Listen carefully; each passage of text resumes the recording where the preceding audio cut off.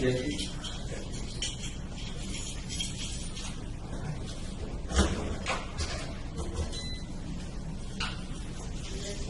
That's thinking ahead. I just started using the alcohol. What? That's fine. All right. We'll take it from here.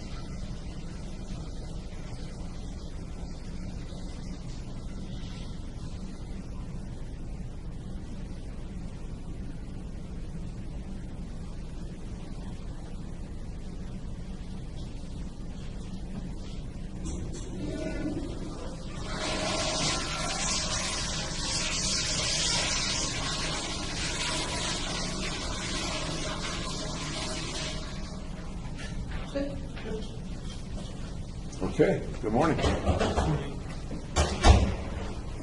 the way again. That's all right. We've already had a busy morning. Have a seat. Okay. Let's see if we got some juice for you here. There we go. Well, you've already seen Dr. Gray this morning for some more testing, right? Yep. That went okay or no? How'd it go? Fairly well. Fairly well. Okay.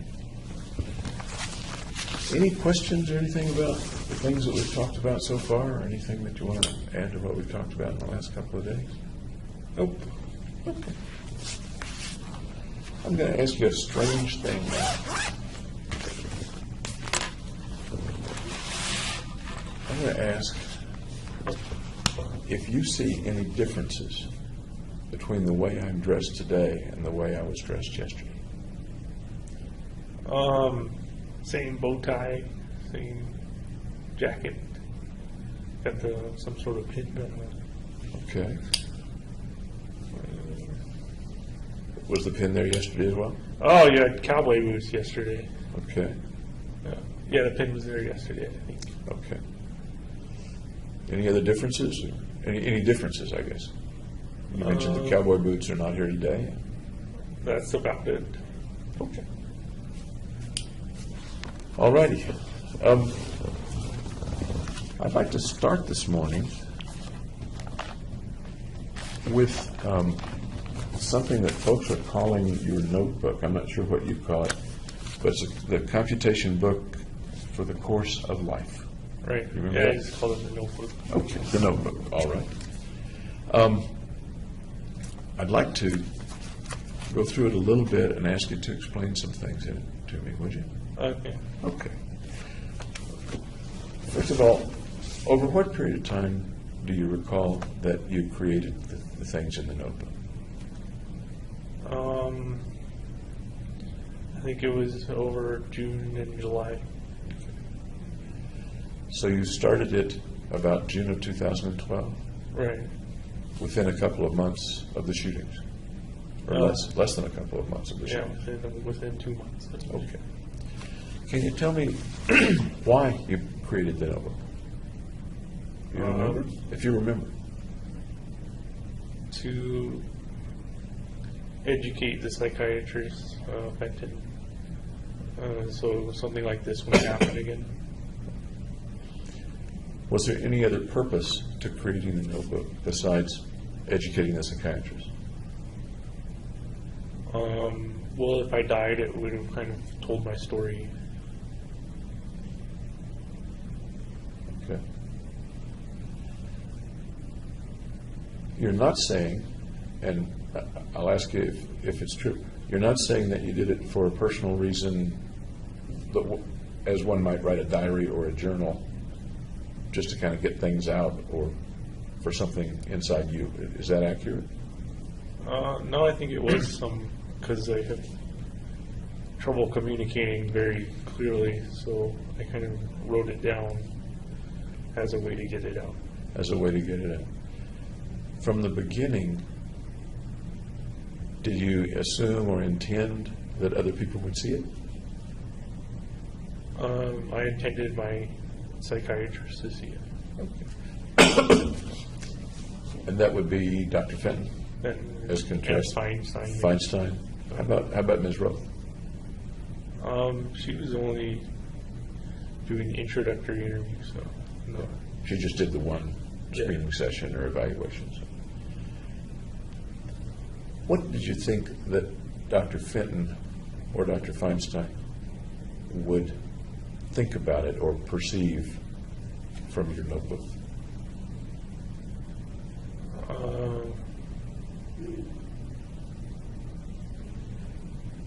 I don't know how they would take it. Did you have any thoughts at that time about how they might take it or what they might think or feel as they got it and read it? No, I didn't put myself in their shoes. Looking back now, how do you think they might have taken it or perceived it? They might have perceived it as useful diagnostic tool or something. Anything else?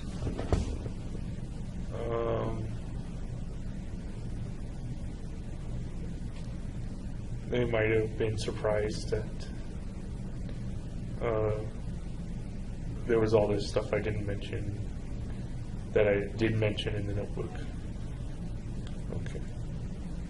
Such as? The whole human capital kind of explanation of it. And you go into that in some detail in the notebook. Right. And you also talk about in the notebook why you didn't bring it up, or at least a reason or two that you didn't bring it up in the sessions, as I recall. I don't remember. Okay.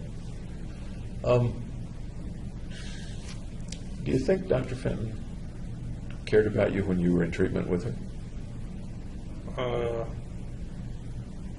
Yes, but not very much. Tell me what you mean by yes, but not very much. Well, we usually had short sessions that were like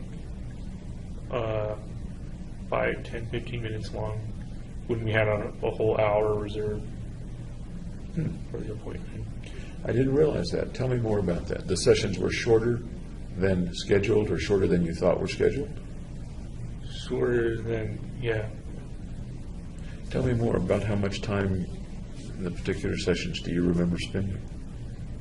I remember most of them were very brief. There wasn't much psychoanalysis. Right?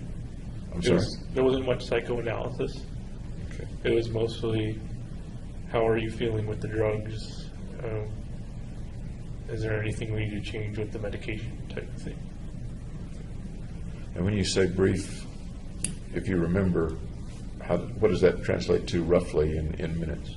10 minutes. Okay. Were there any sessions that were much longer than that you recall? Well, the first one where she kind of got all the information. Okay. And the ones with Feinstein were longer than the ones with heroin. Okay. So that's one part, at least, to your comment. She cared, but maybe not too much, or I don't remember your exact words. Anything else about how much she cared or didn't care so far as you could see at that time? I think she was paying attention and doing her best. Paying attention, doing her best. Is that what you said? Yeah, in treatment. Okay. Once again, I'm a little deaf.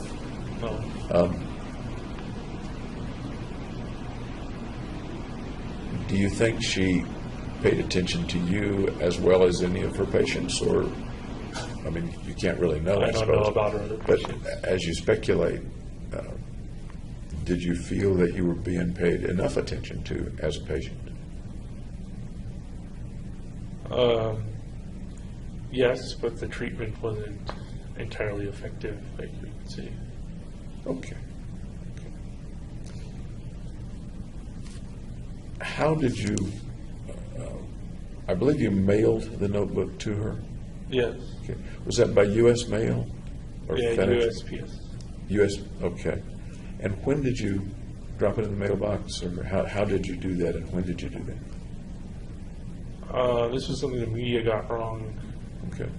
They thought I did it a week in advance, but that's when I think bought the bubble envelope. So I did it on Thursday, the day of, I guess. Then, correct me if I'm wrong, do you recall, Thursday was the 19th, Was, yeah, the 19th. and as we go into after midnight, we're on Friday the 20th. Right. Is that the way you remember it? Okay. Yeah.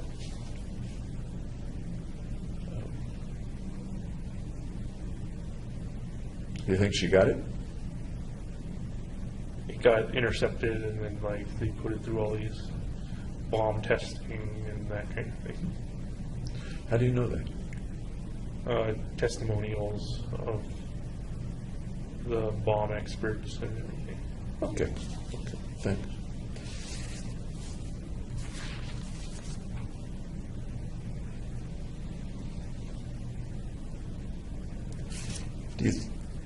Did you think that having the knowledge of the notebook would change what Dr. Fenton or Dr. Feinstein did in the future? You said you thought it might be useful. I don't know how they would change their procedures. And forgive me if I'm not remembering. Do you mean you thought it would be useful with regard to understanding you, or with regard to understanding other people as well? Me as well as other people. As well as other people. Okay. That brings up a question in my mind of what do you think about any similarity? I'm not asking that very well. Do you think at the time that there were other people with thoughts and concerns and difficulties similar to yours? Yes. Were there a lot of those people as far as you knew or thought, or not very many? No, a very low percentage of people. Okay. Are you speaking now, or are you speaking what you thought at the time, or both? Both. Okay. Were there other people who had thoughts of and drives to kill other people? In the There kind were, of, but I don't personally know them. okay. What's your impression of how many folks out there had similar thoughts and feelings, and you used the word obsession yesterday, similar to yours? What's your impression of roughly how many people were very similar? Like 1 in 100,000. Okay.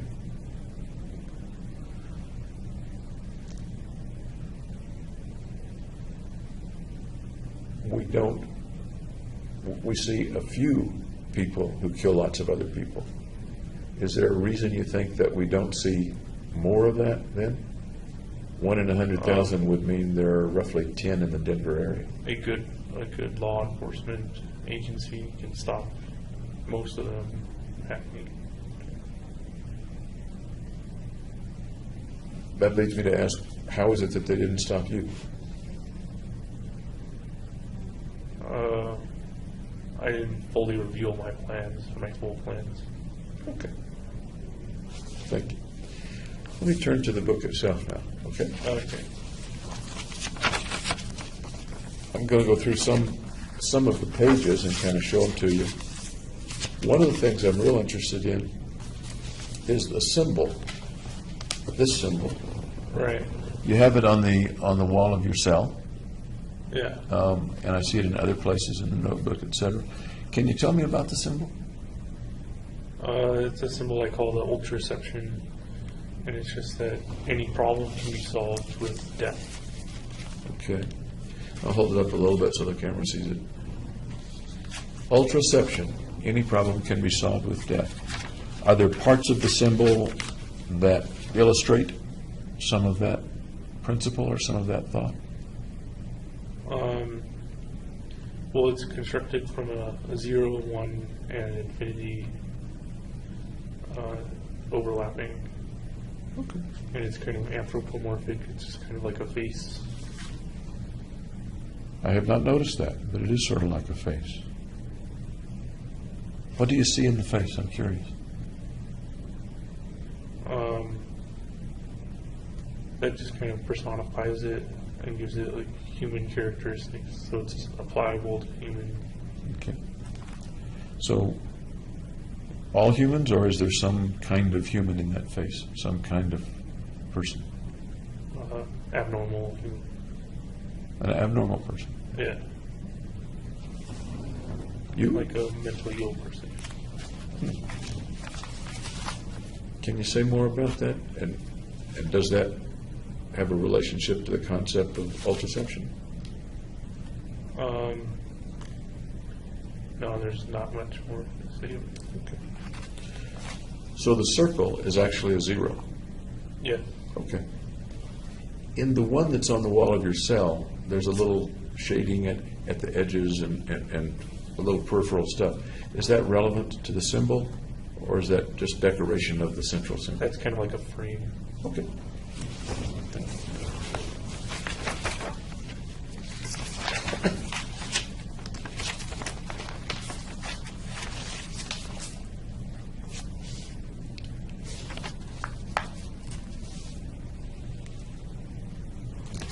There's lots of stuff on this page.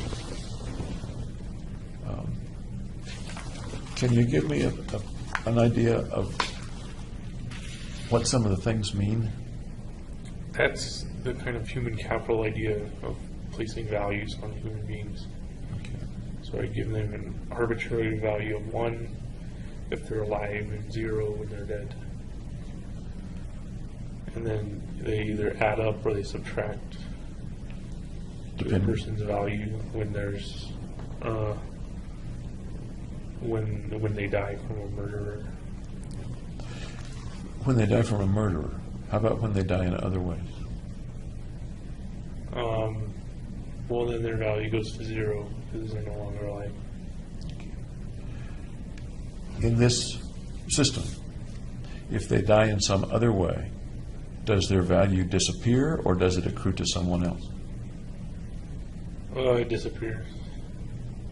So the only way, and again, I don't want to put words in your mouth, the only way it accrues to somebody else is if they're murdered and it accrues to the person who killed them. Right. Is that accurate? Yeah. What if a person kills them accidentally? It would still be transferred. Still be transferred. Yeah.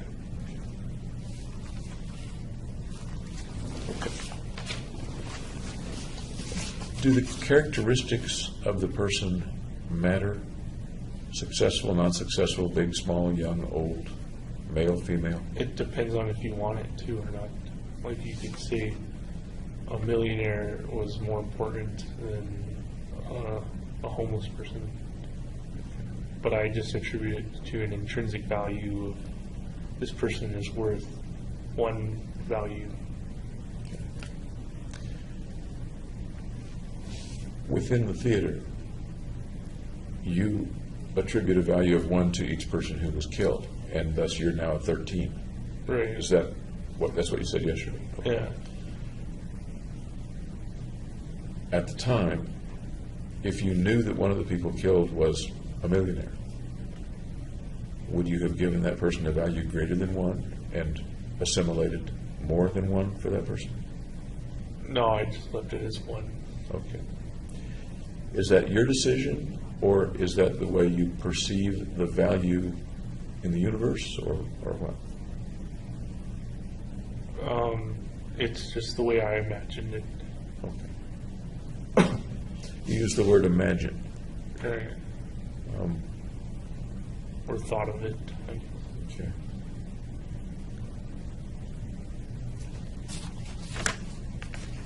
Any difference between the value of men and women? No. Do you happen to know how many men were killed, how many women were killed? No, I don't know. I'm sorry? I don't know the ratios.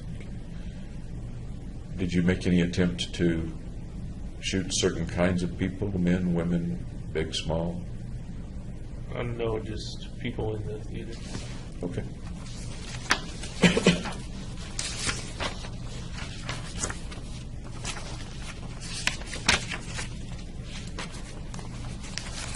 There are a couple of pages about your self-diagnosis Right. in the notebook.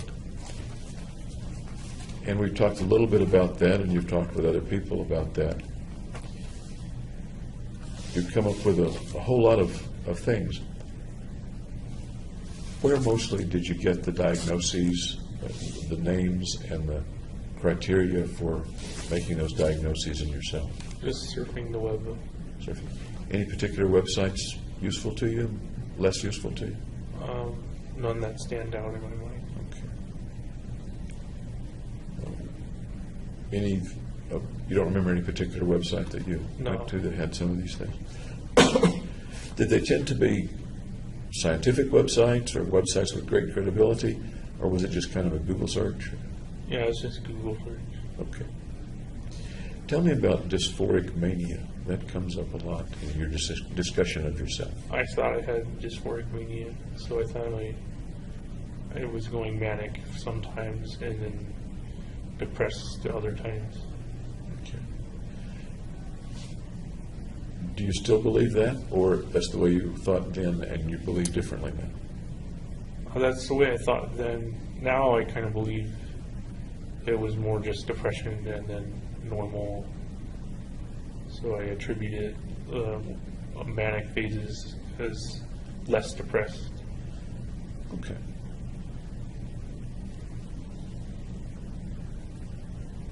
You mentioned anxiety disorders.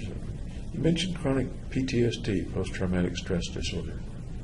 How would that apply to you? Yeah, I don't know of an event that would have caused it. I just meant it as stress. Okay. And you talk about Asperger's syndrome and autism-like things. Can you tell me what you were thinking about back then about Asperger and autism syndromes? Well, what I know from Asperger's is it usually causes social dysfunction, and autism is kind of very focused in some areas. And how did those apply to you? Well, I thought I was socially dysfunctional. Do you still think you were socially dysfunctional? Around groups I didn't know, but around friends, yes, I wasn't. Okay.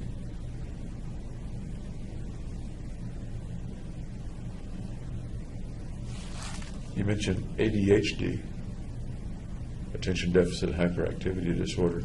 How might that have applied to you as you were thinking 26 months ago, 25 months ago? Just that I couldn't get my mind to concentrate as well as I usually could. I think you mentioned here in the notebook that you couldn't focus for more than 15 minutes. Do you recall that? No, I don't, but it sounds like I would read it. I remember somebody saying years ago, and it stuck in my mind, that almost nobody can truly focus on something for 15 minutes. Is that true?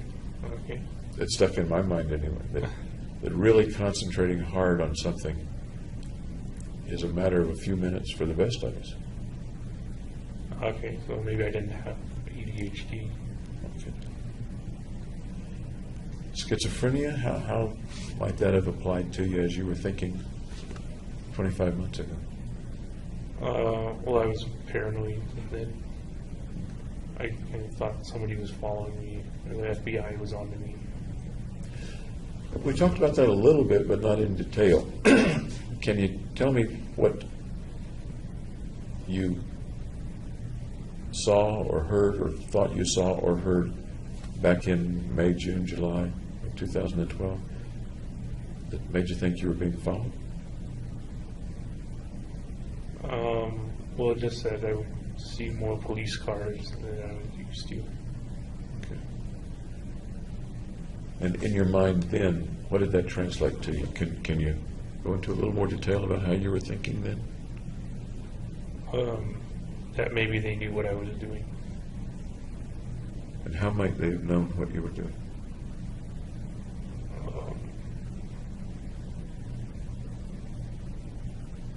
I don't know that part.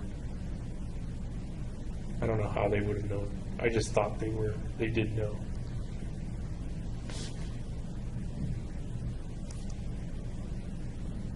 Why do you suppose somebody doing what you were doing at that time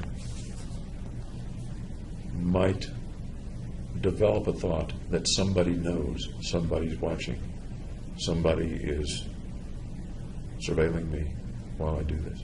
I think it's to be more careful of not getting caught. Not getting caught.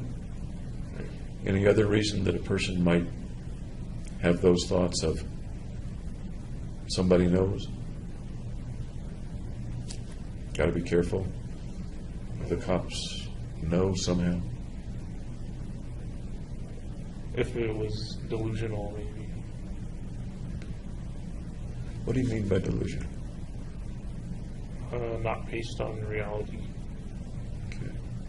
Anything else that defines delusional for you as you were thinking then? No.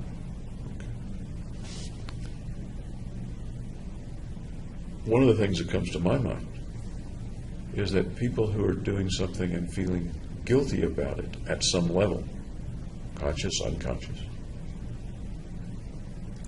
often have the thought that someone else knows or think a lot about somebody knowing or figuring it out or knowing what I'm doing because what I'm doing is wrong. Does that ring a bell at all with the way you thought back then? No, rightness and wrongness did come into play. Okay. How about now, looking back, do you think that the thought that the cops know and there are more police cars than usual, you think that might have had to do with some feeling that you were doing something wrong, looking back on it? Could be. Is there anything else in the could be? No. Okay. Body dysmorphic disorder. Tell me about body dysmorphic disorder. Oh, I wasn't happy that I had poor vision and bad sinuses.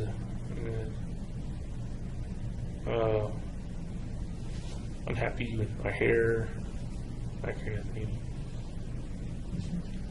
You had bad sinuses. Were you taking medication for your sinuses? No. So you were unhappy with those things. How much did you worry about them or focus on them at the time? Not that much. Check yourself in the mirror, how you looked. Yeah. I'd say most people do that anyway. You were concerned about how often you checked yourself in the mirror. In the Yeah, I notebook. did a lot. And you thought in the notebook anyway that was too much for some reason. Do you recall that? Yeah.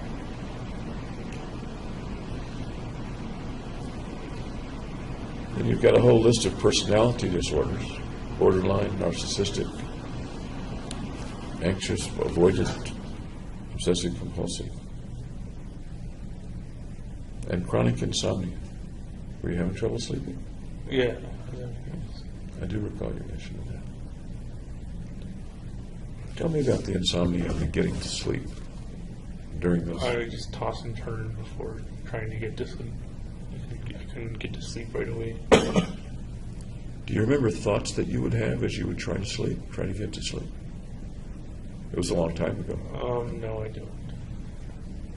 Do you still have trouble getting to sleep, trying to get to sleep? Well, I sleep so much now that I usually stay awake, kind of restless at night.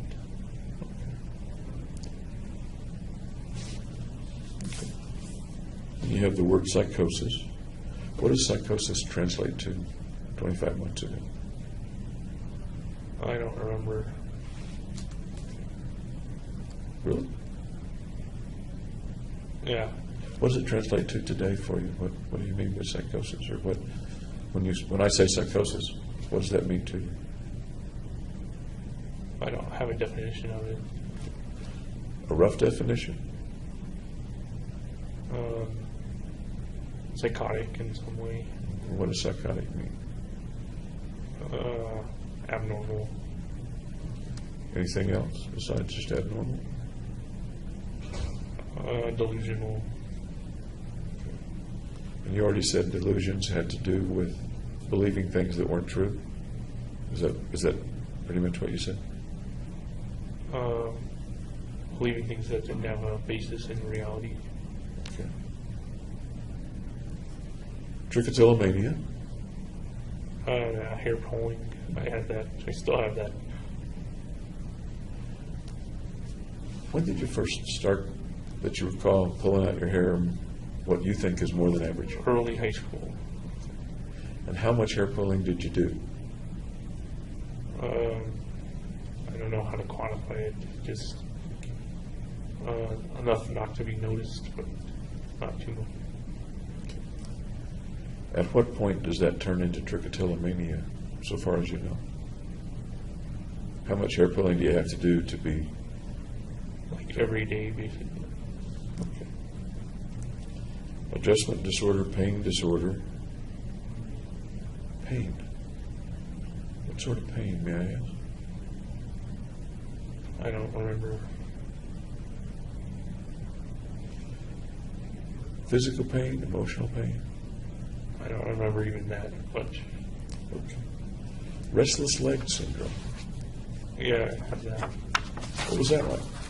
That was part of the trouble getting to sleep. My legs were kind of, Can you describe that? my legs would kind of twitch without even moving any muscle.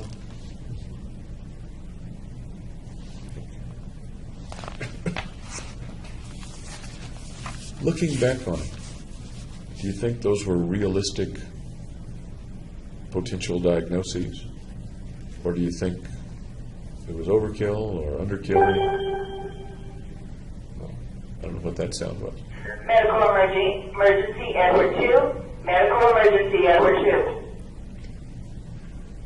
2. So looking back, what was the realistic applicability of that list of diagnoses to you in May, June, July of 2012? They were just thoughts I had. And from the research I did online. And looking back now, was any of them particularly accurate?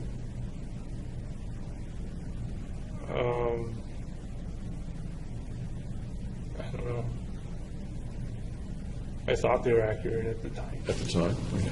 And looking back, though, now, what do you think? Yeah, I don't think I had autism or some of the other ones. Any ones that you think you did have?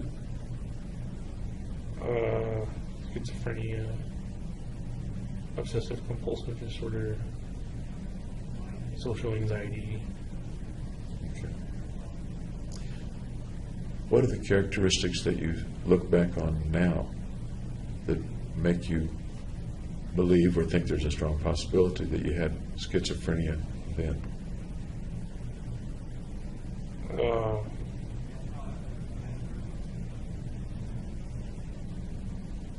I don't know how to answer that. And maybe it was a confusing question. Looking back with what you know now, and you said that there's a fair potential that you had schizophrenia. What symptoms or signs do you see now in yourself at that time? I don't mean in yourself now, I mean in yourself at that time.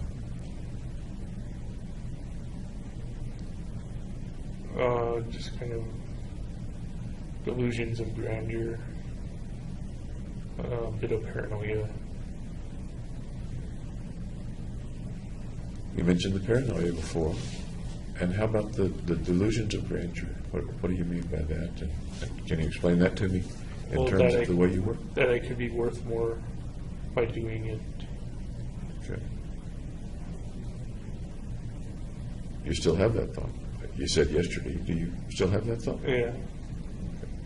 Is it stronger or less strong or about the same now It's pretty much the same. as you recall it being back then? Okay. Any other things that make you think that you had schizophrenia at the time? I was seeing weird shadows. Tell me about that. Well, I'd be in lab and there'd be like a flickering in my peripheral vision, and then there'd be like shadows moving with nothing causing them.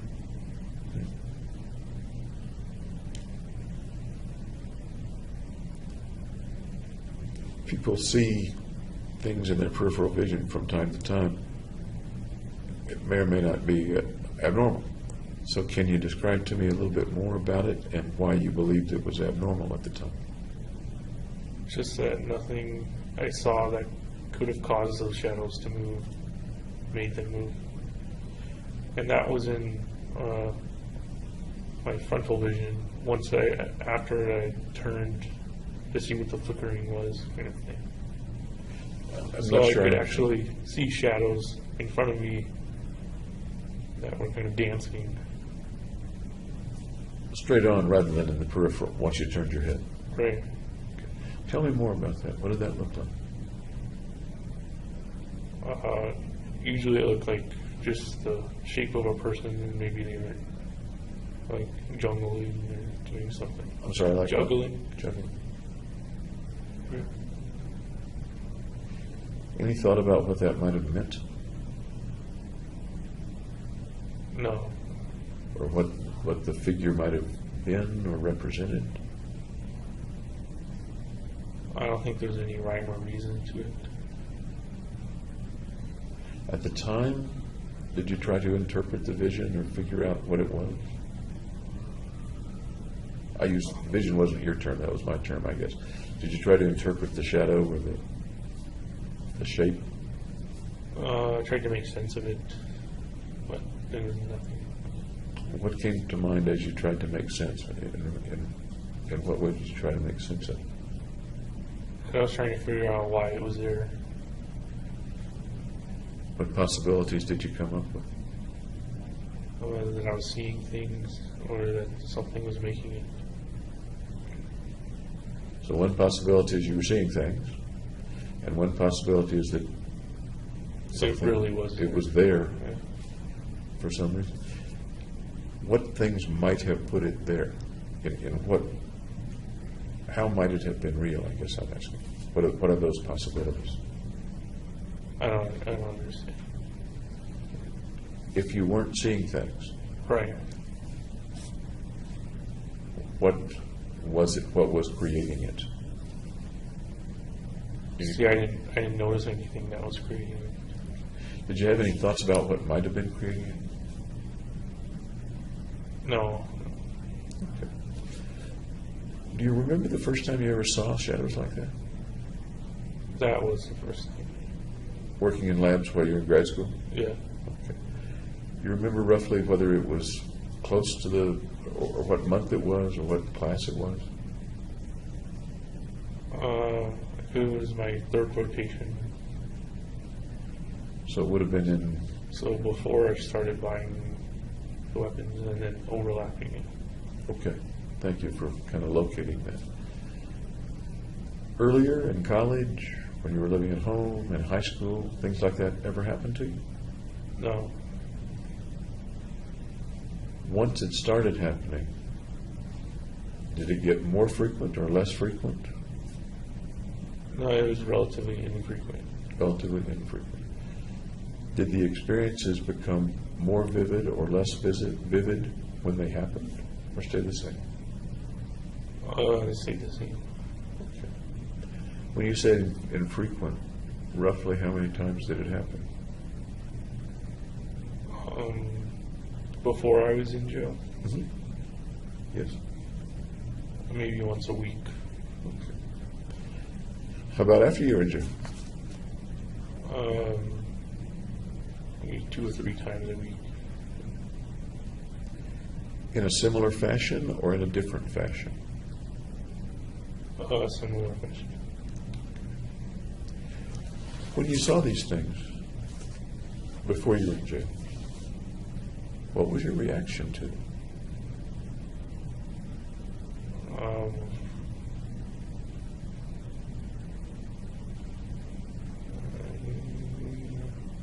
I don't know. I thought they were unusual. Were you frightened of them, or delighted to see them, or curious about them, or what? No, kind of apathetic towards them. But it sounds like you tried to figure them out, or not. I tried to figure out what was causing them. And once again, what did you come up with as the best possibility or possibilities for what was causing them?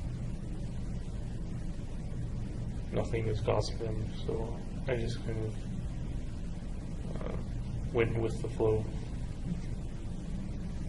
Thoughts that they were beings from another dimension, or No, ghosts, or figments of your imagination, or reflections. Lots of things come to my mind, but I'm interested in what might have come to your mind. I thought they were shadows. Shadows. Yeah. You used the word apathetic. Did you attribute... have you seen them lately? Have you continued to see them? Sometime. In the past month, have you seen them? Yeah. In a similar fashion to 2 years ago? Yeah. Do you recall what you were doing the last time you saw them? Staring at a wall or ceiling. Form on flat surfaces. Did they tend to form on flat surfaces earlier as well? No, then it was on any surface. Okay. Is it distressing to you to see them? No. It doesn't bother me.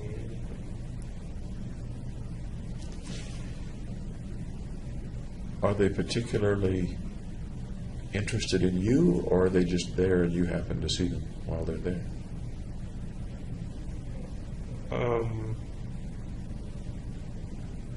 I don't know how a shadow could be interested in me. So I guess they're just there and doing their own thing. Are they doing anything malevolent or dangerous to you? Not to me, no. How about to anyone else, as far as you can tell, or as far as you feel? To other shadows. To other shadows. Tell me how that works, can you, or what the thought is about that they may be dangerous to other shadows. Well, there's like shadows with axes and swords and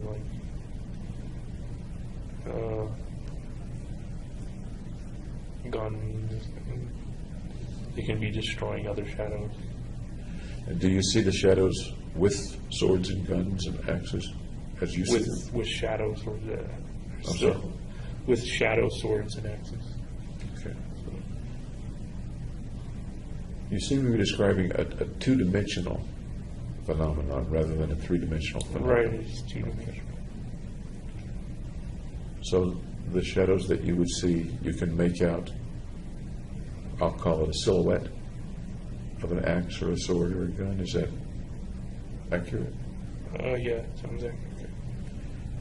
You mentioned that real early when you saw him, one of the impressions was that it looked a little like somebody who was juggling. Right. How did that become shadows with weapons? Well, it was juggling heads. It was juggling heads. Yeah. Did you perceive that when you first saw it back in early 2012? That it was juggling heads? Yeah, it was the same. That seems frightening to me. It wasn't frightening to you?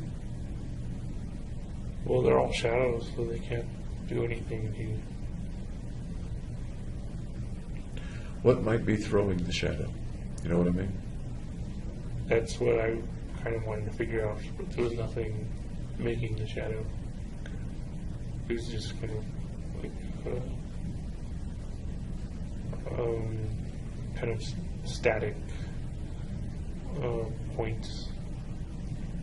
How long would they stick around once you saw them in your, correct me if I'm wrong, saw them in the peripheral vision, turned your head and saw them full on? And it sounds like sometimes they appeared full on. As long as I focused on them, and then if I stopped focusing on them, then it just became a wall again. So that would be roughly how long in minutes? Like 3 to 5 minutes. Okay. Do you recall in 2012, before you were arrested, where you usually were when the shadows appeared? In my bedroom, like looking at the ceiling. Was it then when you were likely to be in bed or not necessarily? When I was in bed, usually. Okay. That suggests to me that you were going to sleep or trying to go to sleep or waking up or perhaps even asleep and dreaming at that time. Does that make sense or is that not accurate? When I was restless, trying to get to sleep. Okay. Were the lights on or off? They were off. After you were arrested and up to the present time, you described seeing them on a wall rather than the ceiling. Were you not in bed or not trying to sleep? In jail or anything. Yeah. I could see them on either wall or ceiling. So you could be sitting up, perfectly alert, and a shadow might appear. Yeah. Can they appear when you bid them to appear? Yeah. Do you sometimes bid them to appear? If I'm particularly bored, yeah. Okay. I'm going to wait for that refrigerator sound to go away so I can hear you a little better.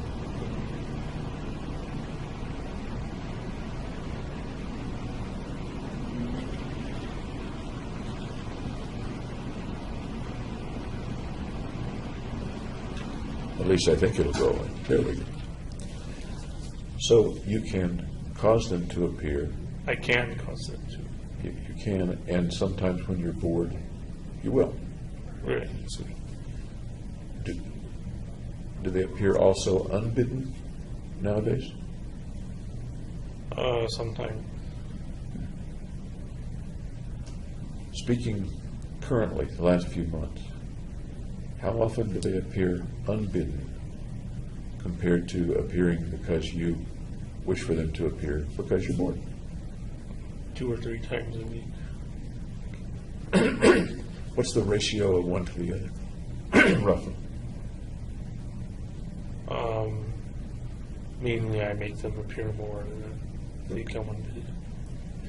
Now let's go back, if you will, to 2012, early 2012, mid-2012. Were you able to cause them to appear then, or no? No, causing them to appear has only been since I've been in jail. Okay.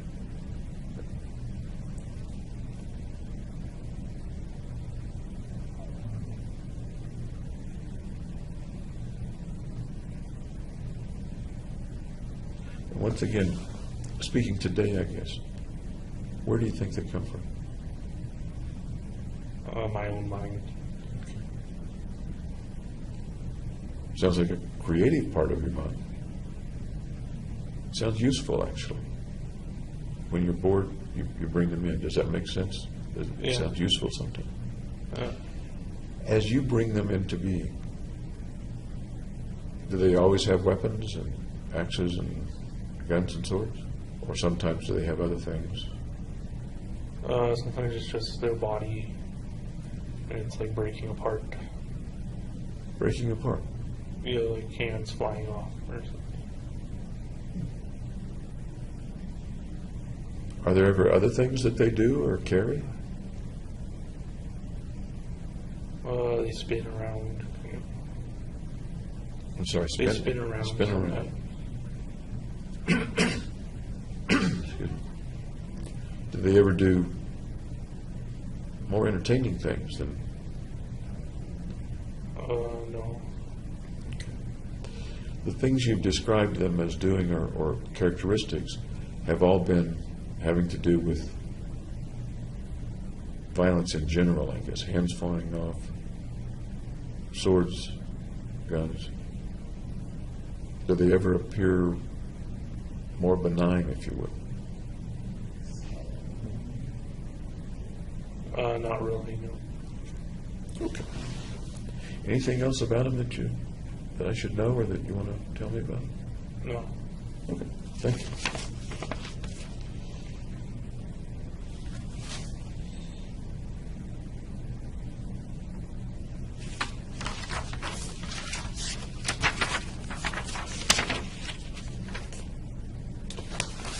You mentioned in the notebook a particular, among other things, a particular concern with your cock, Yep. with your penis, right?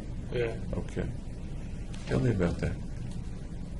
And cock was your word, isn't it? Right. Common word. Okay. Tell me about that. I don't really want to share about that. Okay. It's another part of the body, like hands flying off, or No. okay. You mentioned a traumatic experience. Let me see what you said. When you were a youngster, I think. Is it in this paragraph? Was there something that happened to your genitalia when you were very young or when you were young? No. How do you see your genitalia? Normal, abnormal?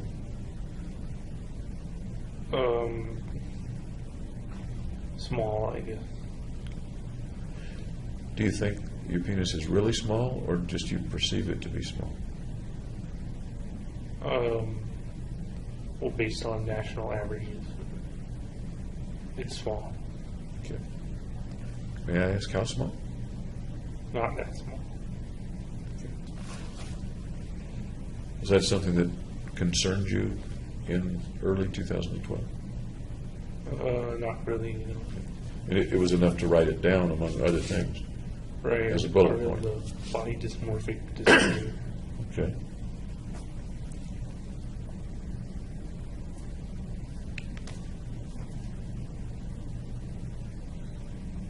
A slab of skin was torn away. How did that happen? I don't remember. Really? No, you don't remember how it happened? Most people, most guys remember when they have an injury to the penis. What happened? I don't want to talk about it. Did it involve someone else who hurt you or not? No. Okay.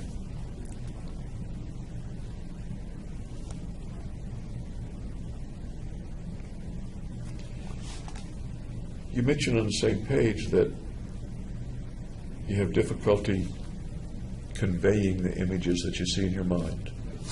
And you and I have experienced that here. Yeah. You've pictured something, and it's sometimes hard for you to describe the image or the video, as I sometimes call it. And you say it would be nice if there was some form of telepathy to transfer the image. Right, to just speak through an image instead of having to use words. Did you ever figure out how to do that? I think the closest thing would be being able to draw, but I'm not a very good artist. There are some drawings in the notebook. Do you draw other times, or are there other things that you draw? No, I don't draw very much at all. I don't recall being supplied with any drawings from you in the jail over the last couple of years. Is that accurate? Or? Oh, I drew like a couple of pictures, but that's about it. Where are those pictures? They're in my jail bucket. Okay, in the bucket.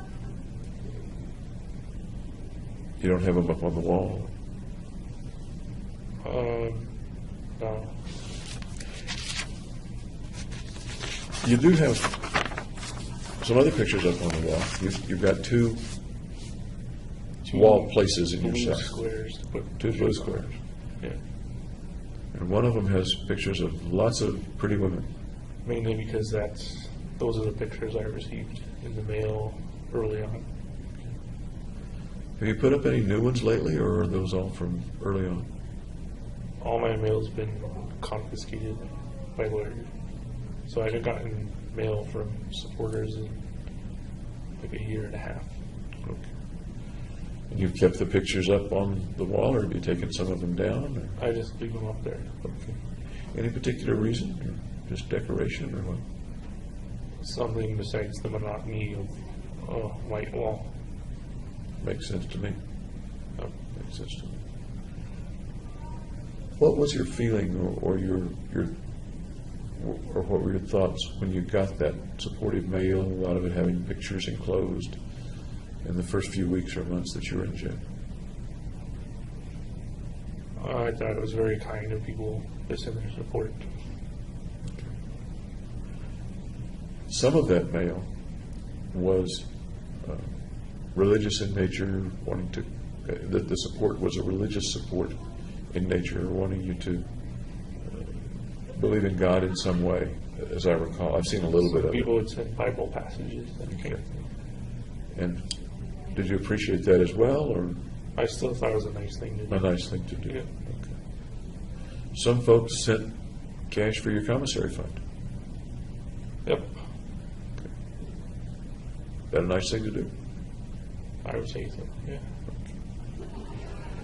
On the other square in your cell, there are fewer pictures, but a different kind of picture. Can you tell me about the other square? They're mostly like landscape photos. It's like photos of Boulder, Colorado. One of like Switzerland or something. One of like a tiger. There are a couple of photographs that are either of family or friends.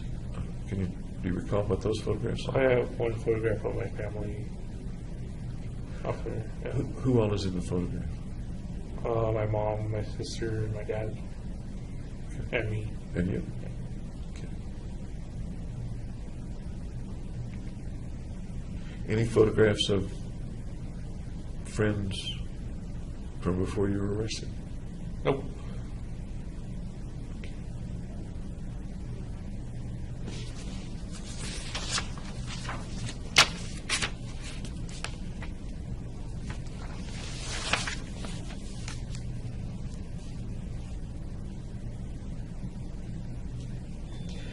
We talked a bit yesterday about the evolution, if you will, of your thoughts of killing, or your urges to kill, or the images that would come to mind of killing people. You talked about early ones being abstract in the sense of the saws, as I recall, in the sense of the nuclear winter or the atomic bomb blast, right? Right. Here you talk about, in your notebook, the obsession to kill since I was a kid.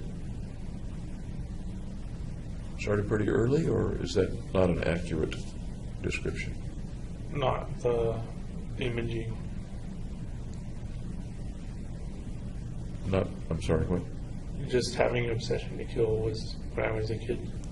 I didn't necessarily have the imaging.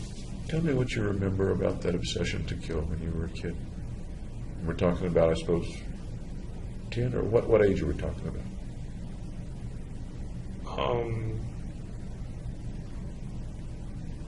Middle school. Tell me about that obsession to kill and what it was like, what you were thinking at the time. I don't remember what the obsession was exactly. Any speculation about what it might have been like?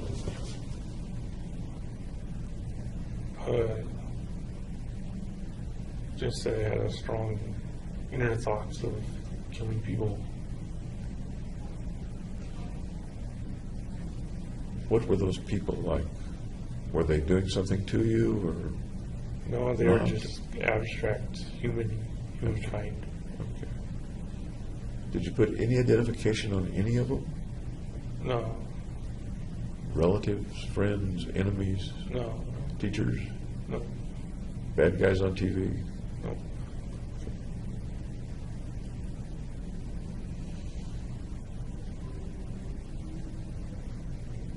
Did you ever act out any of that in some way, drawing stuff or with your toys, playing cowboys and Indians? I'm not talking about actually killing people, but did that ever come out in any kind of, I'll call it symbolic behavior, or something to get it out of you? No, No drawings of killings and things like that that you can recall? no, Did you like to draw when you were a kid? no, Okay. Anybody like Mel ever ask you to draw stuff? Counselors sometimes no, I ask. don't think he did. Okay. Counselors sometimes ask kids to draw things.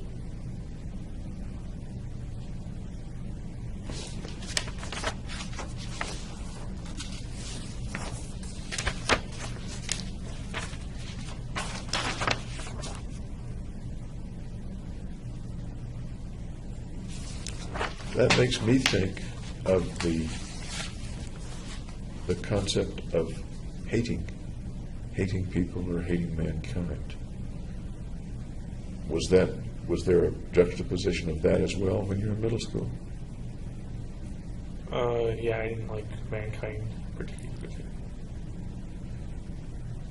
Didn't like mankind as broccoli, as we were talking about, or didn't like them and wanted to kill them? Wanting to kill them. So there wasn't any hate, but still wanted to kill them. As you look back, you wanted to kill them, but it wasn't any hate. What's the context then of killing them? What do you mean the context?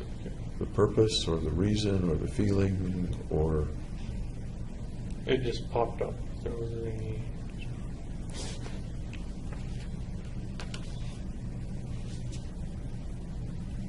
do you suppose there was hate or anger that you maybe weren't aware of as a kid? No, because I didn't really have anything to be angry at. Most kids are angry at something. For one thing, you can't do grown-up things. Most kids want to do grown-up things. I was fine doing kid things. Okay.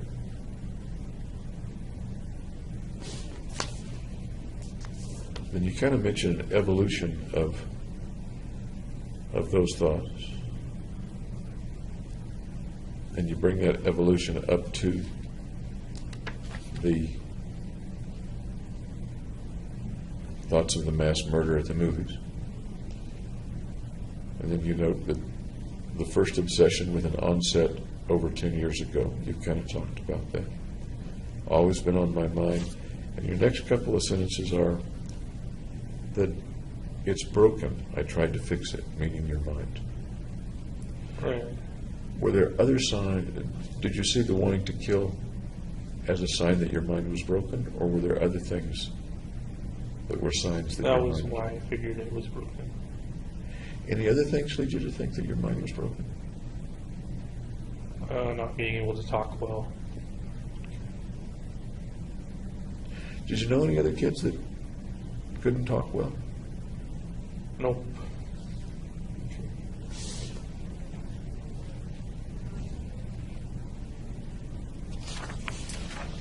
And there's a lot in here about overcoming fear. Overcoming fear of what comes to mind today about overcoming fear. Of social situations. There's much in the notebook about overcoming fear of more than social situations. I don't recall what those were. Fear of death, fear of the consequences of killing people? Those are two things that come up in the notebook. Those are two things I didn't have a fear of. You didn't have a fear of death or fear of the consequences? Right. Was that all along, or did that lack of fear happen at some point? It happened once I started psychiatry with Fenton. And you referred to that yesterday. You did. What about the psychiatry with Fenton had helped the fear to dissipate or go away, or made the fear go away? I thought the drug sertraline helped reduce the anxiety and fear. It sounds a little like you're saying that if you hadn't had the medication, the shootings may never have taken place.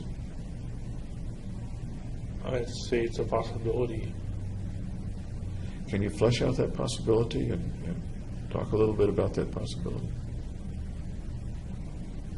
Well, what else is there to say? I don't know.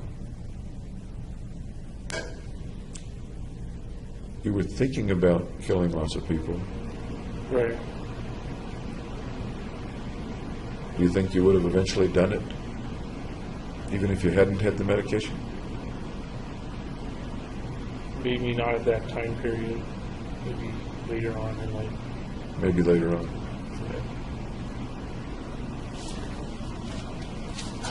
You have several pages of the word why. Why? Like, Don't ask me why I don't. Okay. well, it sounds like you were wondering greatly about something, maybe more than one thing. Right.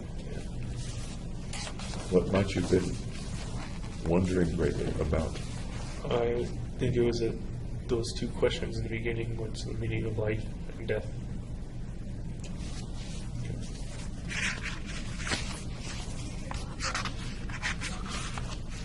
Do you think it's unusual that a person would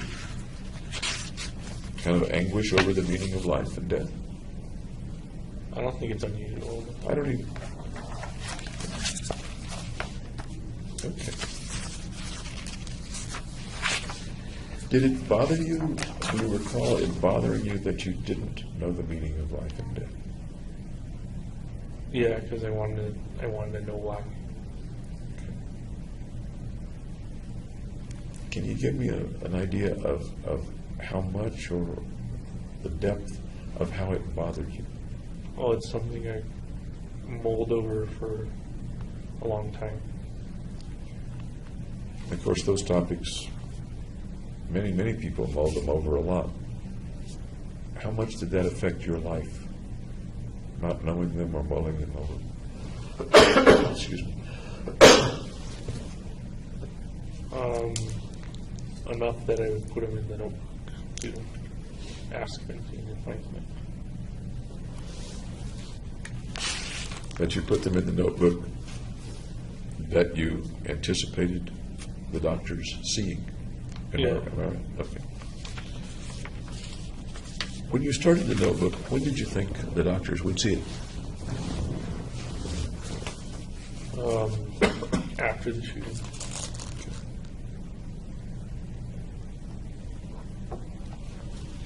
Did you think that they might see it at some other time, that you might take it to them, or? No. So correct me if I'm wrong, you're saying that when you started the notebook, the shooting plan was in place and the mailing the notebook to them around that time was within that plan. Is that right? That I planned to have them see the notebook after the shooting. How did you think they would get the notebook? Were you already thinking of mailing it, or might there have been other ways? Yeah, they get it through the mail. Okay. Because one of the things that you note in here is the 99% certainty of being caught. So mailing it is the way to get it to them, is that? Yeah. That seems like it to me, anyway.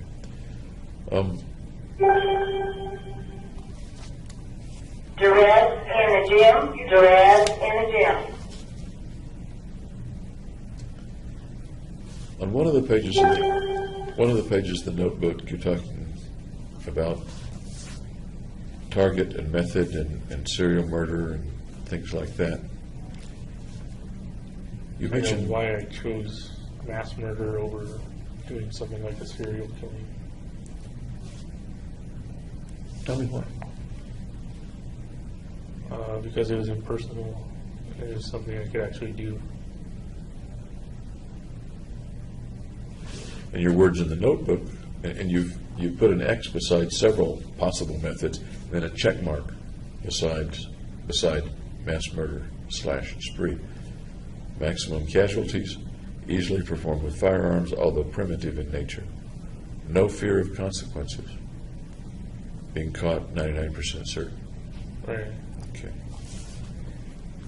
At the top of that page where you talk about the targets, you say the targets are random, and you underline that 3 times. Okay. Okay. You've talked about the impersonalness of the targets. That's basically randomness. Okay. You write beside that, the cruel twists of fate are unkind to the misfortunate.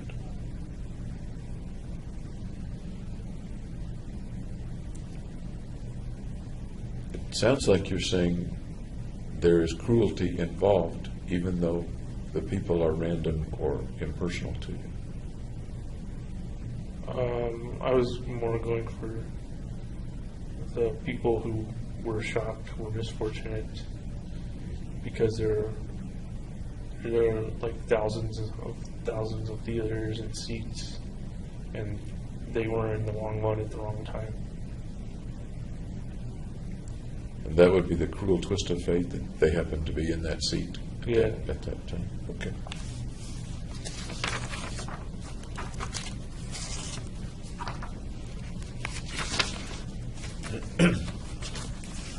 I'm looking now at the page where you have some stuff drawn out, the location of the movie, the police department. You mentioned the ETA response time, about 3 minutes, which I think you mentioned yesterday.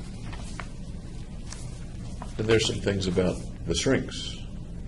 Mel, Margaret Roth, Lynn Fenton, Robert Feinstein. We talked a little yesterday about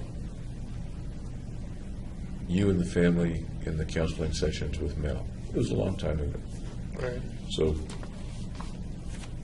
maybe things aren't remembered exactly right. I understand. Okay. In this, you say that you revealed nothing as to not appear weak amongst the family. I didn't want my family to know that I was sick. Tell me about not wanting them to know you were sick. Why not? What's in that?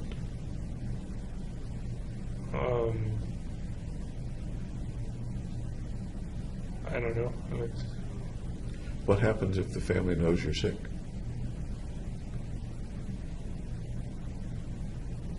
And it's bad. In what way? What happens?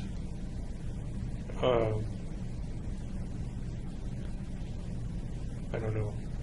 What might happen?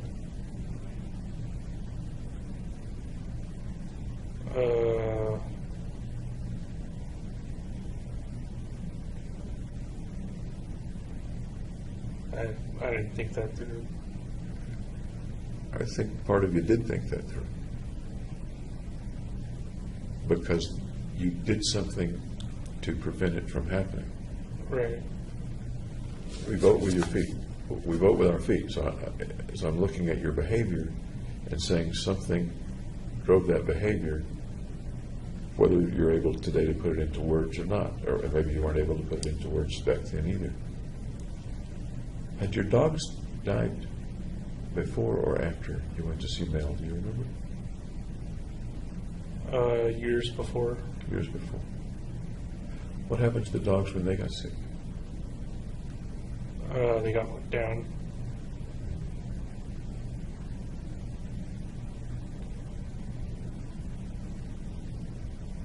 I didn't make that connection back then.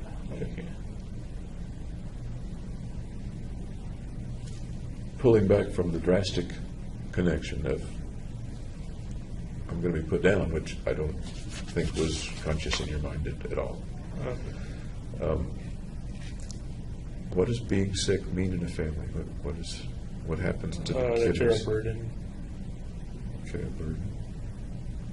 And what happens when a kid is a burden? He's disliked.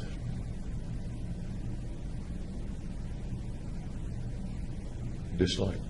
Yeah.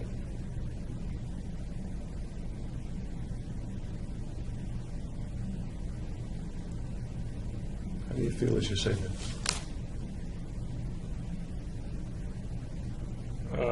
Not so great. What do you mean? Tell me more. How do you feel as you say that when you're a burden, you're disliked, and you're a little kid back then? Well, it's something you want to avoid.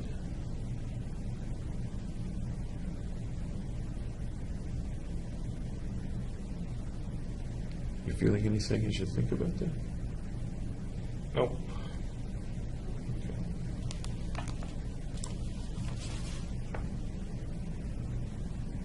You mentioned the scraping of your wrist with the cardboard. You don't mention the cardboard here, but you use the word parasuicide, another one of those psychobabble words that I try to avoid. But you explained well yesterday what you did in the back of the van with the cardboard. Yeah. You said yesterday that nobody ever knew about it. I think I said my mom noticed. And in your notebook you say your mom noticed and asked what happened. You said it was a paper cut and she didn't investigate further. So she noticed that there were scratches or abrasions or something, but didn't know the context of those. Is that right? Right. Okay. And you didn't tell her because? It's showing weakness again.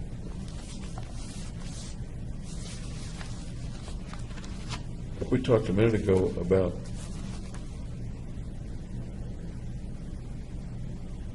being sick within the family.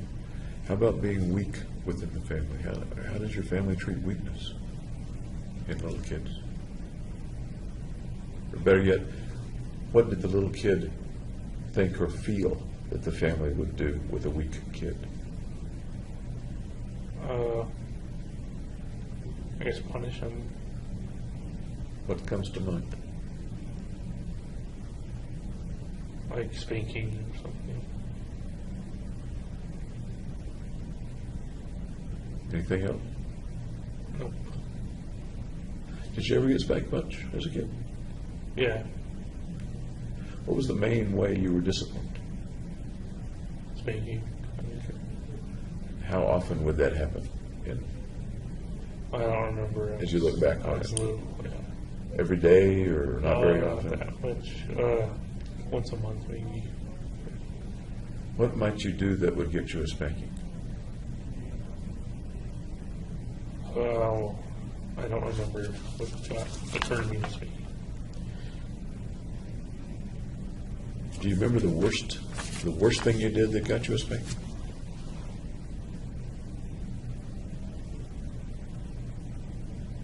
No. Do you remember the worst spanking, or do you remember a really bad spanking? Yeah. Tell me about the spanking. Well, they took me outside and spanked me in the front yard of the.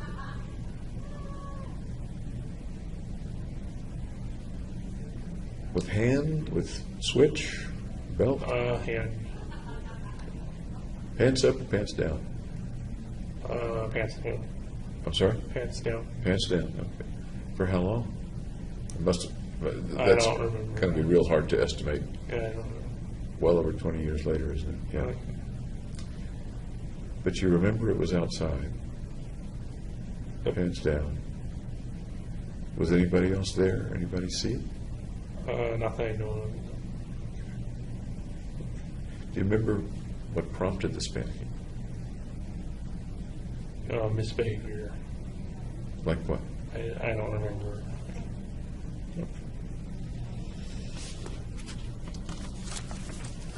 Yeah, thoughts of killing and hating mankind that were kind of vague back then. You said that you didn't carry out any symbolic or representative things of that. You didn't kill anybody when you were a little kid. Did you ever kill animals, insects? One time I lined up a bunch of snails on the street for where the bus goes, and it made a big slimy track. When the bus hit the snail? Yeah. Okay. Was that just you, or was it you and your friends? Or Yeah, my friends. you and your friends? Okay. Anything else like that?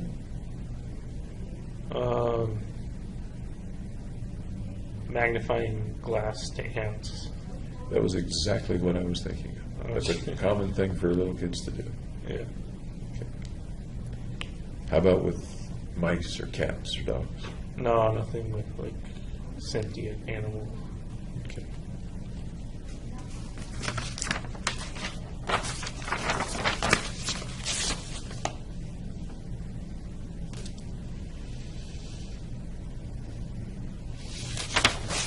The paragraph in which you talk about your mother noticing the cut on your wrist but not investigating it. The next sentence is clean bill of health. I assume you mean she didn't think anything was wrong. The next sentence is decided to dedicate life to killing others so that I could live. That goes back to the transferring suicidal thoughts to homicidal. Okay. And that was when you were, give or take, 12? Am I remembering that right? 14 maybe. I'm not sure though. Okay.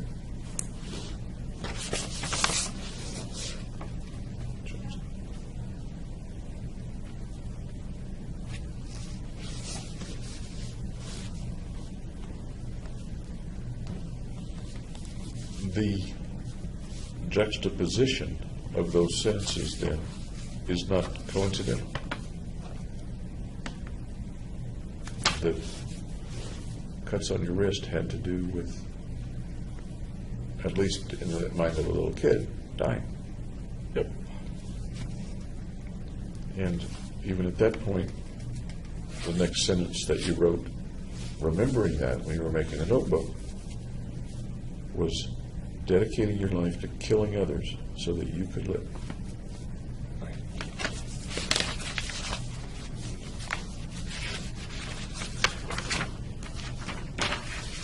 One of the things one thinks about when you think of killing others so that you can live is killing things that are threatening you.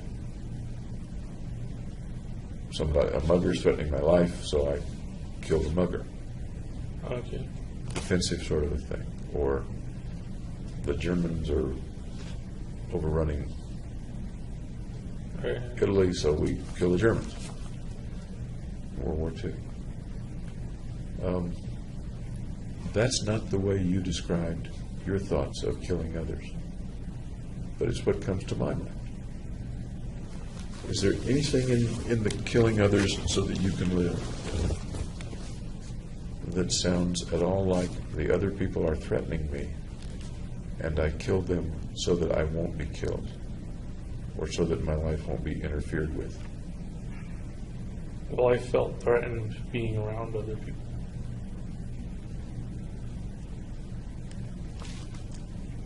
The context that you talked about that in the last couple of days has been a social context, socially threatened. Right. Is there other threat that comes to mind right now about any time in your life, really? No physical threats or anything. Okay.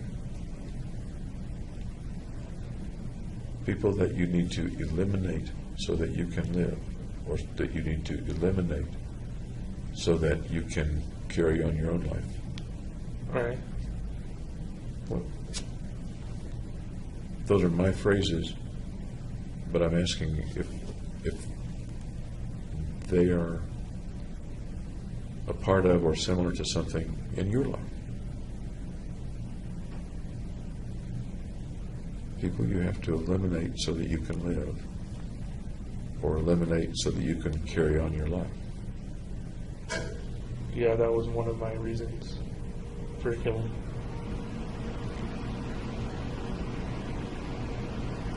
Tell me what the context is that you're thinking of, because I don't want it to be my thoughts and words. I want it to be yours. I don't know how.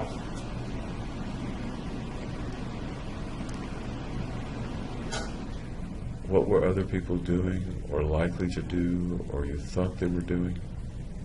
It wasn't anyone in particular. It was just Then what were people. Then what were people doing? How were they keeping you from living or carrying on your life? I don't know.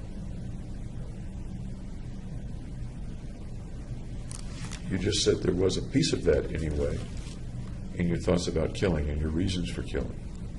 Right. So somewhere in there you know, or somewhere in there there's more hint about it anyway. Can you look for that? Nothing's coming to mind. Let's let that percolate just a minute. People endangering you, people that need eliminating so that you can live or so that you can carry on your life the way you want to. What about it? What do you see in your mind as I say that? I don't see anything. Okay.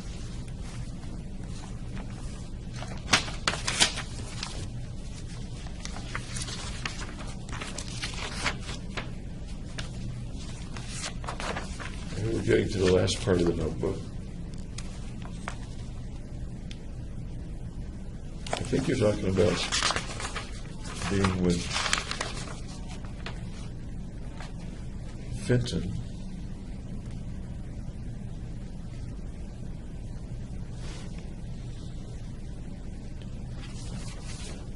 No fear of consequences, primary drive, reversion to hatred of mankind, intense aversion of people.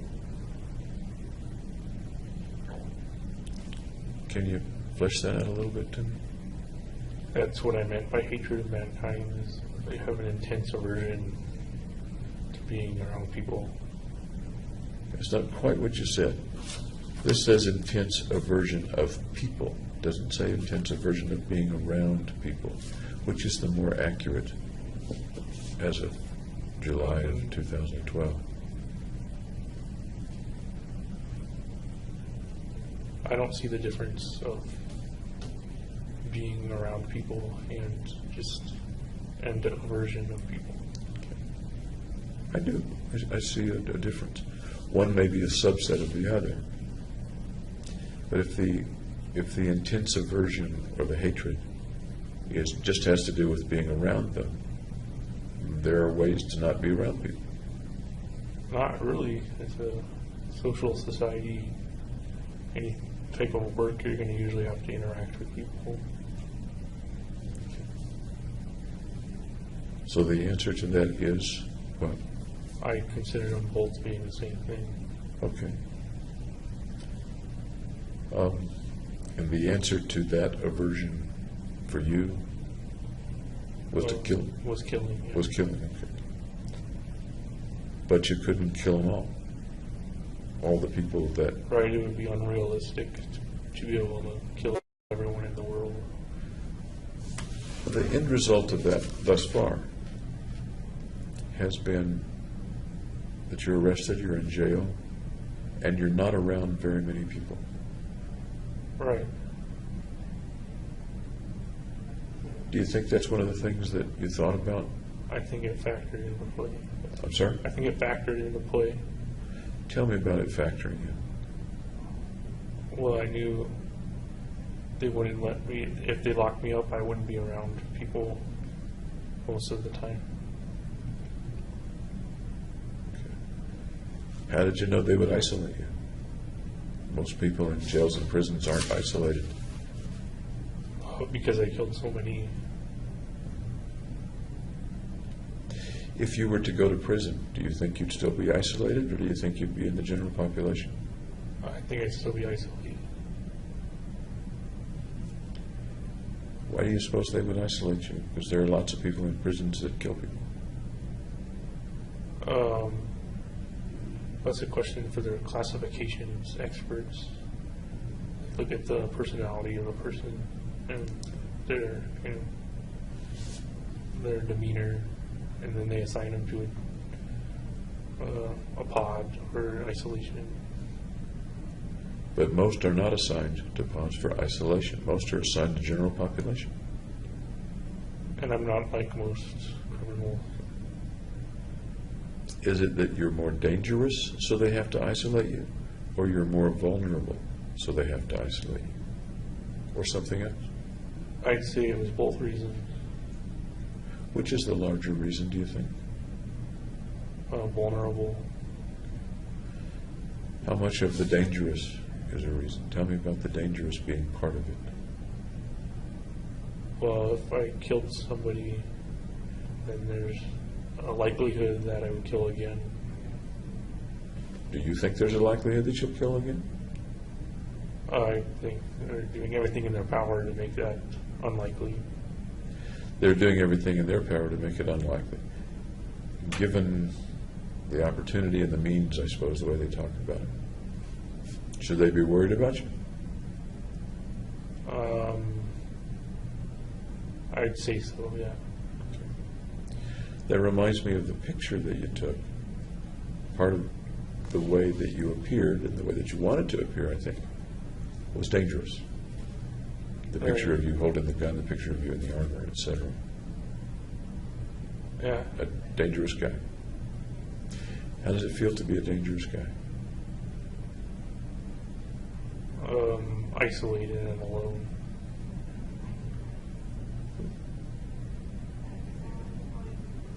That's interesting. One of the feelings about being a dangerous guy is that you're isolated and alone.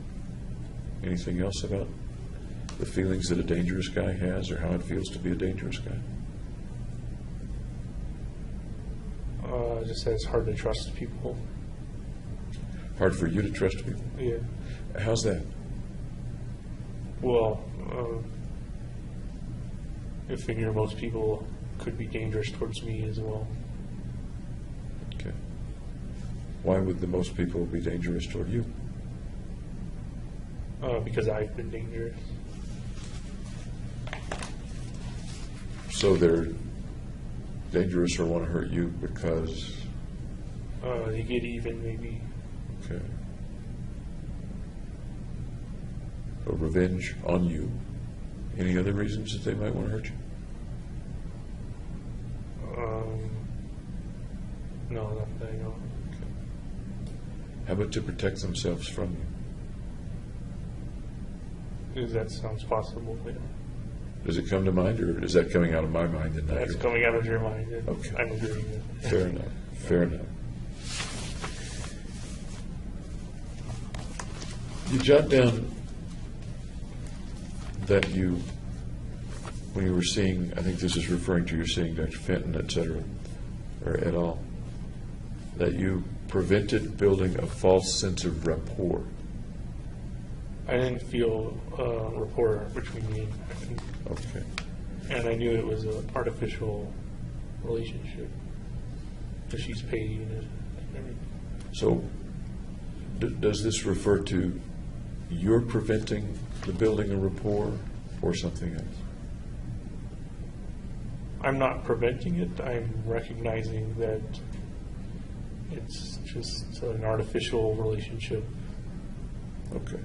Doctor-patient, therapist-patient. Yeah. That's created for some purpose other than It's not like buddy-buddy. be a friend or whatever. Right? Okay. The implication here is that you, or that the sentence reads, prevent building false sense of rapport. The implication is I based on mean, this. go out of my way to build rapport. Okay. The next sentence is speak truthfully and deflect incriminating questions. All right, so I wanted to keep my plan secret. Okay. But at the same time, speak truthfully. Right, because I'm not a liar.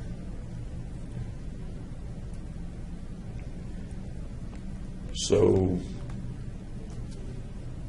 to coin a phrase, lying by omission or omitting. Yeah, I don't consider that a Okay. true lie. Okay. And that's interesting, an interesting syntactical thing, I guess. If you know something and don't reveal it when asked, You're not liable.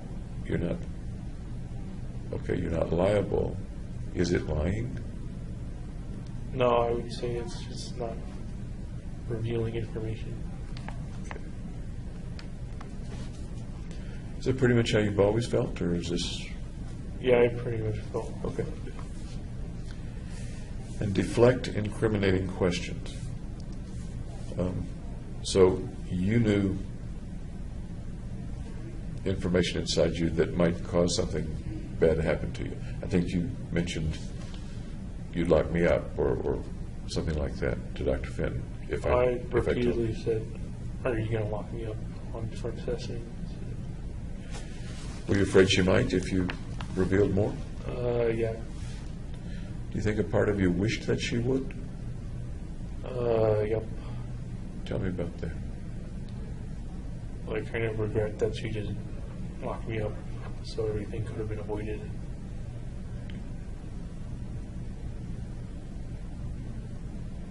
Once again, and we were talking about this yesterday, it's almost like there were two parts.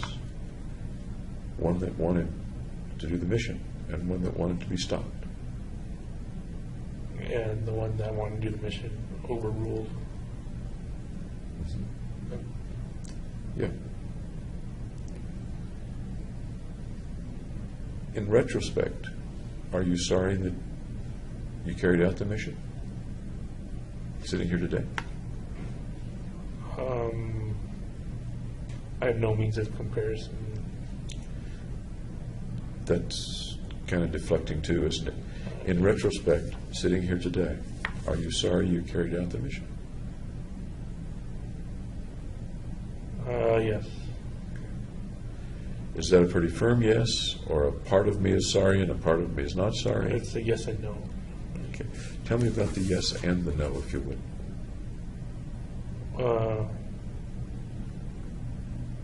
Well, the yes is because people had to die, and the no is I didn't have to die. If you hadn't carried out the mission, would you have had to die then? Possibly, unless they committed me to an asylum where they protect against suicide. Are you pretty sure that if you hadn't carried out the mission and that you would have tried to kill yourself?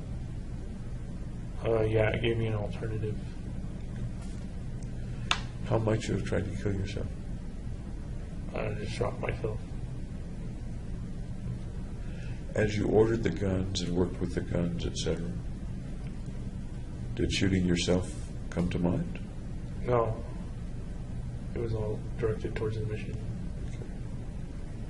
So it sounds like you're looking back on it, that there's a certain likelihood, some likelihood that you would have shot yourself Right. using one of the guns you had. Yeah.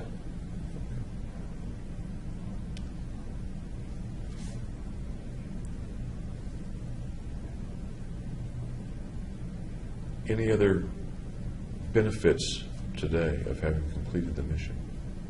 One is that you're alive, you said. That I'm worth more. And that you brought that up yesterday. That you're now a 13 instead of a 1. Right. You had some trouble yesterday putting a description on 13 versus 1. That's because it's really abstract in nature. Is there anyone besides you that keeps count of that 13 verses? No. God, the master power, the universe keeping track? Well, God is everything, so it's a part of God. Is it a part of God that matters to God? I don't know, that's personifying God as into like a human. Yes, it is. And hypothetically personifying God then, does that matter to God? I would say no.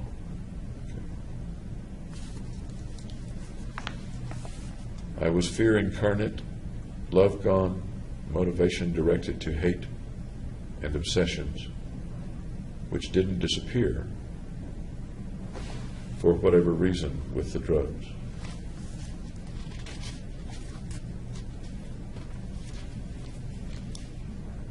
The last sentence is, embraced the hatred, a dark night rises. And there's a pun, there's a play on words with dark night. Do you remember doing that? Yeah. Okay. Do you remember roughly when you wrote that page? How much preparation had you done? How close was it to the shooting? It was after I was out of graduate school. Okay. Had you bought the tickets by then? Yes.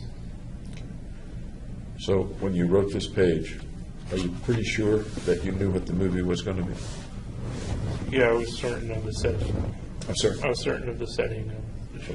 And certain of which movie Yeah. it was going to be? Okay.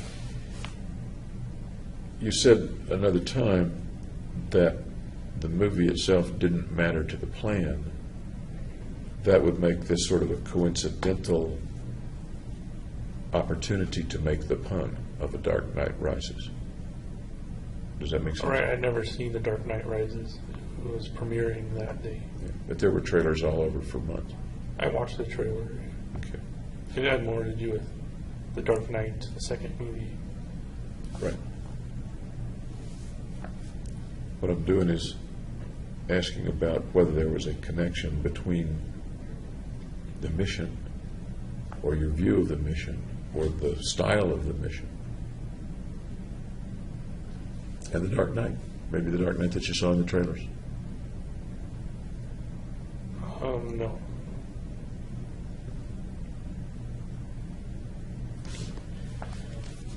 And then you have the ultraception symbol, and then you have it broken out, the 0, the infinity, and the 1. And then there's another thing that I've seen a couple of times. I think I understand it. But tell me about that. It's fire going through the window. Fire going through the window. Yeah, it's kind of entering the window. Anything else? It's kind of a release of fire. Okay.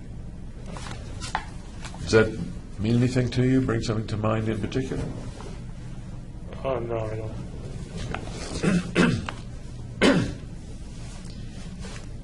The places where I've seen the drawing also remind me of fire. When I looked at it this time, I saw the hands coming up Right, so it's kind of personified. as if to pull you into the window or pull the fire into the window. How else might that be personified with you? I kind of lost control over my normal life. Reminds me of your hair. Oh, okay. Does it remind you of your hair? No. As I looked at that, one of the things I thought of, and once again doesn't have to be your thought, is your face is below the level of the window, and that's your fiery hair, and you're coming up. After all, the arms are coming down as if there's a figure underneath that. Does that resonate at all with you? I didn't look into it that deeply. What do you think of as you look at the picture? And maybe I've already, That the fire's coming. I've probably already contaminated Yeah. the impression, haven't I? Okay.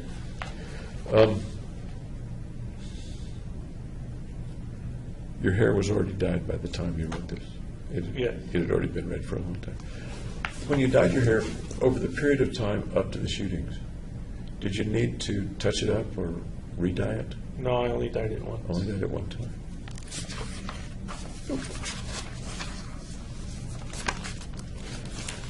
Anything else about the notebook that you'd like to convey to me?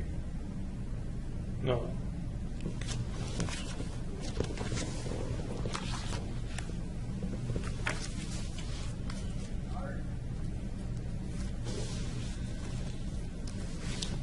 Kind of got to check things off my big list here. We've covered a lot in the last 2 or 3 days. Yeah. You mentioned the medications that you took. What medications are you taking now? Risperidol, Lexapro, Visceral, Cogentum, Zantac. I'm sorry, what's the Cogentum and Zantac. Cogentin and Zantac? Okay. Do you know what the dose of the Risperdal is? I believe it's 2 milligrams, but I'm not entirely certain. Taking it once a day or twice a day? Morning and night. Okay. How about the Lexapro? Do you know what the dose of that is? I think it's 150 milligrams. Taking it in the morning? I think it's morning and night as well. Morning and night. Any side effects of those medications in the last few months? It makes me sedentary, so it kind of drains my energy. But that's not necessarily a bad thing when you're locked in a cell. Okay. What would you look like right now if you weren't taking the medications? I'd be skinnier. You'd be skinnier? Yeah. Okay. What else? I'm not more energetic. Anything else that I might notice about you if you weren't taking the medicines? No, I don't think so.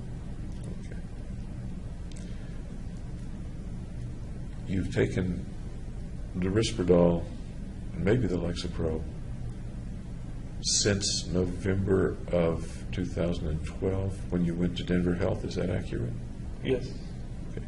As far as you know, has the dose been about the same of those medications over the last 20 months?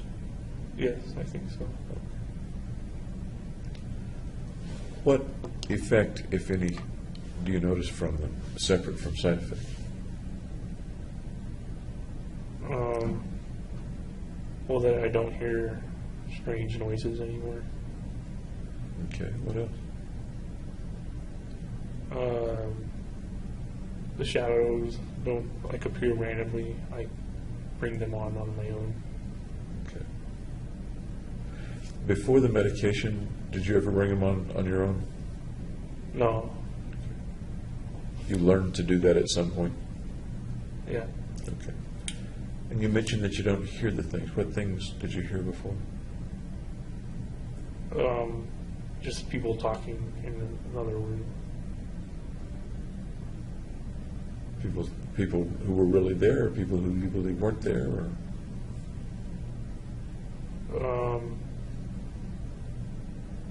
I don't know, because it's hard to tell in a cell okay. if the people are there or not.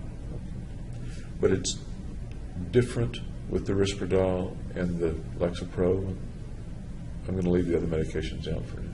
Okay. How is it different in terms of hearing the things? I don't hear any unwarranted noises.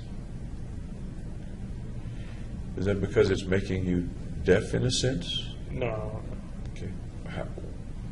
I don't know how it works. Then what were the noises about before the Lexapro? Just people talking about me. Can you tell me more about the people talking about you?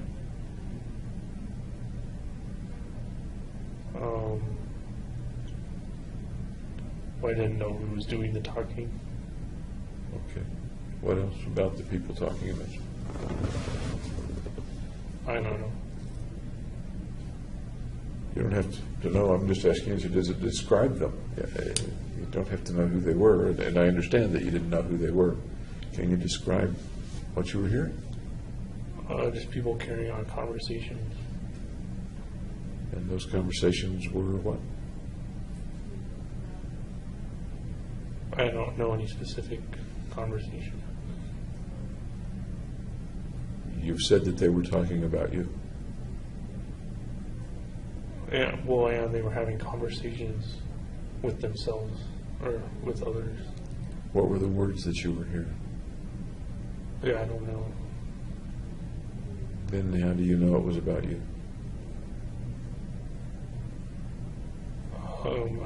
This was when I was delirious after I did the bed falling thing. Okay. Okay. Did you hear voices or sounds or noises before that time in November when? That was the main time. That was the main time. Was that the only time or no? With the voices, yes. Any other? You said with the voices, yes, that's a qualification. How about non-voices then? Well, what do you mean by non-voice? No, don't make me pull the teeth, please. Okay. What were you hearing? What were you hearing, if anything, before the November time when you were falling off the bunk? Just typical conversations between inmates. You recall what the words were when you could understand the words? Sometimes I imagine you couldn't understand them. Well, I didn't eavesdrop on their conversations. I just knew they were talking. And sometimes they were talking about me. Do you remember what the words were about you?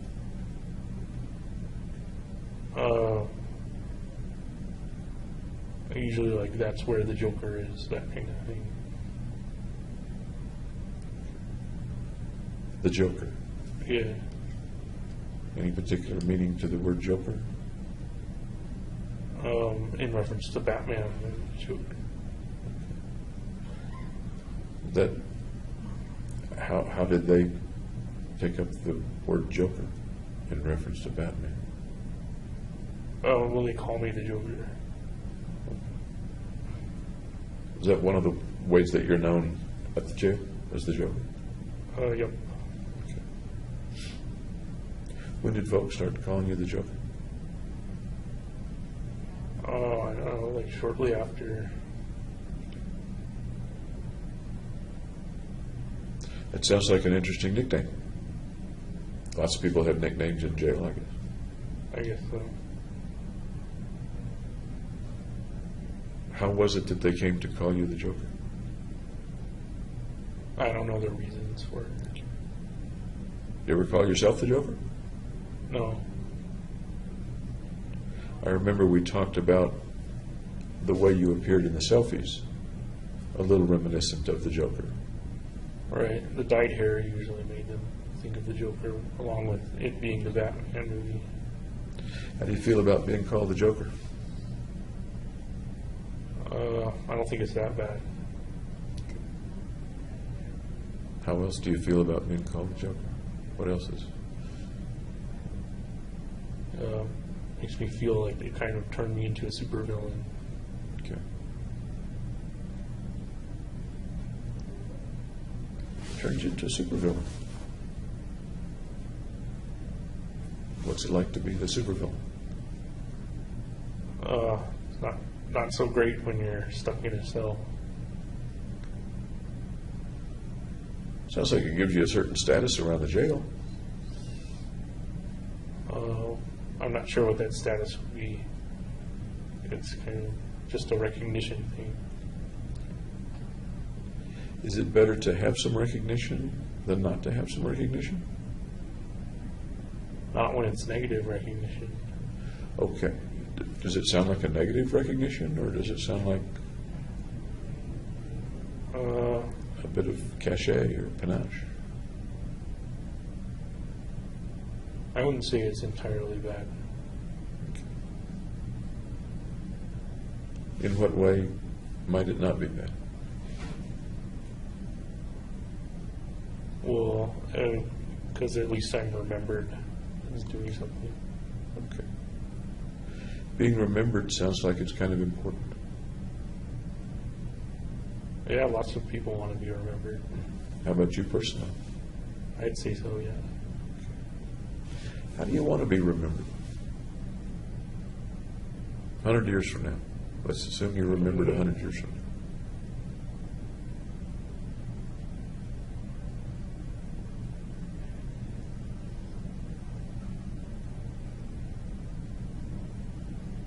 I don't know if there's a form of remembrance as to just being generally remembered for doing something. For doing something? Yeah. For doing what? The killings? That's the way most people are going to remember me.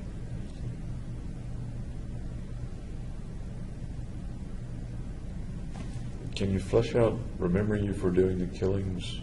What else are they going to say? What else is going to be in that paragraph in the history book or in their minds?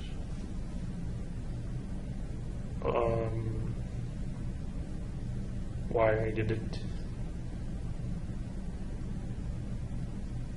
Will they understand? Possibly. Will the notebook help them understand, or the media help them understand, or the... Hopefully the notebook will help.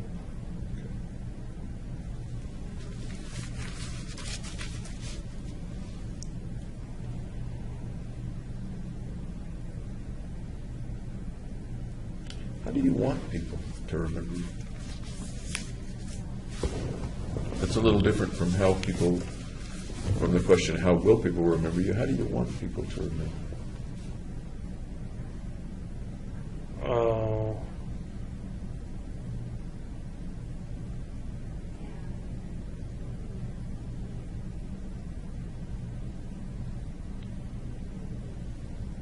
I don't know.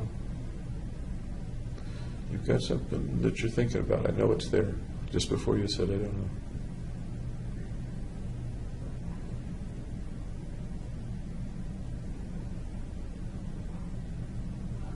Just as a significant figure. I'm sorry? As a significant figure.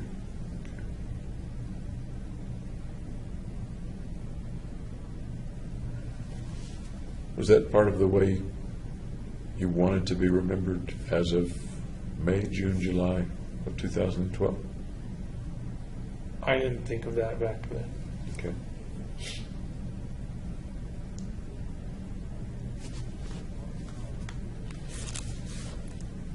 You knew that things, or you described a knowledge that things were likely to end after the mission, one way or another. That is your life.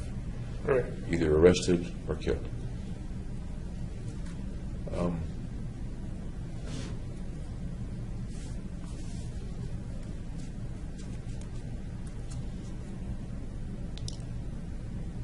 Going back to your saying you saw the officers, and as I recall, you said their back was to you when you first saw the officers outside. They looked at me and then they turned around.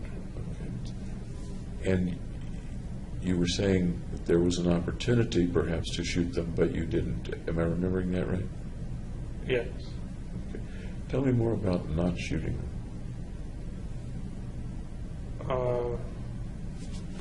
Well, from when their back was turned, so I didn't want to shoot them in the back. Did you shoot anybody in the back in the theater? Only if they got down on the floor and put their back to me, which I couldn't see.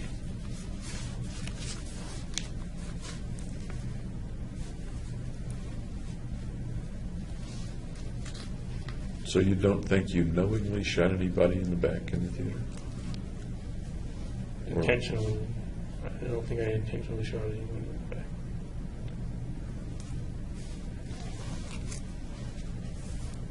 Given the circumstances, is it a pretty good bet that some people are going to get shot in the back?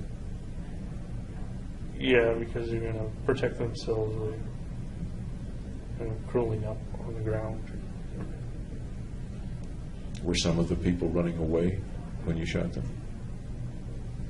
There were two that ran away, and I like tried shooting at them, but I missed. Okay.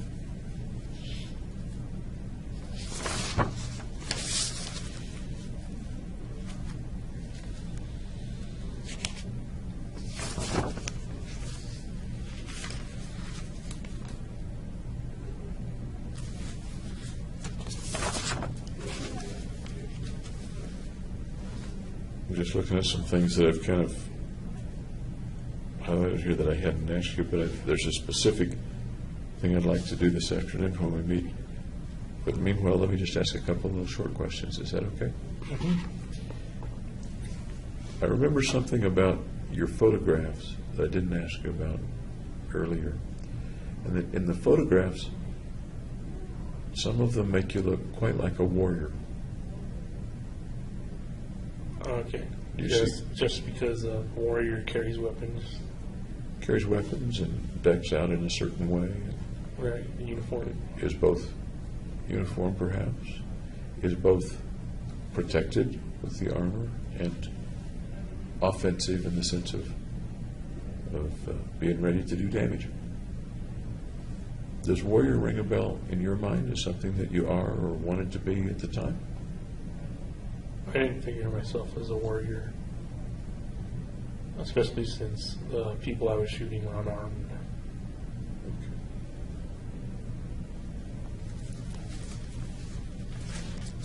As you were looking at the material that you had in the apartment,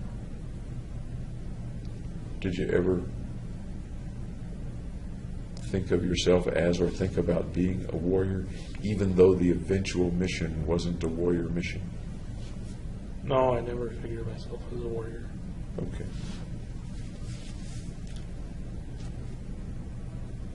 A warrior, I guess, goes to war on somebody's side, is fighting for someone or for something. Does that make sense? A warrior has like a purpose. Kind of what a warrior does, whether he's a samurai or whether he's a soldier. And I think what you're saying is that that's not the context of what you did or what you were planning or what you were thinking about. Does that make sense? If it doesn't make sense, That didn't make sense in the context. I'm sorry? The context didn't make sense. Okay. You said there wasn't anything warrior-like about either your thoughts as you prepared or your thoughts in the theater. I specify that there's warrior-like characteristics, but I didn't view myself as a warrior. Okay. And when I think of a warrior, I think of someone who's sometimes carrying out a mission, but a mission on behalf of someone or a country or a cause of some sort. Like a samurai carries out a mission or a soldier carries out a mission or something like that. In that sense, I had a mission as well. You had a mission as well. The mission came from whom or what? Myself. From yourself. Okay. And that's what you said yesterday. Okay. How much were you into social media? Not very much. Facebook, Twitter. Did you have a Facebook page? I used to in college, but I deleted it because it's people like Facebook stalking. When did you delete it? Or did you just stop using it? I deleted it in undergrad. In undergrad? Yeah. Okay. How about a Twitter account? Nope. Never had one? Nope. Any other social media? MySpace? That's pretty old-fashioned, I guess. No. MySpace, YouTube channel? I had a Squarespace website, which I put some pictures on, like the armored me. Okay. And what was the site? Squarespace.com. Squarespace, is that just like it sounds? Squarespace.com? Yes. And what did you put up? Just photos of like my apartment and the armored selfie. When did you develop that, or when did you set up that page? Once I was out of graduate school. Okay, so it was May, June, July, in that period of time, or June or July? June or July. Okay. Tell me about doing that, and any particular reason or context, purpose for doing that? No, I just did it to like show the images. I don't think anybody visited it. But it was there for anybody to see. Yeah. It wasn't encrypted or secret or something. No. What search terms would I use to get to that page? If 2 years ago, it's probably gone by now, but what, 2 years ago, what search terms? I don't think there are any that would have gotten to it. If I put in James Holmes? You probably have to put it in on Squarespace instead of like a Google search. So if I were to go to Squarespace and search for James Holmes, You probably have to do that. and you used James Holmes was your login, or was the name attached to the page? I don't remember if I put James Holmes in text in any of on the page or not. And where I'm kind of going with that is,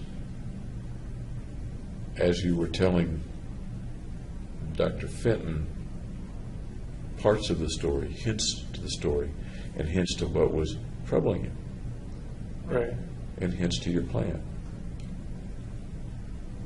You're getting pretty blatant, it sounds like, with the things that you post. Right. That's right around the time I posted the "Will you visit me in prison?" I'm sorry. That's around the time I posted the "Will you visit me in prison?" Okay. on the dating sites. Did you put any text with the images that you put up on Squarespace? Yeah, I did rational insanity. Was any of the text related to the mission? No, that was it. But the pictures were of you with the material and the regalia. Yeah. Okay. Any other social media? The dating website. The dating website.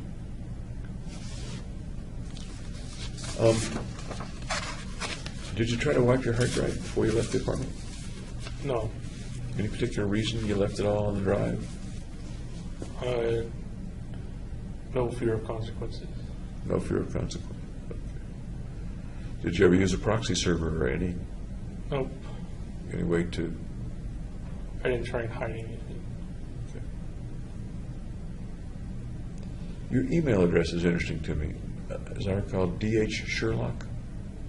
D. Sherlock B. D. Sherlock B. Where does that come from, may I ask? Well, Sherlock for Holmes, and then the D and the B just make a kind of bracket. So it's like if you put parentheses. Okay. Okay. Your similarity of your last name with Sherlock Holmes, has that come up in your life at other times? Kind of an interesting coincidence? Yeah, I've created kind of my gaming avatars, Sherlock Bond. Okay. Sherlock Bond? Yeah, Okay. like James Bond, Sherlock Holmes. Interesting combination. Yep. The thinker and the action guy. That's the way my mind says it. What is in your mind about that combination? Well, they're both kind of famous figures. Famous figure.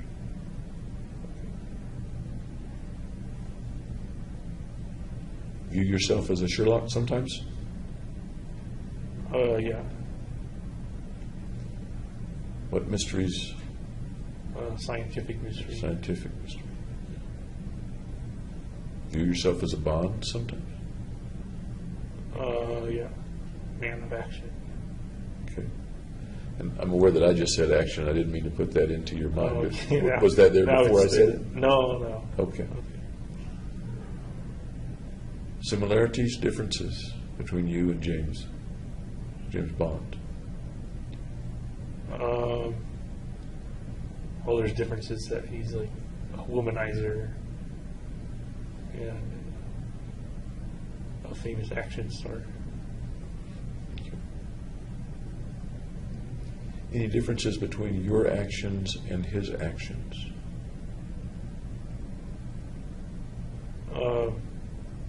Well, mine are real and his are actors' portrayal.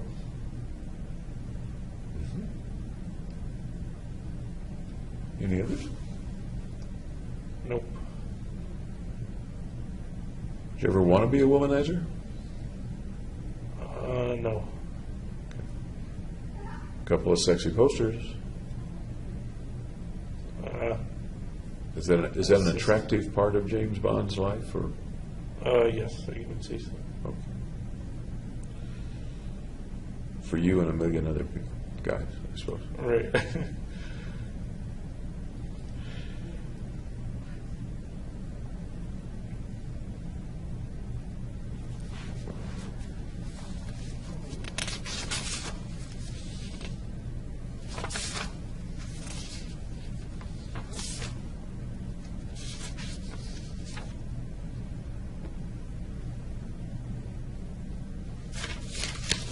If you had the mission to do over again, still carrying it out, but the mission to do over again, would you change the way you did the mission? No, I haven't thought of. Well, I have thought of other killing ways, like I mentioned in the Notebook, but I ruled them out. But having done it one way and seen the way that it turned out and all the ways that it turned out, are there things you would have done differently for the mission? Or did it pretty much turn out, as you look back at it, exactly the way you needed for it to turn out? It went according to plan. Do you ever think that there might have been ways to kill more people? Yeah. I consider them like using biological agents. No, I mean, looking back on what you did, do you ever think that you didn't kill enough? That you might have gotten more value points? If If I'd stayed in the theater and kept shooting until the police started shooting at me, I guess. And what was it that caused you to leave the theater? What caused that?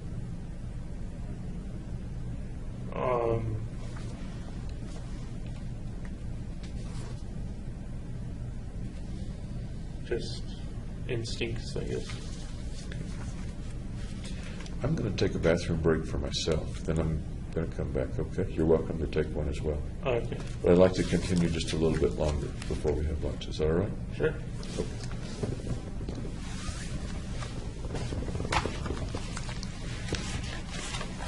And because of circumstance, it's a little complicated to take a bathroom break, isn't it? Yeah.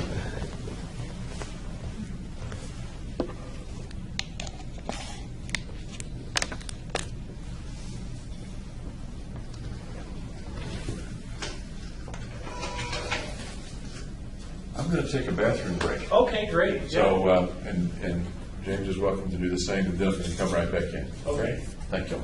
Yep.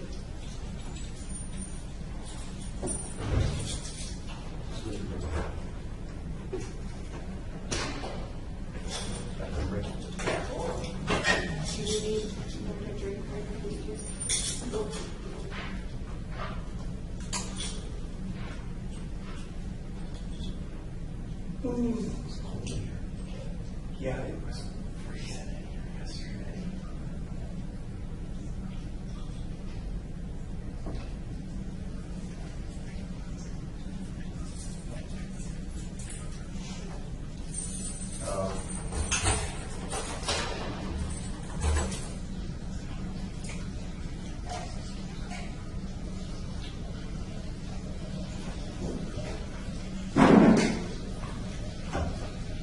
If you'll give us 1 second, we have somebody down in this room. No? All right. Okay. Everything started? Yes, sir. Thank you. Good deal. Okay.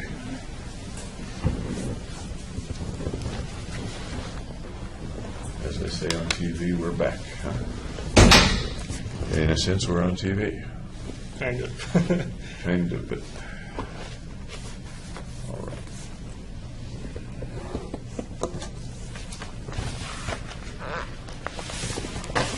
Good. That's fine. That's not anything. Just pick that up.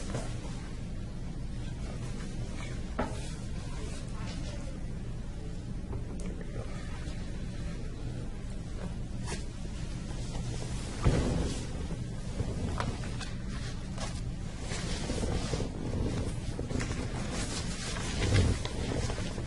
We talked a little bit about your friends, the friends in grad school.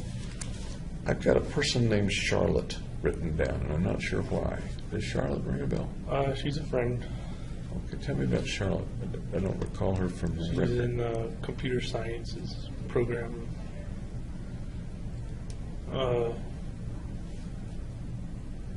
She hosted a party for Gardy's birthday. Okay. Was she a close friend of yours, or one of the group, or no? She's a friend. I don't know how close it was. Did you ever date her, or No. intimate with her, or do things alone with her, or No, particularly? nothing like that. Okay. All right. Know her last name? It's not coming to mind. No. Okay, that's all right. You've told me about friends. What are they going to tell me about when I talk with them? What are they going to say about you when I talk with them?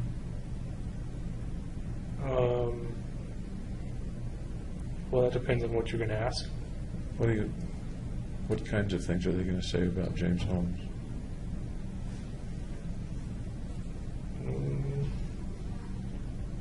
He's smart, good student, friendly. That's about it. Do you think they'll say that they thought something bad was coming, or that they thought the mission was coming, or anything like that? No, I don't. I never talked to them about the mission. Do you think their views of you have changed because of the mission or since the mission? Yes. In what way?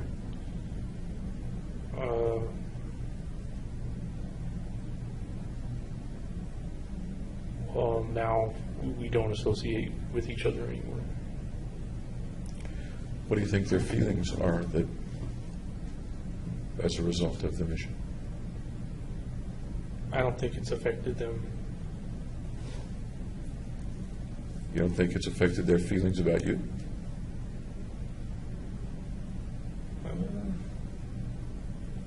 And I'm not sure. Logically speaking, how do you think how do you think it has affected their feelings about you?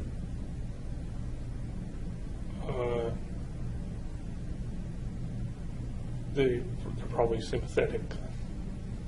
Okay. So far as you know, have any of them tried to write you? Nope. Even if you haven't gotten the letters? Any particular reason you think they haven't tried to write you?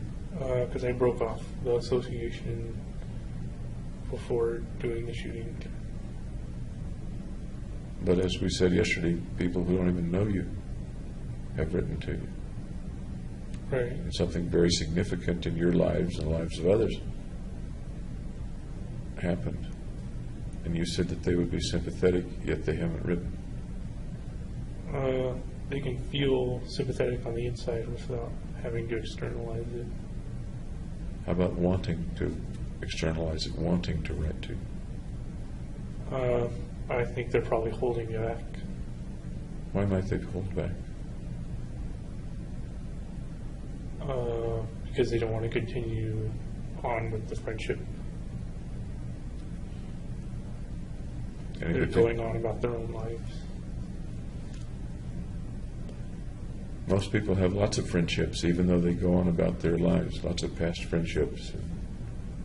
Right. That doesn't keep them from communicating a little bit. Well, I don't know why they haven't communicated then. Okay. We talked about your friends. Tell me about your enemies. Got any enemies? No, Before this happened, before the shooting? I didn't have any. As a kid, as an adolescent, teenager? No, No enemies? no.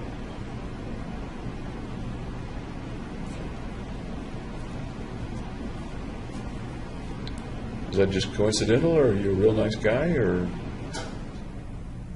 I don't didn't know about matter real enough nice. to people? Didn't it matter enough to people to be their enemy? For them No, to be I'm just a enemy? nice guy. Okay. Okay.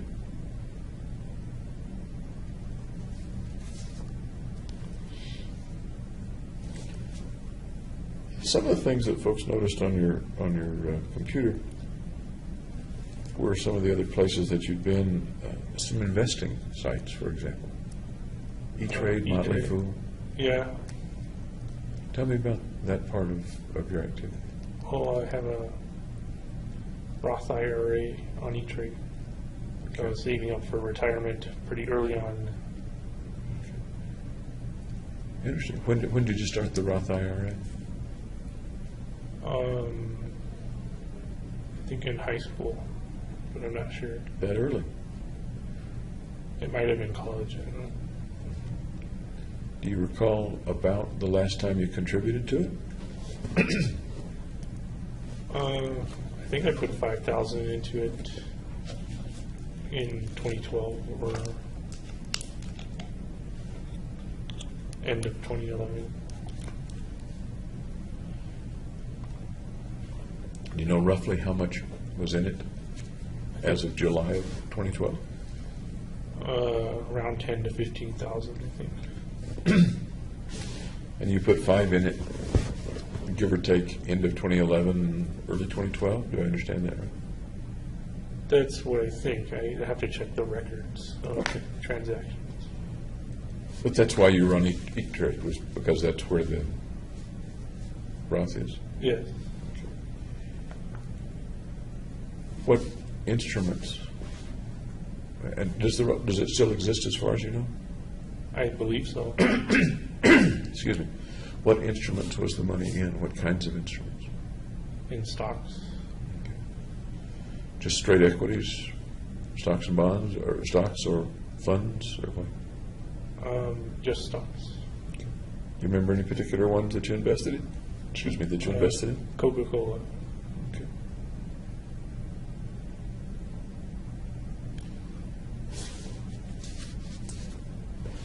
I don't remember from the record, I guess it's in the record, but I don't remember when the last time you checked on them was, or how often you checked on them, say during 2012. I don't remember either. Would you have checked on them a few times during 2012? Maybe early on. Okay. Excuse me. And Motley Fool? How about Motley Fool? I don't know what Motley Fool is. And actually, that was my inference about something, probably something that said fool, but it reminded me of an investment site called Motley Fool. Okay. It's I've never been there. okay. It's kind of an informal, friendly advice on the radio and on the web and stuff. Okay. Any other investing sites that you liked to go to? Wall Street Journal, Okay. just to check out stocks. How often would you do that, say in 2012? Rarely. Rarely.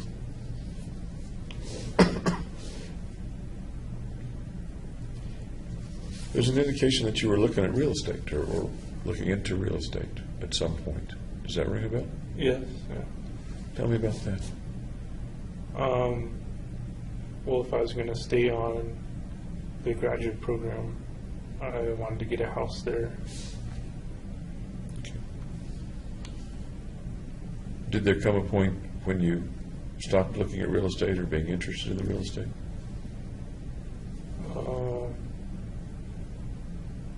Well, near towards leaving graduate school. Okay. So June, July, and I just don't know the dates of this. I can look them up, I suppose. But June, July, as far as you fair. recall, Yeah. Sounds fair. that you were or were not interested in the That I'd reels. stop looking at the reels. Okay. Excuse me.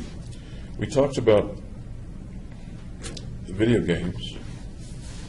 Any particular kind of websites or books or magazines that you enjoyed in 2012 before the shootings?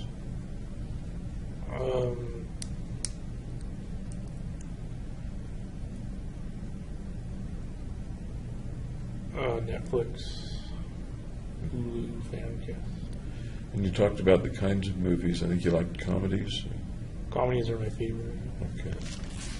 Any other particular kinds that you used to download a lot or check out a lot? Drama movies, adventure. I don't suppose Highlander was anywhere in there. It was a fantasy movie.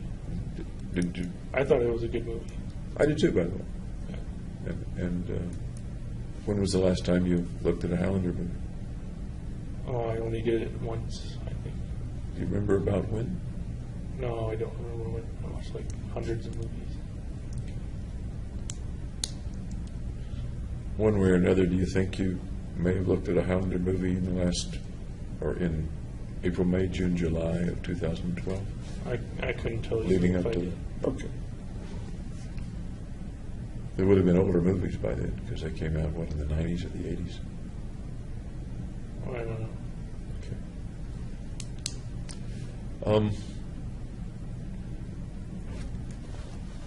Did you have many books in your apartment? Besides Just textbooks? Like one or two books. One on like Excuse me.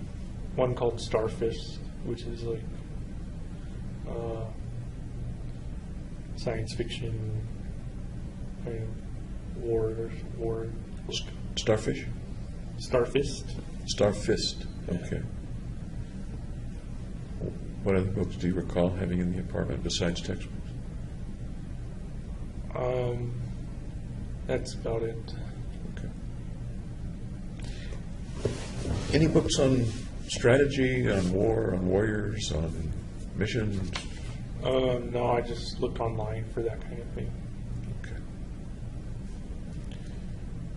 And what did you find online?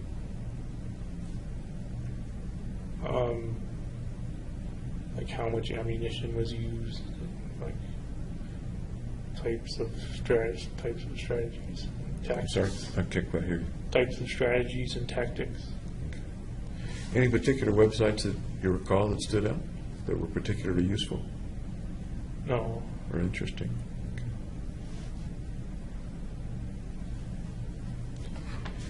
Somewhere I had a note wondering, for some reason, about books on reality, like the physics of reality, the quantum physics and reality. Does that ring a bell at all? I didn't have any books on those. Look that up online or any other. Does that ring a bell at all? And maybe not. Physics of reality doesn't. I'm thinking of, for some reason, I'm not sure why it came to me, quantum physics and that causing a new way of looking at what reality is. No, that doesn't. I may have been reminded of that by something in your notebook. No, I don't know. Things like, well, one that comes to mind is the Dancing Wu Li Masters. Does that ring a bell at all? Dancing what master? Dancing Wu, W-U, Li, L-I, Masters. I haven't heard of that. Okay, that's fine.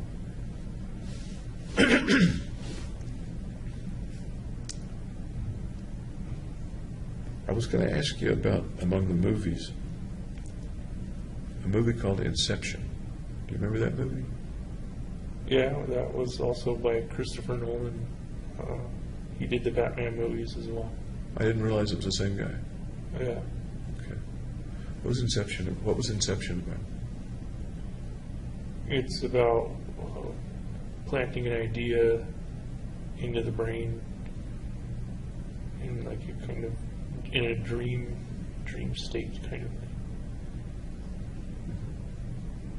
In what context is the idea of being implanted in somebody's brain? Well, Leonardo DiCaprio, the main guy, wanted to see his kids at the end, but he couldn't because it was like a block on it or something. I don't know. Okay. It's a hard movie to explain. It's Okay. like explaining the Matrix or something. Okay. I never did quite get the Matrix, much less the follow-up movies to the Matrix. But was there ever a thought or a fantasy or a feeling for you that somehow thoughts were being put into your brain? No, I don't believe so. Was there ever a feeling that somehow your thoughts could get out and other people could hear them or see them or be aware of your thoughts? During the delirious bedfall incident. As far as you recall, any time before that, No, or before the shootings, for example, or after the just after the shootings? no. Okay. Did you ever have the experience of seeing something on TV, hearing something on the radio, something like that, and getting the feeling that they were referring to you? Again, during the kind of just before the bedfall incident. Before, okay. But, I'm sorry, Just before. just before the bed falling? Yeah. Tell me about that.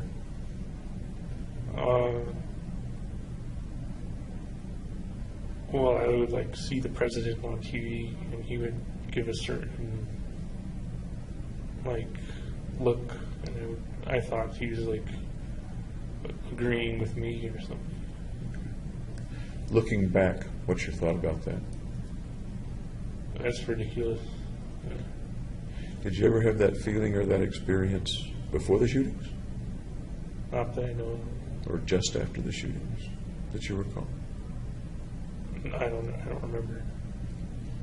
I remember just after the shootings, remember the jail video, sometimes you'd go into the TV room for a little bit and watch some TV. Yeah. What would you be watching most of the time? Do you remember? Sitcoms. Sitcoms? Yeah. Watch the news much? No, I don't care for the news. What about the news about you? It would pop up, but I wouldn't like go to a news channel and watch it.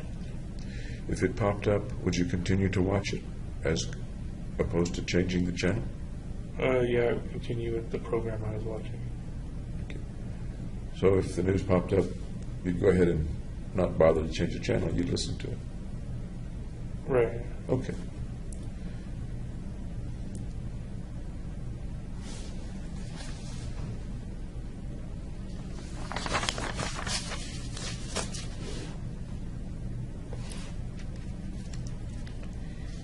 There was something on your phone.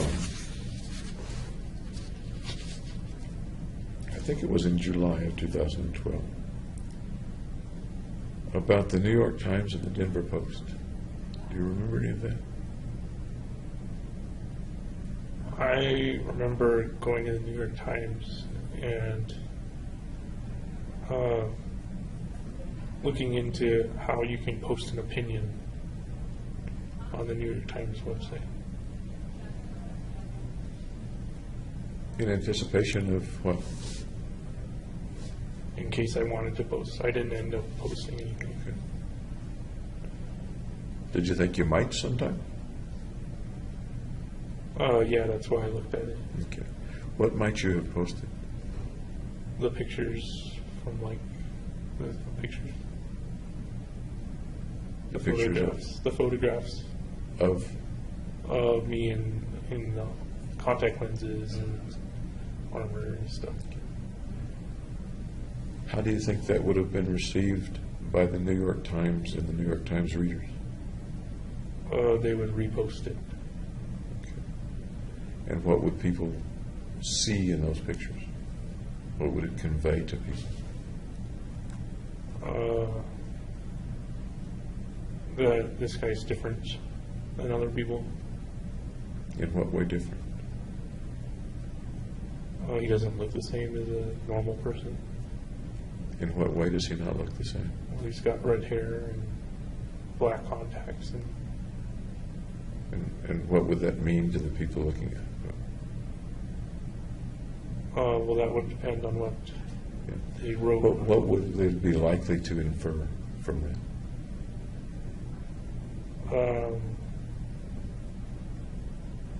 I didn't think about that back then. Sure you did. Otherwise, why would you put the pictures up? I didn't post the pictures. Oh, okay, you're correct. Otherwise, why would you be thinking of putting the pictures up? Now I'm confused.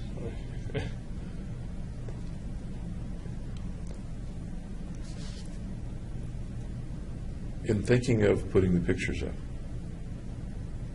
what would you be communicating to people?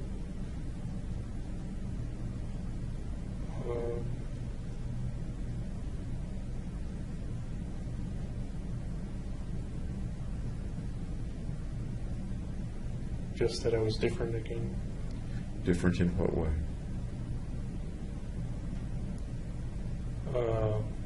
Mentally different.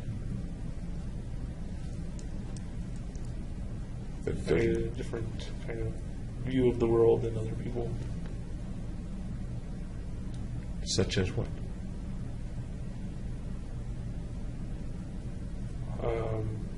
That you can increase your value by killing people. Is that what the pictures, is that what you would be communicating with the pictures? How would people realize from seeing that picture? There's no way they would realize it. And maybe that brings us to the question of, was that a logical thing to think about or not a logical thing to think about as you look back on it? Illogical looking back. Okay. At the time, although you didn't do it, did you think it was a logical thing to do or decide it wasn't a logical thing to do? I thought it was logical. Okay. Same for the Denver Post or different? I never did anything with the Denver Post. Somehow DenverPost.com was on there. I'm not sure why or how. What's there? I don't know. Oh. I don't recall. Did you ever write a letter to the editor or an No. op-ed to a newspaper before? No.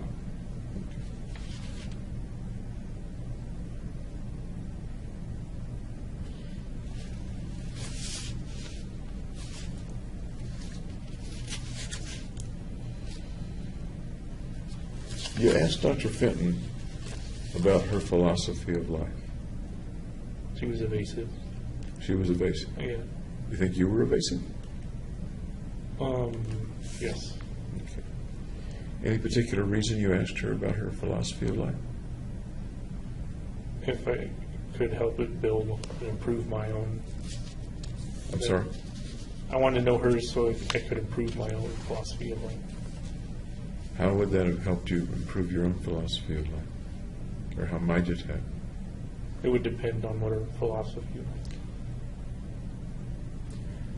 I think, if I'm remembering right, I got the impression that she was asking you a lot of questions about your philosophy. And it was a sort of a retort that she should tell you about hers. Am I misremembering that? No, that sounds accurate. Okay.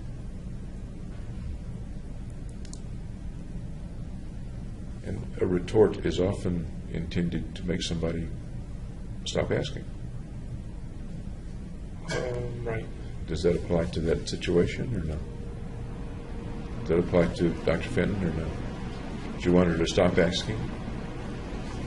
I don't remember. Okay.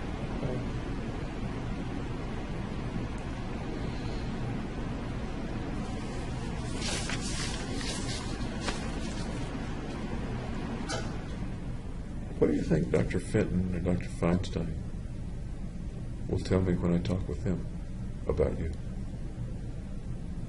That there was a lot they didn't know about me.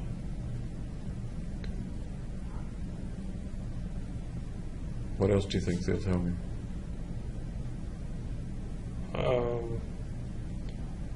that they'd taken me very seriously. They'd even called the video threat response team or something. And how did you know that they called the threat response team? My lawyers told me. Okay. What else would they tell me about you?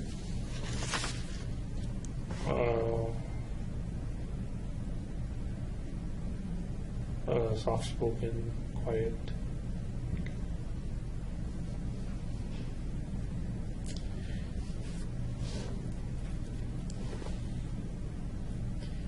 Before the shootings, let's say in the months before the shooting,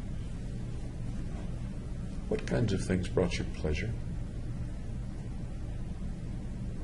Video games, TV. We've talked about those. Anything else particularly pleasurable or things that just made you feel great? No. How about things that made you feel okay, brought you contentment?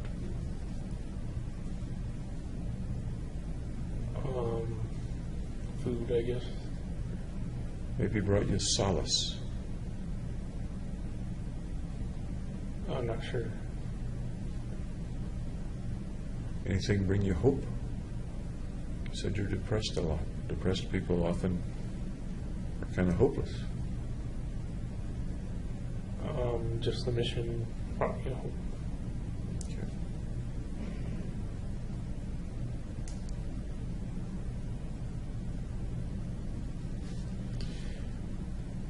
Do you know what your family's doing right now? What- My dad's retired and my mom's working as a nurse. Okay.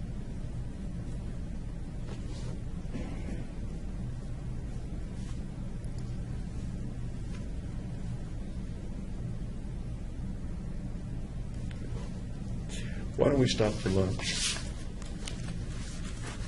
And when we come back, I want to ask you more about the mission. Specifics Okay. about the mission, okay? All right. All right.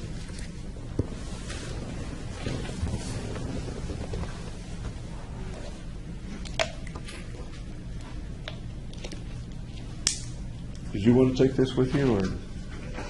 He's got it. Lying around. Okay, that's fine. I think we're going to stop for lunch, guys, and probably start up about 2, okay? Okay. You wanna head into your room while we get everything cleaned up out here? Just a simple. All right.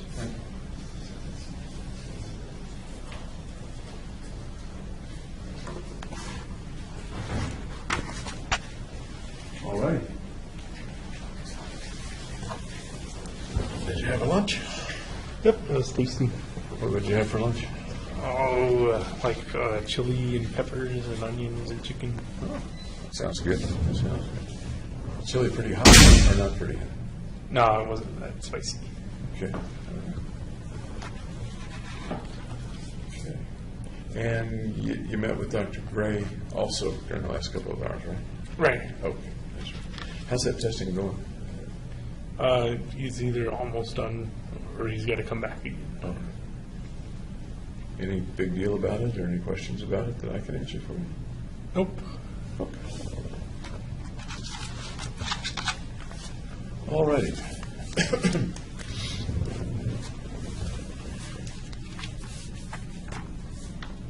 Yesterday, you were talking about your view of what happens after you die. You remember the phrase that you used? Dreamless sleep. Dreamless sleep, right. Does what you do while you're alive have any effect on what happens after you die? I would say no. I was almost a firm yes. Is there any exception to that or possibility of something different or no? No. Okay. So the things like having the worth of 13 rather than 1, those help you when you're alive. Disappear. Okay. When you're dead. Disappear. I'm curious, if someone were to kill you or Right. murder you, would they get 13 or would they get 1? I'd say 1. Okay. You think there's any chance of it? Yes. And what would be the way that might happen? If they give me the death penalty. Okay. And that would be purposely killing you as contrasted with accidentally killing you. Right. And so somebody would get one. Yes. Who would that person be? That's difficult to tell. They kind of do that on purpose too. So I guess it could be the person who makes the lethal injection concoction, or whoever presses the button, or you could even go with the jury. Okay. If more than one person kills a person, how is the value divided? Or is it divided? I think it's still just one. One goes to each person. Okay. We're kind of talking about the possibility of your death or your possibility of being executed. Right. What are your feelings about that right now? Well, since I've been in jail, it hasn't looked that bad. Sorry? It hasn't looked that bad of a possibility. Since you've been in jail, did you feel differently about it before you came to jail? Yeah, I thought it would be worse than getting imprisoned in life, but now I kind of equate them as equal. Can you tell me a little more about the way you see him as equal, or one not particularly worse than the other? Well, since all the freedoms are taken away when you're in jail and in prison, it's kind of not a fulfilling life. Okay. I guess nobody knows right now, but informally, what do you think the chances are of you getting the death penalty? I don't know. I haven't predicted. Right now, thinking about it, not casting anything in stone, do you think you would fight it, or ask the lawyers not to fight it? Or? I would ask them to fight it just because my family still supports me. Sounds like you think your family might have some feelings about that. Right. I think it would matter if I died to them. Tell me how they might feel. What they might feel. Very sad. Anything? Can you expand on that just a little bit?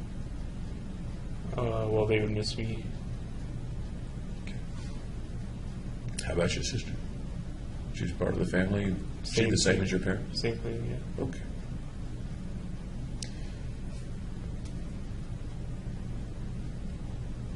I neglected to ask you this morning. You were talking about, or we were talking about the symptoms that you saw in yourself and the possible diagnoses that you saw. Do you know what anybody has diagnosed you with now?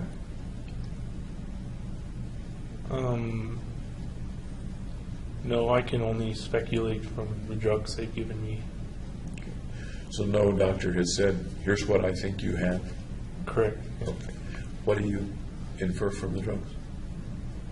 Well, I'm taking antipsychotics, so I think it's schizophrenia, and I'm taking antidepressants, so depression. Okay. I'll share with you that those drugs are sometimes used for other conditions too. Okay. But those are two conditions that they're used for. The Lexapro is most often used to help depression. And Risperdal is an antipsychotic. It's a non-specific antipsychotic. Kind of doesn't matter what the diagnosis is. Okay. And once again, what's your understanding of what psychotic means? Having beliefs that don't match up with reality. Okay.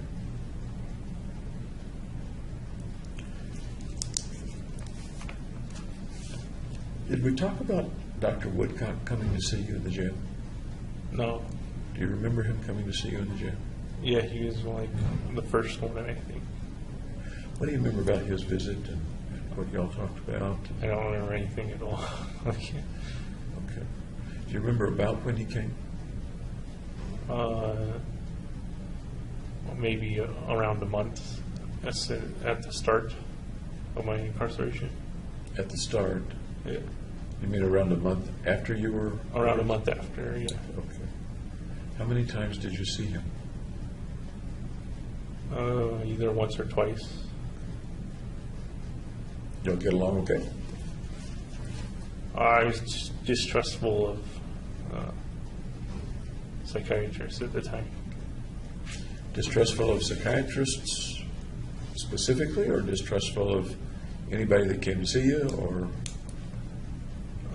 guess you didn't know who he was? Psychiatrist. Okay. They told me who he was. Was anybody with him when he came to see you?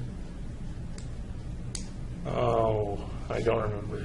I guess what I'm asking, and you may not remember, is did anyone introduce you to him and Yes, tell you who he was? someone told me Dr. Woodcock is going to come Okay. evaluate you or speak with you. Do you remember who told you? I believe it's one of my lawyers. One of your lawyers told you. Did they also tell you that he was there at their behest? I believe so, yeah. Okay.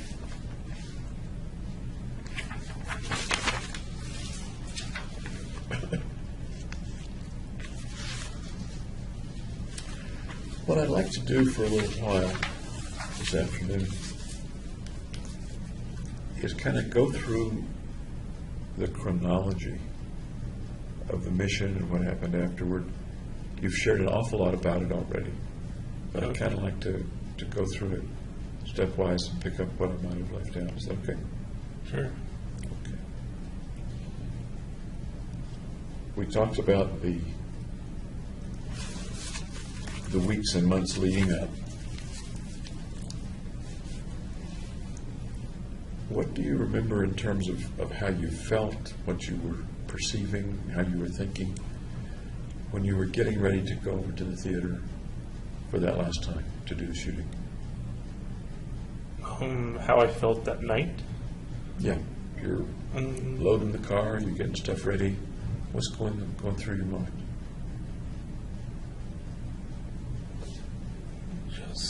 Just to get it done, basically. Okay. Any other thoughts or fantasies or feelings going through your mind? No fantasies or anything. Any thoughts about how it was going to go? No, just basically just do it. You'd never done it before, Right. and although you had checked out some things, you'd never rehearsed the whole thing. Any anxiety about whether it would come off okay in what you wanted to have happen? No, I wasn't very nervous. I was prepared. At that time, did you have any doubt that you would end up killing a lot of people? No. Okay. Tell me about the drive over. Well, it was somewhat dangerous because I put tinted windows, like tinted window film on my windows so that I could gear up inside the car, but it doesn't let much light in, so it's hard to drive in the dark. You weren't geared up when you drove over, but the windows were tinted so that you could get geared up inside the car, is that right? Correct. I had only the ballistic pants on before I drove over. Was the windshield tinted too? The windshield, I put up a sunscreen. For the drive over? Well, it didn't matter for the drive over if it was tinted or not. If someone had looked in the window of the car at a stoplight, would they have been able to see it? No, because it's dark. Okay. And it would look normal because I wasn't wearing all this gear and stuff. Where was the gear stored? In the Just trunk? in the trunk. Any of it in the back seat? I believe I had the back seat down, so it was just trunk to the back seat. Okay. And what kind of car was that? Hyundai Tiburon. It's a coupe. Oh, so that was the same Tiburon that you bought many years earlier? Correct. Okay. And your folks helped you buy it, right? Yeah, they paid the majority. They paid, as I recall, $7,000, and I paid it $1,000. Okay. the car was paid for? Yep. Okay. So you drive over, a little difficult to drive over. Tell me more about the drive and parking and stuff like that. Well, the drive over went smoothly. I parked in the back, right across from the Theater 9 emergency exit. So it would be straight away going in there. Which you had cased before? Yeah. Yeah, okay, okay. Nothing unexpected happened on the drive? Nope. How about walking me through going into the theater? Well, I previously purchased the ticket to the theater online. So I walked in and I showed the guy my phone, but they have a little kiosk thing where you're supposed to enter the number. So he sent me to that, and I entered the number on the kiosk, and it gave the ticket. Any hitches there? Any problems there? No. The record indicates that your phone was scanned 3 times. Does that make sense? I bought in 3 tickets. Okay. Any particular reason you bought 3 tickets? I was trying to get it to Theater 9, and the tickets I bought were Theater 8.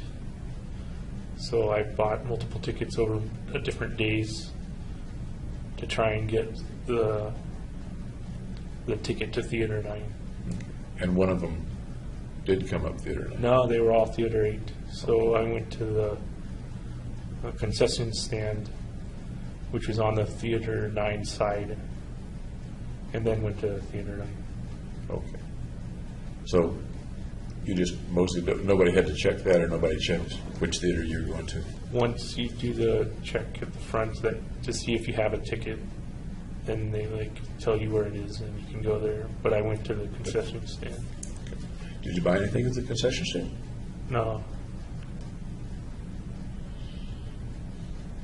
Anything else about going in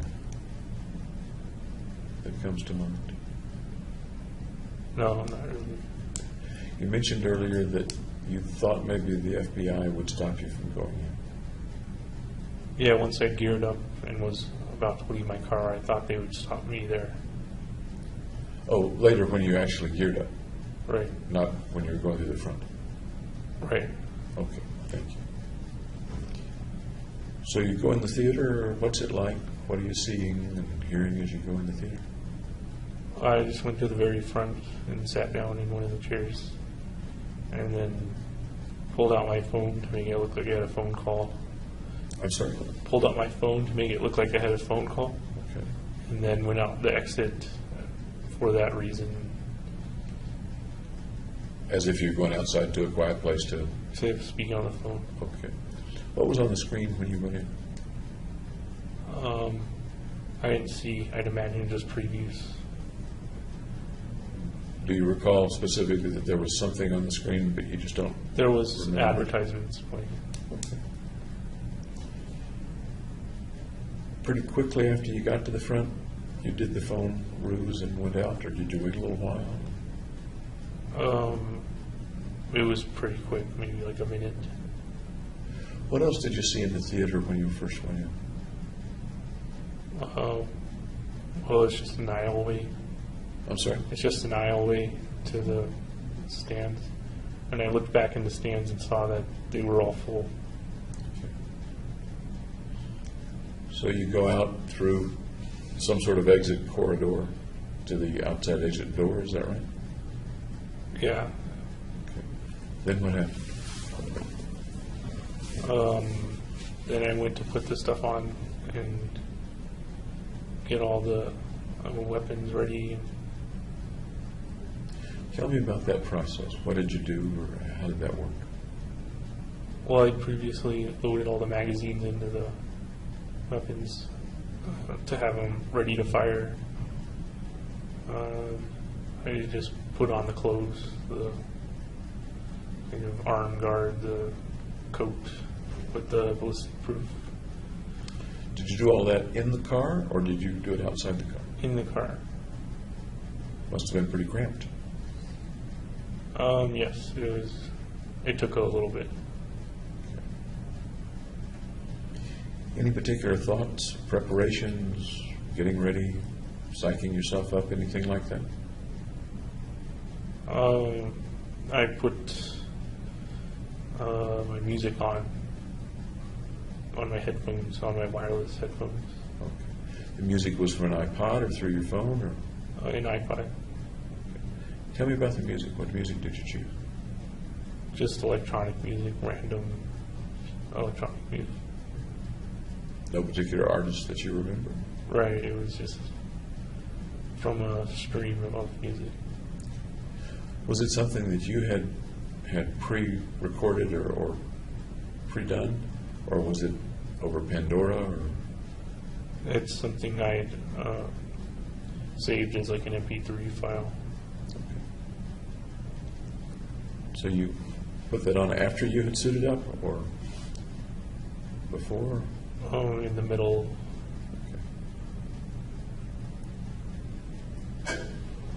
The music, I take it, was through buds, through earbuds.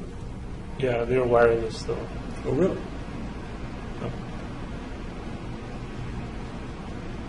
Then what happened?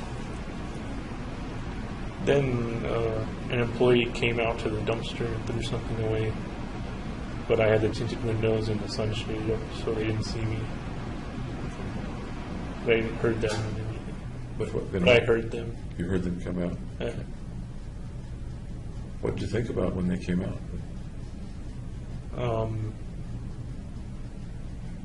If they're going to interrupt the process or not. But they didn't. They just went back inside the theater after they threw the trash away. If they had somehow interrupted the process, what would have happened? I had a handgun in my passenger door side that I could have used. Okay. Were you prepared to do that if necessary? Yeah.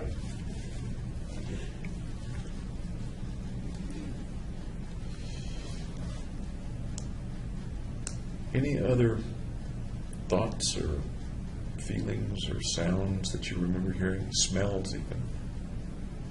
Anything sensing at all in your senses that you remember No. from that? No. Heart pumping, adrenaline racing, or no? Calm, keyed up, scared, Calm and collected. calm and flow.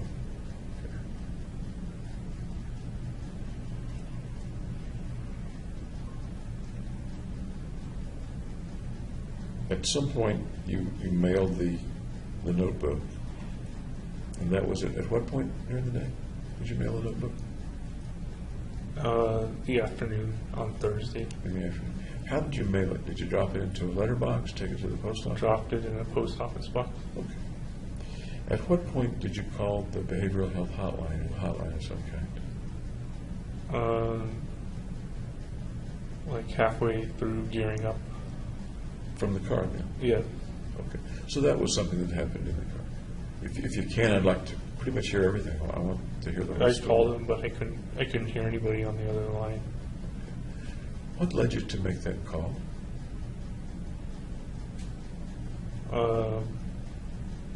Just one last chance to see if I should turn back or not.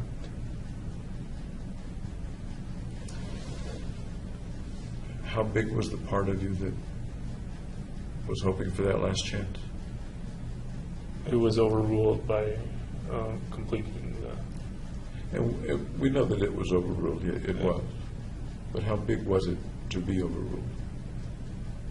Not very big.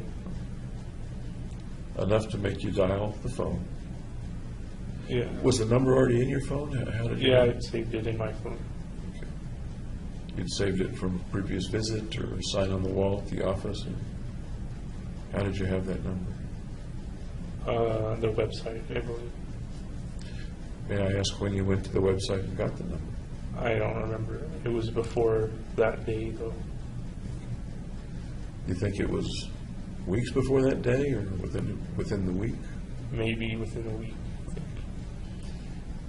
If you remember, why did you go to that website?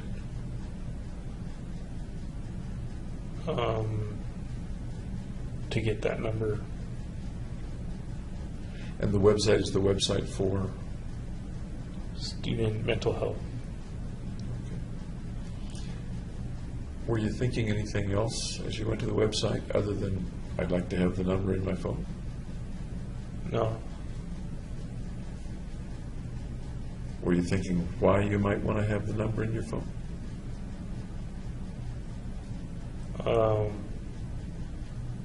In case I wanted to stop the process.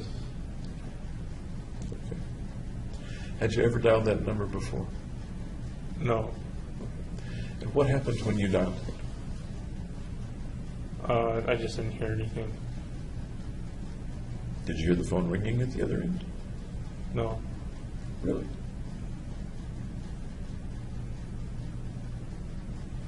It was just dead, or I don't understand. Yeah, I didn't hear anything for 9 seconds, and then it hung up. Then you hung up, or they hung up, or it hung up? It hung up. I'm not sure. So you're quite sure you dialed. Yeah. You're quite sure that the number was accurate, Yeah. and the phone dialed it. Did you dial it, or did the phone dial it? It was just dialing a contact number. Okay. So all you had to do was press it, and whatever number was the contact number got accurately dialed. Yes. Okay.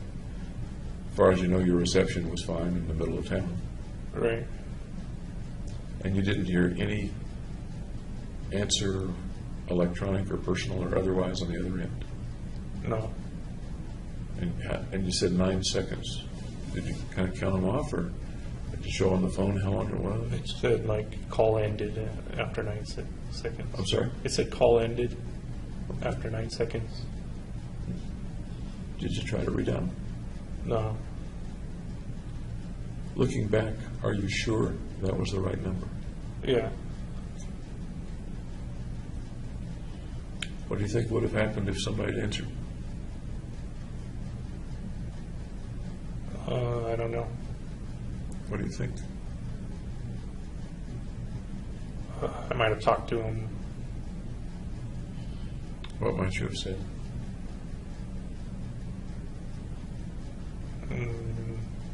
Told them the situation. I'm sorry? Told them the situation. So you might have told them where you were and what was going on? Yeah.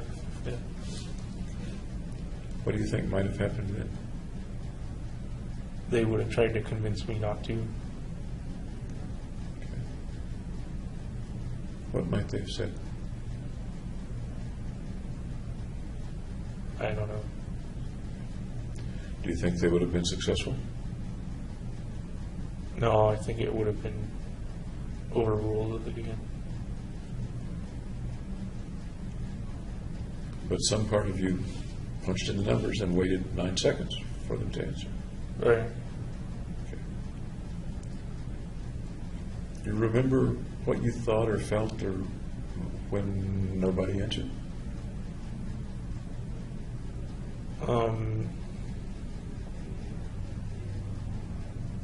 Then shortly after, I thought the FBI would stop me.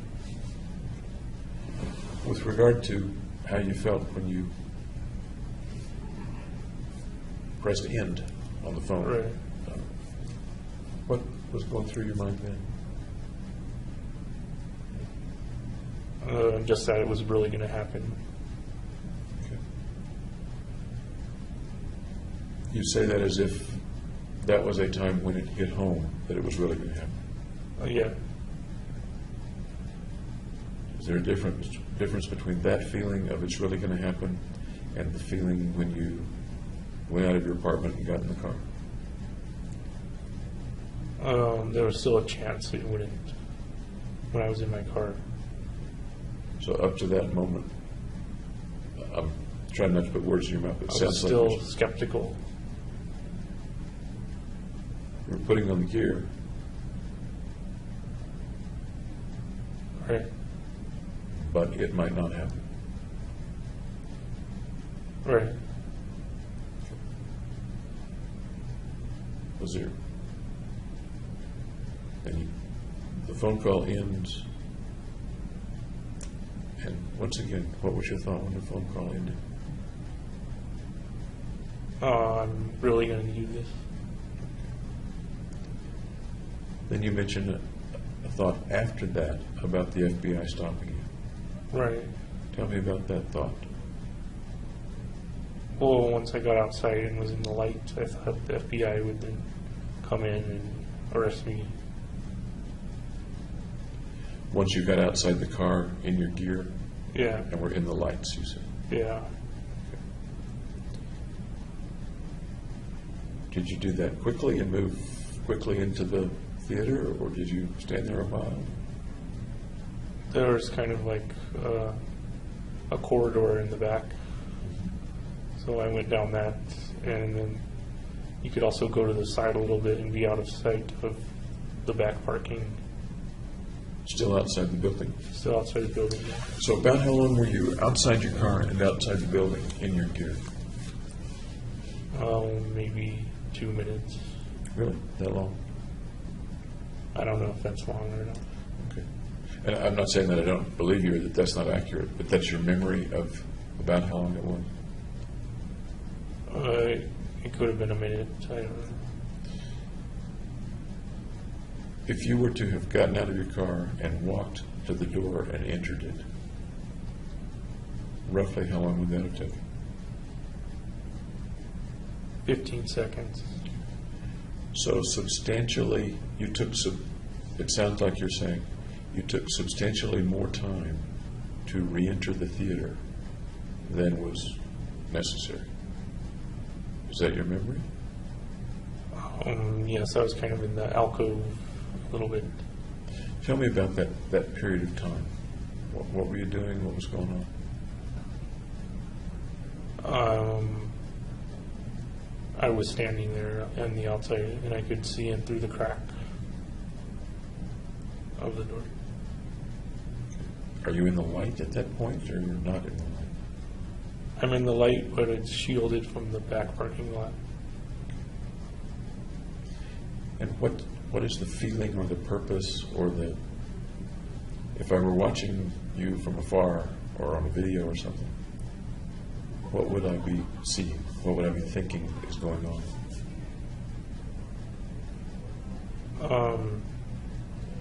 What's he waiting for, I guess?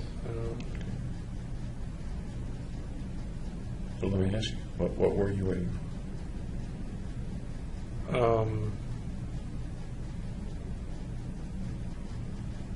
I don't know why I waited. I can think of waiting strategically to be sure it was clear, or waiting hoping someone would stop you, or waiting to be sure your gear was on right, or reasons like that. Do any of those ring a bell or no? Well, I dropped a tear gas canister, and I had to look for that, and I couldn't find it. Well, you couldn't find, did it stay outside? I don't know. It was when I was getting out of the door of the car. So it kind of fell, and I don't know where it fell. So you didn't recover it before you went back in? I had to, so I wound up just using the one I had. Okay. Did you spend some time looking for it? Maybe 30 seconds. How'd you feel when something dropped that sounds like an unexpected thing happening?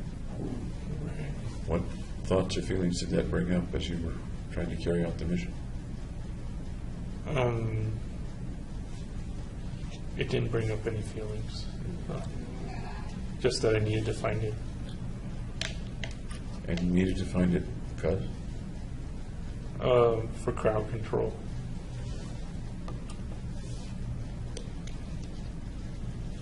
No sense of panic or No. something's gone wrong? No, nothing like that. All right.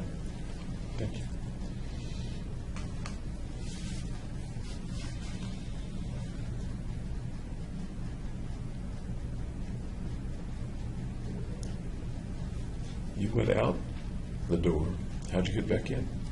Those doors generally lock from the inside.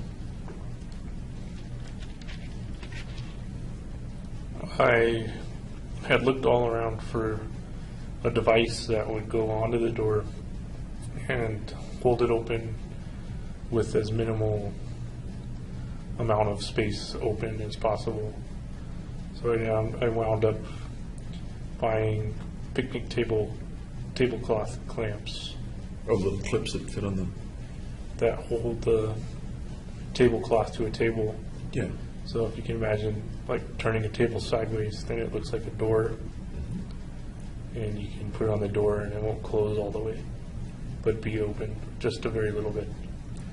Was there a handle on the outside of the door so you could grab the door to open it, or how did that work? There was the width of the door, so Okay, it kept the door from even, it didn't stop the bolts from coming through, but it kept the door from closing into the jamb. right. Okay. So you're going back inside, and what all are you carrying? A shotgun, and the AR-15 was on a sling around me in front, and the handgun was in my belt, in one of the pouches where there was a bunch of handgun magazines. One handgun? Yeah, I'd left the other one in the passenger door. Okay. Any particular reason you left it in the passenger door? That's where I was changing and gearing up. Did you forget it there or leave it there on purpose? Leave it there on purpose. And why? Because it would have been extra weight to carry. Okay. Did you have the gas mask on at that point? I had the gas mask on in the car. In the car. Okay. And the helmet? Yep. Walk me through, you go in through the outer door, then what happens, and what do you see, what do you hear, what do you smell? First, I opened the tear gas canister while I was still outside the door, and it made a hissing sound. And then I went inside and tossed it over on the right side of the theater. As you walk up from the outside door, is there any other door between you and the audience? Or No, there's curtain? only that one door. Is there any curtain or anything like that? It's set at an angle so that the whole audience can't see you, but they could still see you when you enter the door. Okay. How did it feel to be really doing it? Then it was an autopilot. Exhilaration or No, none of that. caution No. or sensitivity to what's around you? Well, I was looking at what's around me. Okay. Were you aware of what was around you? Or?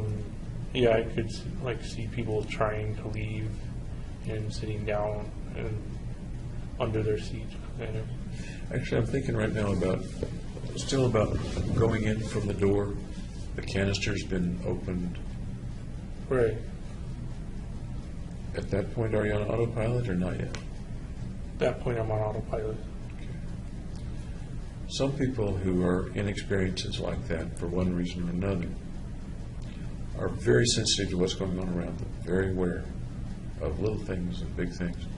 No, I wasn't like that. Wasn't like that. No. How about vision? How well could you see at that point going in from the door? I couldn't see very well at all Because there were scratches in the gas mask, and it was brighter outside than it was inside. okay. Then you come around the curtain or around whatever the partition is and toss the canister? Yeah. Walk me through from there. Then I raised the shotgun and saw that people were getting up in the back left corner. So I shot up that direction, and then I don't remember any of the other shots of the shotgun. Any idea why those people were getting up in the back left corner? Well, they could see me all decked out with my guns and stuff. Okay. So you shot in that direction. Do you know whether you hit anything? I heard a scream. You heard a So I scream? assumed, yeah. Okay. What happened next? And I shot all my shotgun rounds and tossed it on the floor. Slow down a little because I want to kind of each step, if you don't mind. You shot how many times toward the folks in the upper left? I think the shotgun held 5 or 6 shells. So I shot all 6 of them. Emptied in that direction, okay. Go ahead, please. I didn't know what, just in the direction of the people. I don't remember after the back corner where I fired them. Okay. But then I threw the gun down and switched to the AR-15. And I don't remember where I shot those ones either, except for like 2 people who tried to run away, and I shot like 3 shots at them. There were many more people in the theater than the 2 who were trying to run away. Right. Did their running away prompt you to shoot them? It made me kind of focus on them or divert my attention to them, because I can't have everybody running away from the scene over there. Tell me what you mean. I can't have everybody running away. Well, because then I'm kind of out of control of the situation. Okay. While you were firing, did anybody get out while you were firing? Yeah, the 2 people who ran away, and then afterwards, 4 people, I think, carried a guy out, and they got out the back exit, the emergency exit. Okay. So they came out the exit you came in? Yeah. And I think we'll get to them in a minute. So you're firing the AR now. Yep. And tell me how you fire an AR with the gas mask on. You put it up to your shoulder and start shooting. Can you sight down the barrel with the gas mask on? I had a scope on it, but I didn't use it to sight. I just shot randomly. In the direction of people, but randomly would it? Randomly towards the people. Towards, okay. At least some of the time you were trying to shoot specific people. Right, so those 2 people who ran were the specific people. And then there was one other guy, which they carried out, who was a specific person I shot at. Do you recall shooting anyone who you knew was already hit? No, because I couldn't tell who was hit or not. You can't see. Okay. Did you see anyone fall from being hit? No. Really? They got down kind of behind the seats pretty fast. Okay.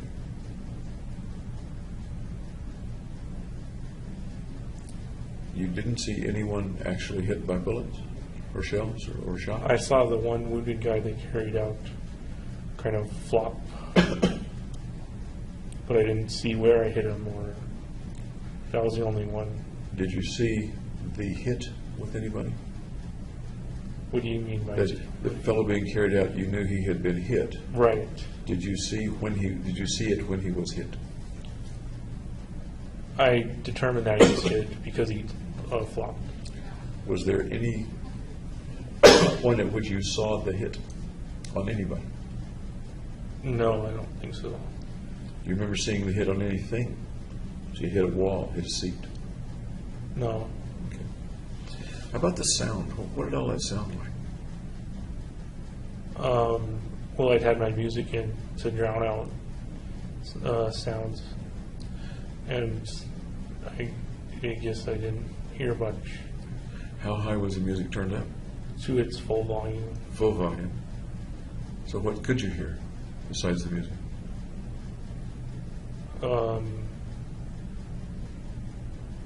I don't remember hearing the gunshots. Okay.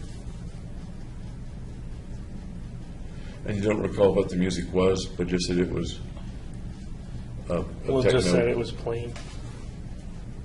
and it was techno? Yeah.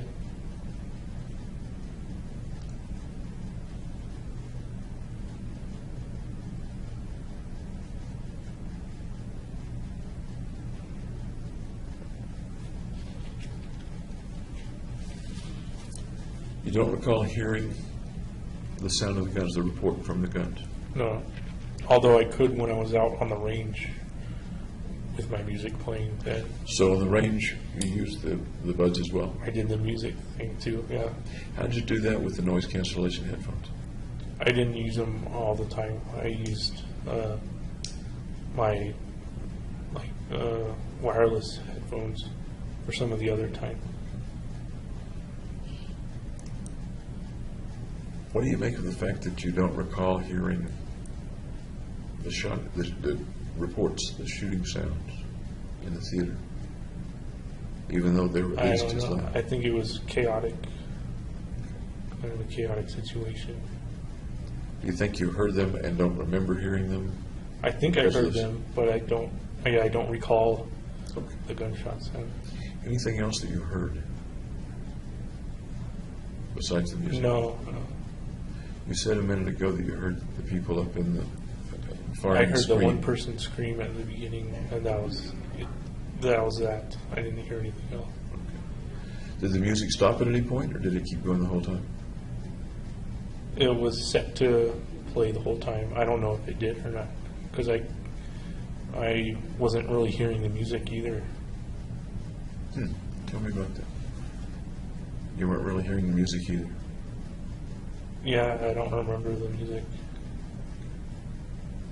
So even if it had paused or was between beats or between songs,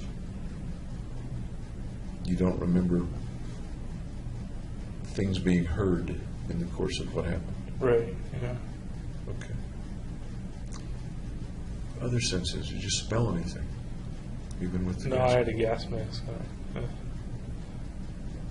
There are certain smells you can smell through the gas mask. I didn't smell any of them. Could you smell the The tear gas? right gas, yeah. No. Okay. Any physical sensations on your body that you were aware of? No. Heat, cold, sweat, Nope. tingle, None of that. the feel of the floor under your boots, the weight of the weapon in your hand, any of that? Nope. What do you make of at least your memory today is that you didn't feel that? What do you make of it? It was a pretty important event. Right.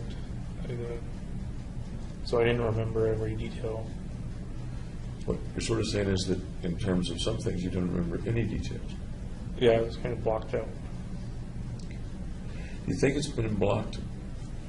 Blocked And out then. and I don't know the answer to this either. Do you think it's been blocked since the event, or do you think it was blocked during the event and you weren't perceiving anything at that time? What do you think? During the event. Okay. You've dropped the shotgun. You're using the AR. Are you moving around? Are you standing still? What? I'm basically in that corner the whole time, except for once I go into the light, which is later. The lighted hallway, I think. Move me through up to that point, can you? What gets us to There's the emergency exit, and I go in, and it's in the corner, and I shoot people from the corner. emergency exit down low? There exit outside or an exit at the back of the theater? The emergency exit is at the back of the theater. I'm not picturing it quite. There's an emergency exit down by the screen. Which is at the back of the theater. Okay. Is there also an exit behind the seats up No, in the direction of the seats? there's two corridors or aisleways Okay. besides the seats, and they go to the front door. of that theater. The ordinary doors that would lead out of the Double theater. doors, yeah. At any point, did you go to those doors? No, I went halfway down the aisleway. About halfway to the doors. On which side? Well, coming from in through the emergency exit on the left side. Okay. Tell me about that walk and what you were doing as you walked there. I was checking the weapon, and I discharged the magazine that had misfired, and was trying to put a new one in, but they wouldn't go inside they wouldn't click in there. So as you were, what was your purpose of walking up that aisle? To be able to see, because I couldn't see very well in the corner. And it was a safer spot to reload. Was it a better lit? Is that one of the things you're saying? Yes, the aisleways are lit while the Okay. And a safer spot to reload. right, so because they couldn't see me in there. So this wasn't along seats. This was in some way that the seats It was could. like this is the aisleway, and the seats would go up, and it Okay. goes down. And you went down. So what happened? The magazines wouldn't click into the AR. Right. Then what happened? Then I walked out. I think before I went into the aisleway, I shot some with the handgun, but I don't remember shooting the handgun. Before you went into the aisleway. Okay. Yeah.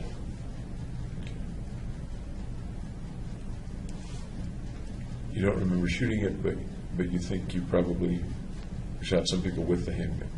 Well, I've known afterwards because it got revealed by lawyers in court that I shot the handgun. Okay.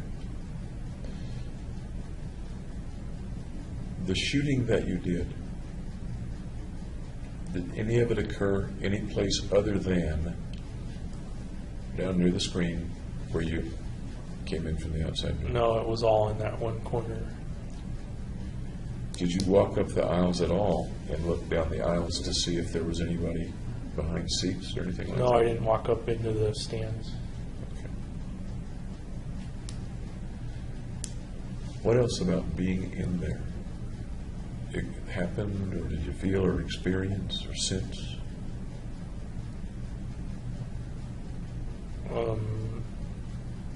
There wasn't anything else. Remember muzzle flash? No. Had you practiced the process of changing the weapons, emptying the shotgun, dropping it, starting with the AR, had you practiced that before? Not dropping the shotgun or anything, but yeah, inserting the magazines and reloading, I'd practice that. Why do you suppose the reloading was so difficult this time with the AR? It didn't work, I guess. I think the main reason why was because it was so dark. It was hard to see. Okay. They're shaped a certain way so that they can only go in one way, Right, yeah. and you were aware of that. You were putting They're them in. curved. Right, the so ones you I- put them in with the curve the right direction, or Right. forward. Yeah. Okay. I mentioned this when we were talking about the range. My understanding of those magazines is that they need not to be completely filled in order to minimize the chance of a jam. I didn't know that. Okay.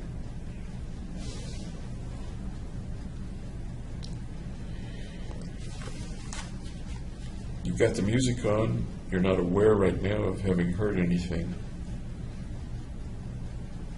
Was there any outward indication of how people were feeling or reacting to what you were doing? No, when I was walking back from the aisleway, I turned and looked at the stands, and they were completely empty, except for like the first row where people were ducking down. Do you think they knew that you had walked back up that aisleway, and that's why they were ducking down, or am I missing that? I think they'd previously been ducking down, and were still ducking down while I returned. So what do people feel when there's someone in the front right corner of the theater shooting loud weapons and screams being heard, things like that? What's the question? What do people feel when they're experiencing that? Terror, I would say. Can you expand on terror? Well, they'd be very afraid and kind of unbelieving that that could be happening at the moment. What do people feel when someone near them gets shot?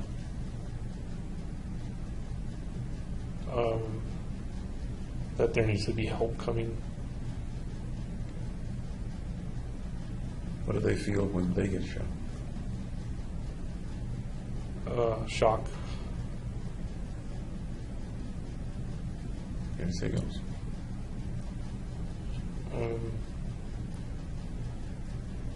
Just reaching out for help.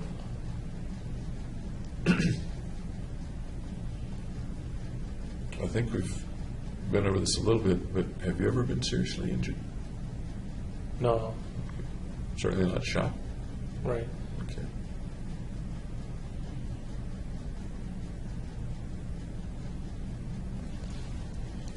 Do you remember what it felt like to pull triggers? No, I had gloves on. You know, you did. Did you practice with the gloves? Yeah, at the gun range, I put the gloves on as well. The gloves have a light trigger finger, less material on the finger, on the index I think finger. it's like neoprene material or something. Okay.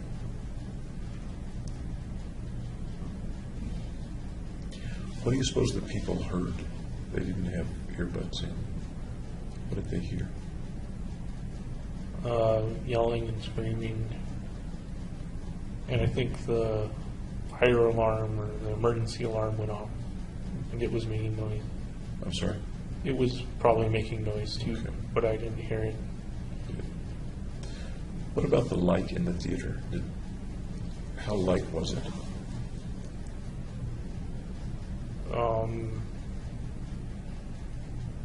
It was dark. Do you recall how long the movie continued to play, or did it continue to play the It whole time? continued to play the whole time I was there. Okay. Can you picture yourself in your mind now in front of that screen with the movie playing in the background, and you in the foreground, like a shadow, I guess, with guns blazing? I can't see me firing. I can see me at that location though. What do you make of, I don't understand, you can't see yourself firing, but you can see yourself at the location. Right. What do you Pointing mean? the weapon. Is there a reason that you can't see yourself firing? That's just what I couldn't see at the moment right now. I'm sorry? That's just what I couldn't see right now. At the moment. Can you cause yourself to see that? See yourself firing?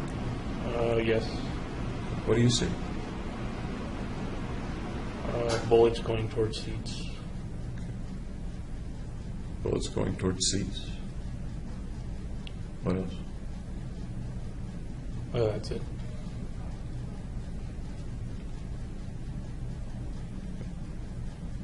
Are the bullets going toward anything else besides seats? No. People? All the people are hiding behind the seats. About 65 or 70 of them obviously went toward people, didn't they? So yeah, I assume it went through the seats and hit them. Really? Really? Yeah. How many folks do you suppose were hit directly, and how many of the bullets went through the seats and hit them?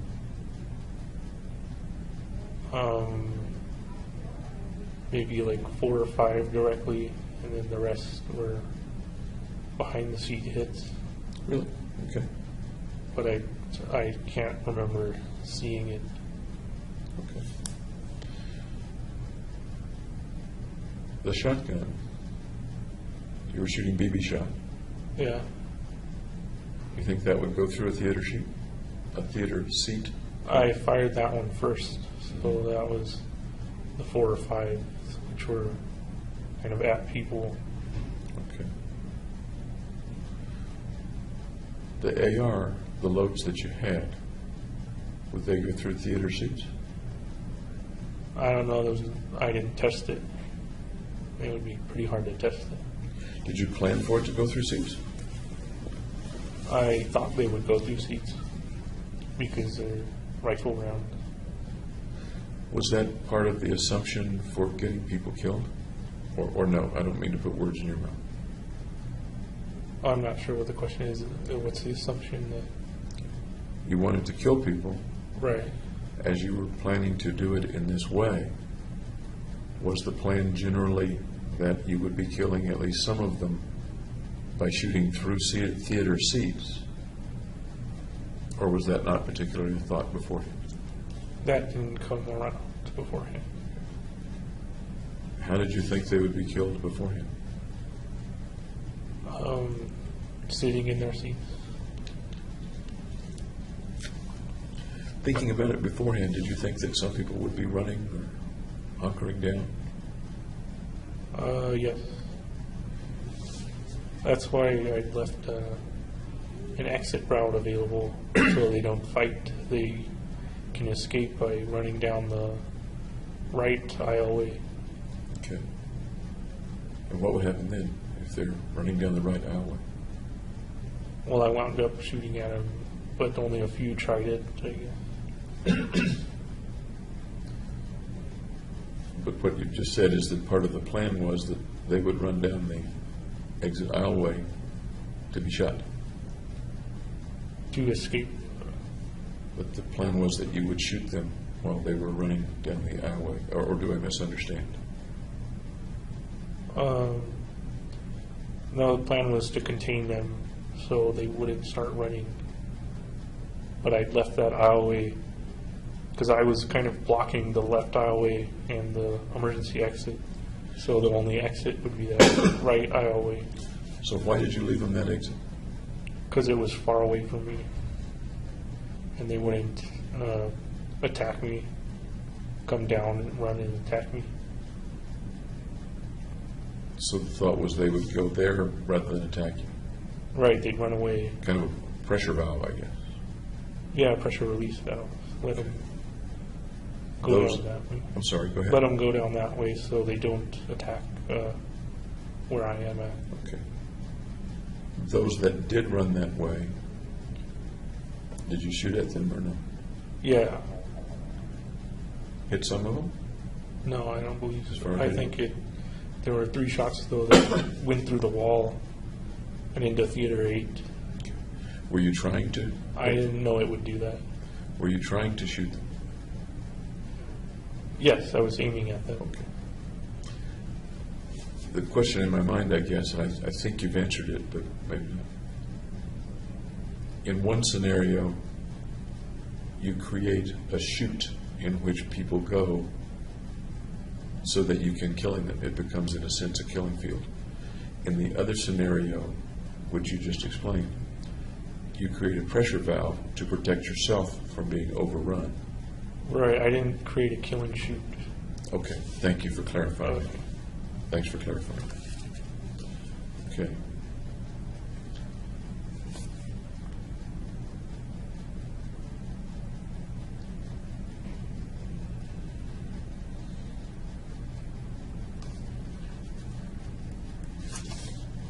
You remember the reloading, you remember the jamming,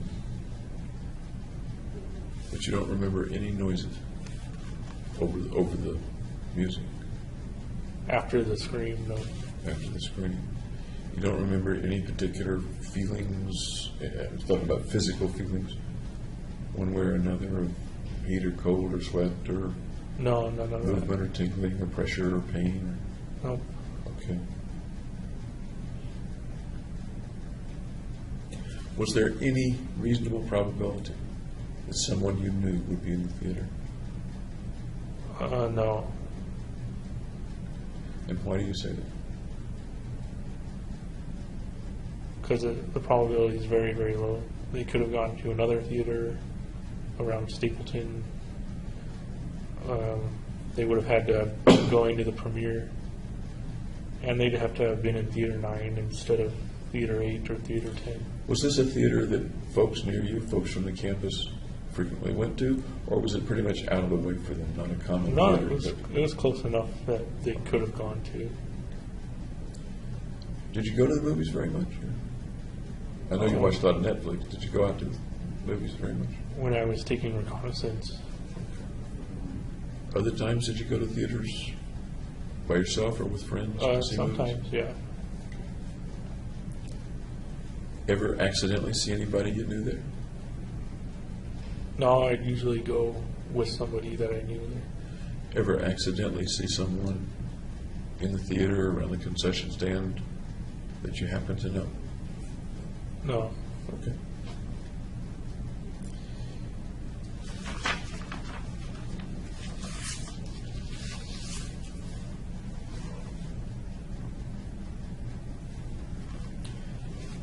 When it was over, when your shooting was over, how many people do you think did you think you had hit? I think I hit maybe 20 people and maybe killed only 3 people. So That- Sorry. I wasn't sure I'd actually killed anybody at that time until they said there were people deceased over the police radios. But at the time that you finished shooting and left the building, Yeah, I know that you didn't know for sure, but your impression was somebody's probably died. roughly 20 and 3. Yeah.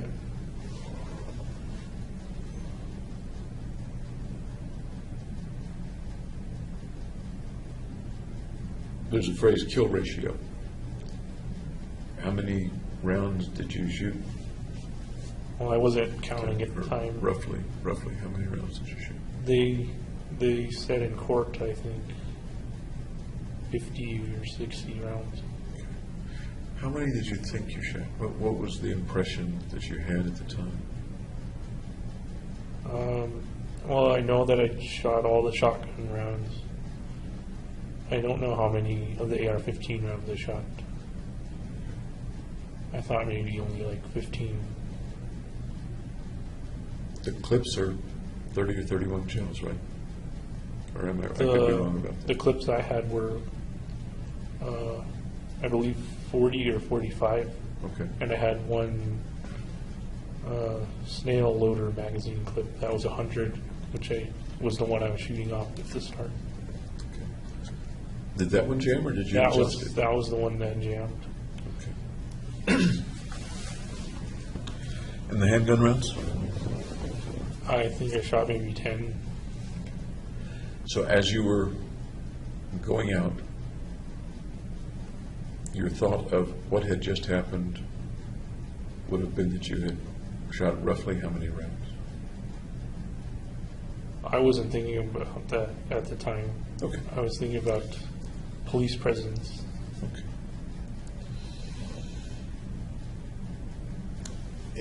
There are lots of things that I know that I missed asking about with that. Is there anything else about the experience inside the theater that sticks in your mind that you remember vividly? This one guy in the front row was smiling. Yep. I thought it was kind of odd that he'd be smiling. At what point was he smiling? When did you see This him? was when I was going to leave, going towards the exit, and just looked back and saw that he was smiling. What do you make of that? I think it's probably a stress reaction that he did. As far as you know, did he look alive? Yeah, he was alive and moving a little bit.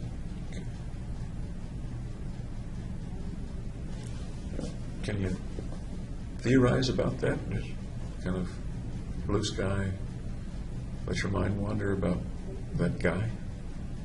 What was going on with that guy? I wondered why he had that reaction. What might it have been? Just we'll probably never know. But what might it have been if you were to spin out a story about that guy? You look back and here's a guy smiling.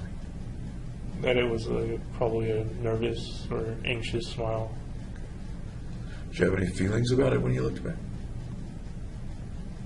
No. Any thoughts about it? No. Any thought of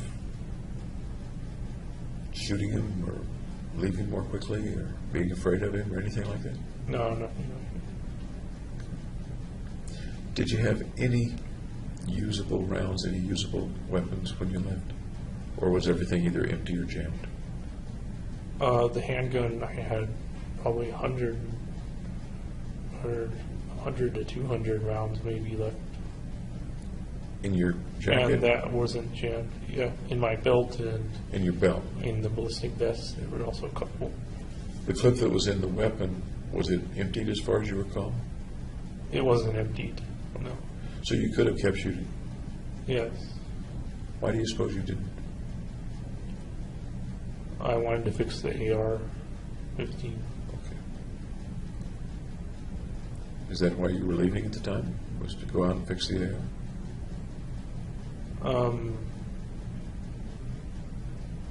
I don't remember if that's the reason why I left or if I just left because I was done shooting. And I'm interested in that. You just said you wanted to fix the AR, and I kind of interrupted you. That's kind of why I went to the light in the aisle with. Okay. But then at some point, fairly soon, or no, you went back down and out the back exit. Once I couldn't fix it, I kind of left. And then I tossed down the AR-15 outside.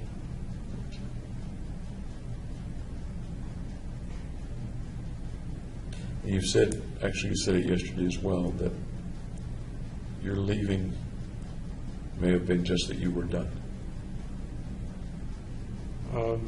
Yeah, I guess I'd shot enough rounds or whatever. You go outside, you go through that door. Has anyone else gone through the door in front of you?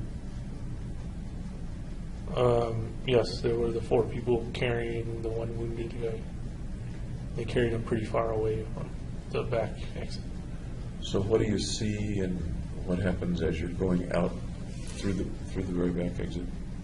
I see a car parked along the road that looks like a police car with their headlights on. So I kind of figured the police were already there. So I went back towards my car and opened the door. And then I saw 2 more police kind of towards the left. Okay. As you went to your car, did you see anything on the ground or anything around you? Was there anything? There were some small blood smears. Okay. At what point did you take off your gas mask? The officers removed those. So at the point we're now talking about, you're going out toward your car, you still have the gas mask on? Correct. So you're toward your car, there are a couple of officers, the way you indicated they were on your left? Yeah, towards the emergency exit of Theater 8. And what are you doing at this particular point? You open the door to your car, you say? And then I just stand there and watch them. When you opened your car door, did the dome light come on? The what light? The light inside the car? When you open a car door, a light comes on usually. Right. Usually. I don't remember if it did or not. Do you remember fixing it so that it wouldn't or not? What do you mean fixing it? You can usually make it so that when you open the car door, the light comes on, or make it so that when you open the car door, it doesn't come on. I don't remember. Oh. Okay. So you open the door and you're standing there. What happens then? I take off my belt and put the handgun on the top of the car, and then the police officers come towards me, and I put my hands up and surrender. Did you put your hands up before they told you to or asked you to? Before, yeah. What were you thinking then? What was your thought? What was your feeling They then? wouldn't shoot me because I was surrendering. Why did you think they wouldn't shoot you?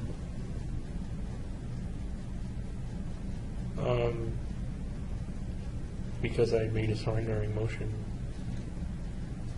If anyone in the theater had made a surrendering motion, would you have shot that person? I don't know, and I don't know if any of them did or not. It And didn't it's a come out. hypothetical situation. Yeah. But you describe yourself when you're on the, let's say, victim end of expecting not to be shot. I didn't know if I would be shot or not. Okay, fair enough. Fair enough. So you put your arms up, what happens then? Then they tell me to show the hands, so I take my gloves off and show the hands, and then get down on the ground, and then they handcuff me on the back. Did they handle you pretty roughly or not, or how did that go? It didn't seem that rough. It seemed like they were just doing their job.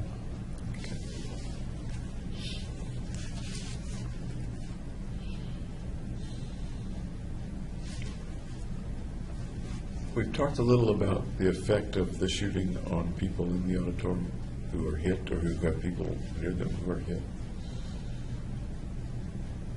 We talked a little yesterday about the effect on the families of people who were hit. What about the effect on the community? What do you think the effect on the community has been? I think it made the community more tightly knit. Made the community more tightly knit? Anything else?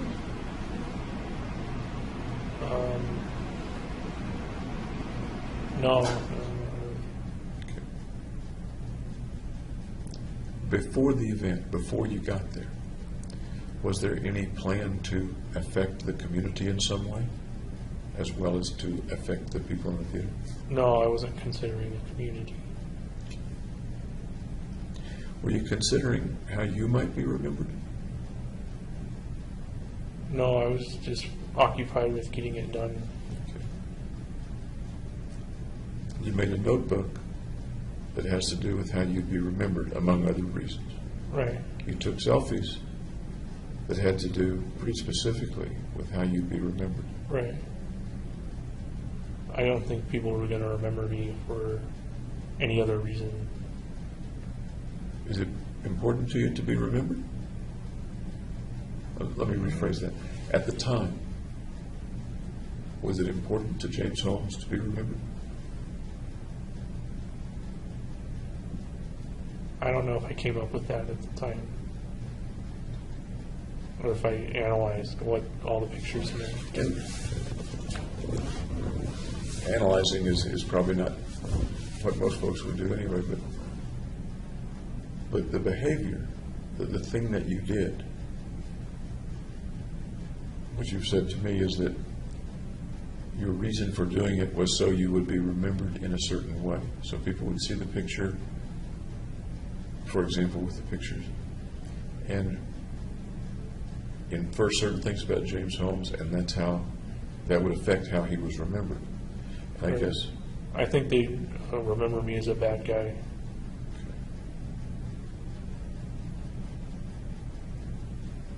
Did you anticipate that before the shooting, that they would remember you as a bad guy? No, I don't remember bringing me up at all. Let me come back to the kind of the point of my question earlier. Is it important to be remembered? That depends on who you ask and what their beliefs But are. I'm asking James Is it Holmes. important to me to be Yes, remembered? yes. And specifically, Was it important for you to be remembered in the first half of 2012? I'd say yes. Tell me about being remembered and how you thought about or may have thought about being remembered in April, May, June, July of 2012. I don't know how to answer that. How'd you want to be remembered?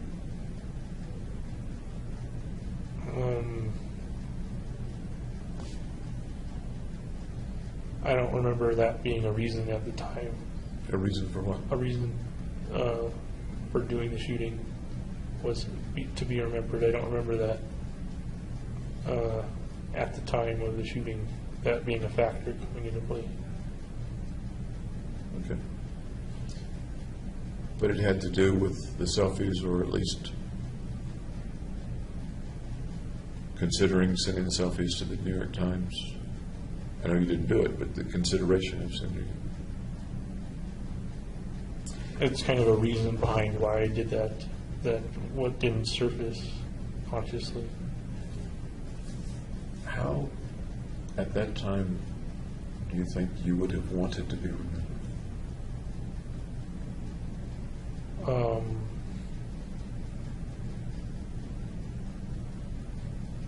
It didn't come up. But thinking about it now, thinking about what James was like 2011, 2012, if I had asked you then, how do you want to be remembered, James? What do you suppose would have come As to a mind? good person. Okay. What else? For my achievements, Achievements like?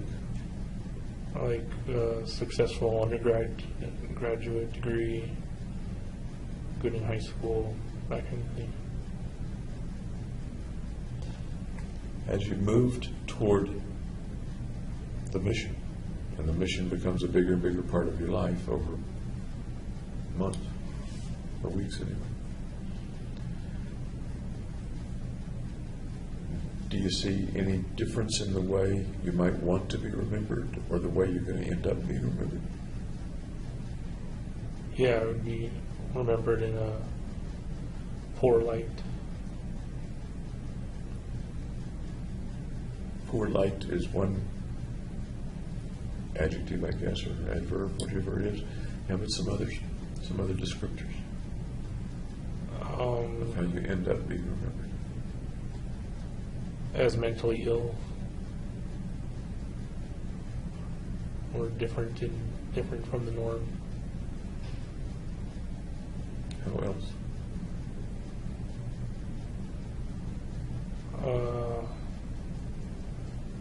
Being successful with the mission.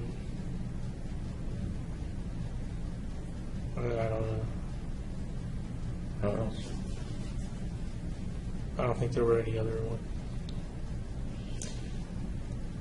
Before the mission, I think you used the word successful, but maybe you didn't use that word, about, for example, a neuroscience profession, perhaps, Right. or your work in undergraduate school. Then you use the word successful with regard to the mission. So I accomplished what I set out to do. Okay. At the time, just after the shooting, you thought maybe you had hit 20 people and killed 3, you weren't sure. Right. Would that have been a success? 3 or more, in my view, would have been a success. 12? Successful. We're on the scale of little success to really big success. Where does- Moderate. Moderate. success. How about the 50-some-odd people who are injured? Collateral damage. So does that come under the success column or not? It doesn't play a factor. Does it detract from the success? No. Is there any level of collateral damage that would detract from the success of 12 kills? Oh, no. 1,000 wounded. I'd only count the kills. The collateral damage of damaged families, things that we talked about the last couple of days, Right. losing a parent, things like that. Never came under consideration. How about now? Does it count against the kills? No. A slightly different question. Does it matter? Does what matter? All the collateral damage. Yes. How does it matter? Well, people were maimed and wounded and injured. Yeah, we know that part. How does it matter to you? To you?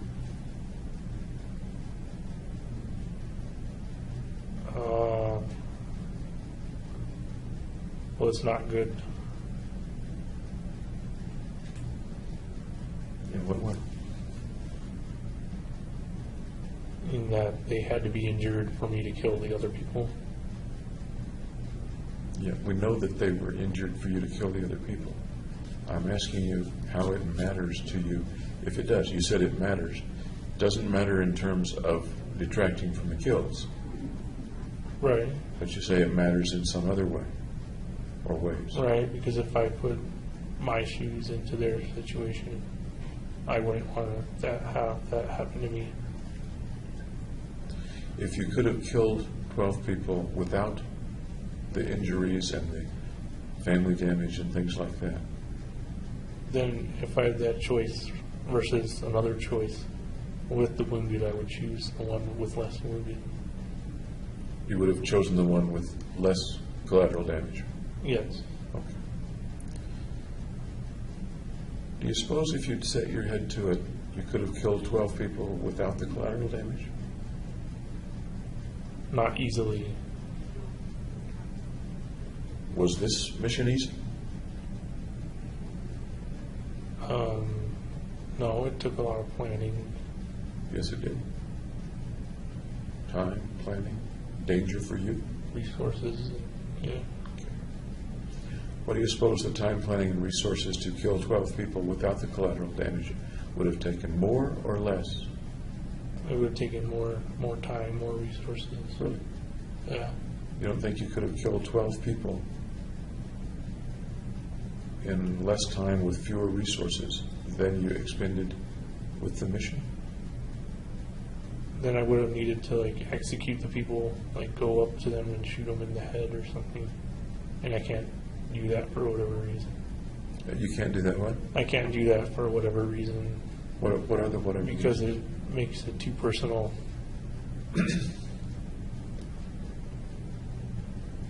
Some of the people in the theater were pretty close. Yeah, I didn't know them. I didn't see who I was You wouldn't have known the people on the street if that's where you would choose to execute them. Right, but I would be executing individuals instead of a crowd. You weren't executing individuals in the theater? No, I was just aiming at the crowd.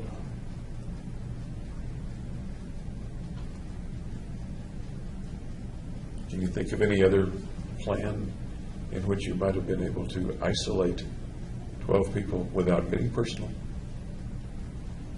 and avoid injuring 50-some-odd people and et cetera?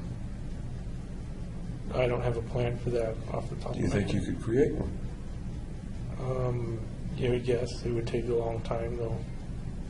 You took a long time with this plan. All right. Okay. The alternatives that you looked at for this plan, the ones you looked at,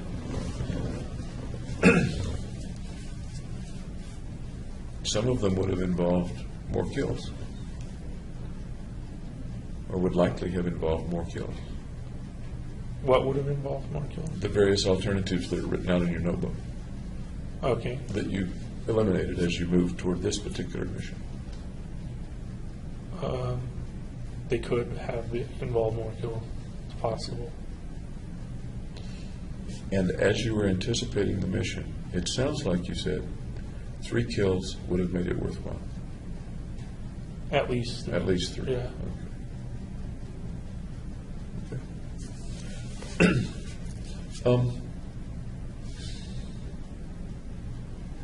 Were there any other intended or unintended effects of the mission, the actual shooting event in the theater? Anything else relevant or important that was intended or unintended that you can think of? No, Damage to the theater? I'd say that's minor when compared to wounding people and killing people. How about the effect of your being arrested? It prevents me from killing other people. Tell me about that. Is that a good effect or a bad effect or a neutral effect or a planned effect?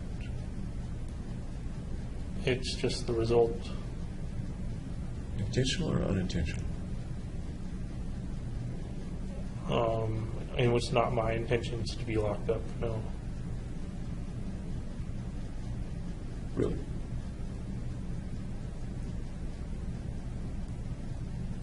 What did you think the chances were of you not being locked up? Very slim.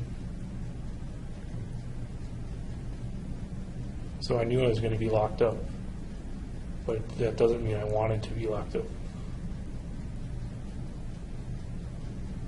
That kind of begs the question, so why did you do something that would make it virtually certain you'd be locked up or killed? That's just the price you have to pay for completing the mission. And the benefit of completing the mission is? Increasing my self-worth. As I think about it in my simple mind, I think sometimes missions are done to get something, such as to increase self-worth, as in your case, the way you view it. Other times, people do things defensively to prevent themselves from being killed or hurt or to stop something. Okay. I don't think I came in with that reasoning Okay. during the time. Okay.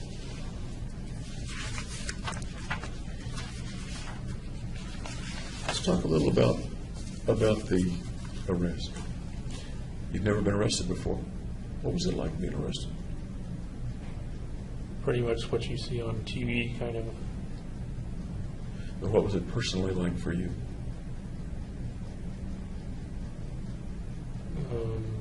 It was everything I expected it would be. And what is that? Just routine. No.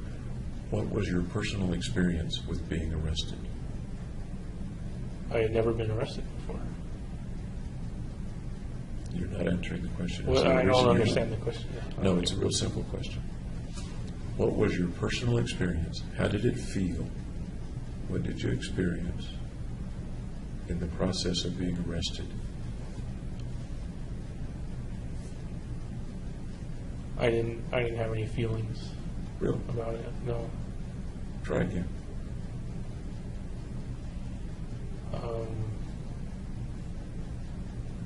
I just kind of felt it was something that was going to be done.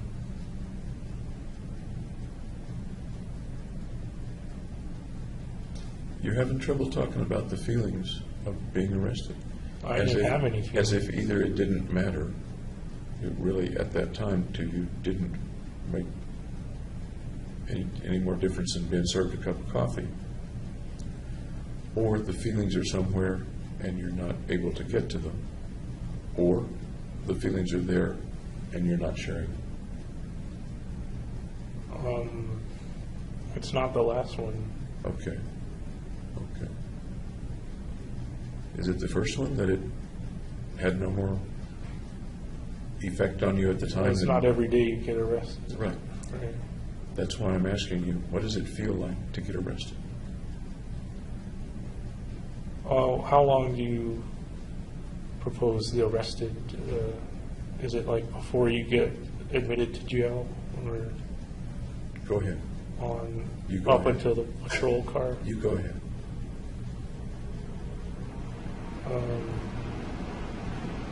It was just expected that they handcuffed me and put me in the back of the patrol car. There were no surprises. What did it feel like to have the handcuffs close around your wrist? They were pretty tight, so it hurt. There's a feeling. There's an experience. Tell me more about that experience from the time the officers put the handcuffs on. Well, it was uncomfortable.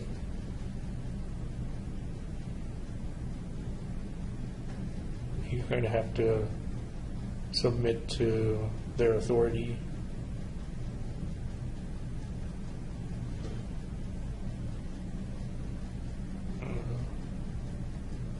That's about it. Are you accustomed to submitting to other people's authority or not? Yeah, you work for your boss, your advisor, your professors.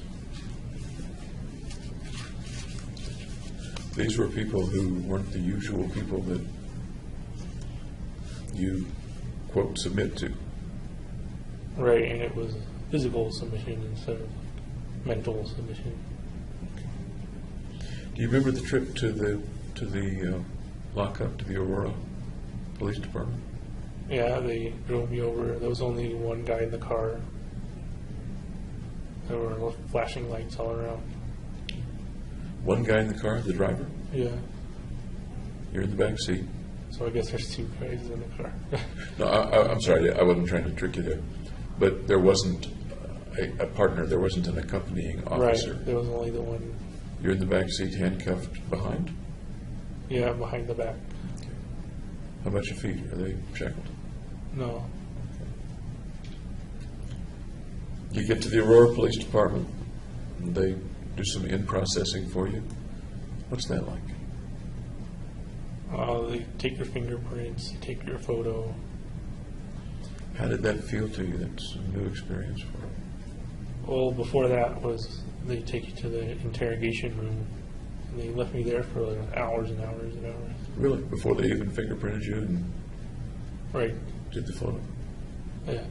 What was it like in the interrogation room? It's a windowless room with like a camera in the corner. There's not much to do, nothing to do really.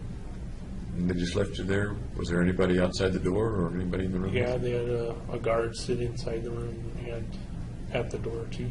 Okay. What'd you do while you were waiting? I was fidgety and they put bags on my hands for GSR residue testing, I think. Did you expect those pieces of the process of being arrested? Yeah, just from watching like CSI. Yeah. Okay. So it sounds like you knew what the bags were in general intended for. I thought they looked like popcorn bags at the time. So, like they were going to microwave my hands or something. What's it like to have your hands inside bags? I assume taped at the wrist or something like that. Well, you can't scratch an itch or anything. You mentioned that there was nothing to do, and I'm not sure you used the word boring, but you, even though there was a guy there, a guard there, what are you doing with the bags on your hands? Oh, he's doing like sock puppets or something. Then what happened?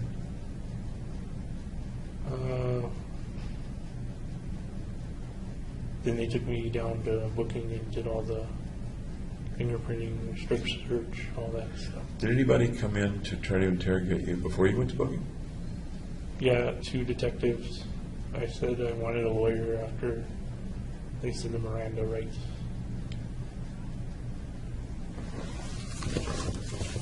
This may sound like a silly question, but it's really not. Why did you want a lawyer? To be protected. Okay. In what way protected? From incriminating myself, anyway.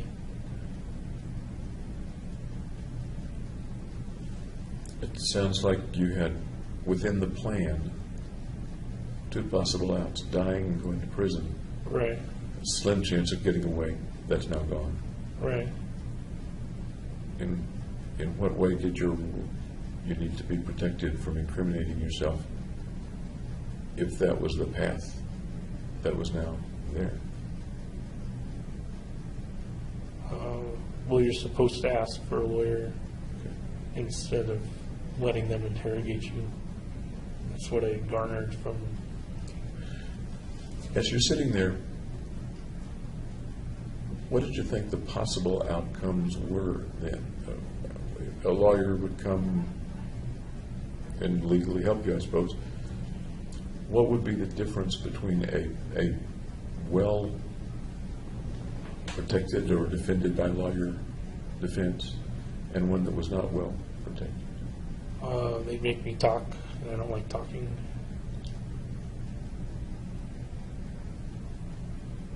They make me talk and I don't like talking. Right? They'd interrogate me. Okay. Did you eventually get interrogated anyway? Yes. Okay. Okay. They denied my lawyer to come in, even though he was there at the jail. Was that the time they were asking about the apartment? They were asking about, those bombs. Okay. That's a kind of a special kind of interrogation, I guess. It has to do with your apartment and with the danger from the bombs and incendiary things. Right. So I told them all about it. How did it go? How did it happen that you told them all about it? What was the benefit to telling them all about it? Well, they originally said children would probably get hurt.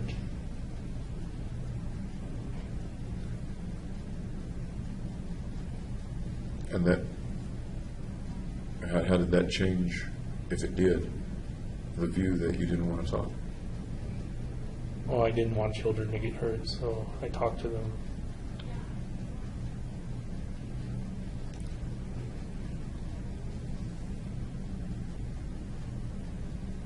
Sounds like you were pretty cooperative in telling them about the apartment.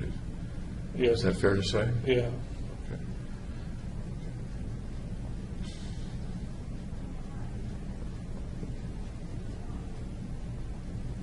As you're at the station and it's done, not only is it done, but you're now contained. What's the feeling that you have? What's going to happen next, kind of a thing. Okay, what's going to happen next? Any other feelings come to mind?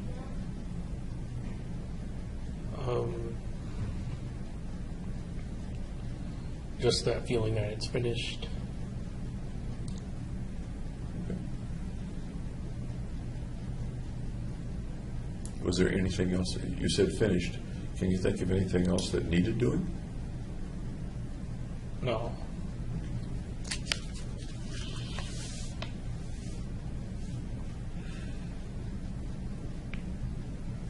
Eventually, they took you to the Arapahoe County Jail. Right. How long afterward was that the same day that they took you to the Arapahoe County Jail? What's the question? Did they take you to the Arapahoe County Jail on the same day? On that Friday, yeah. So you didn't have to spend the night in a lockup at Aurora PD? I was in the interrogation almost all night. And they took me in the morning. Did they offer you any food or water or things In like the that? jail, yeah. Chance to use the restroom? I was in a cell with a John. Once you left the Aurora County Jail, did they tell you where they were taking you? Or the Aurora lockup? Did they tell you where they were taking you? No, they didn't tell me. They just took me there. Okay.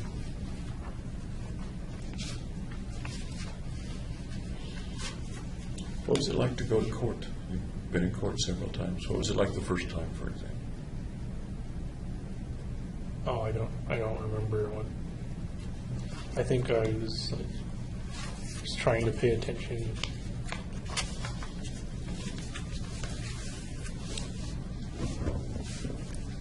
The first time you went to court, they would have had to bring you from the Arapahoe County Jail to court, right? Yeah, there's a tunnel underground that goes. And you're sitting in court for some procedure hearing. I'm not sure I know the name of it. There's a judge. You're sitting there. Your lawyer. What do you remember about that event? I don't remember anything from it. Do you remember the judge talking? I know he talked. I don't remember what he talked about. Okay.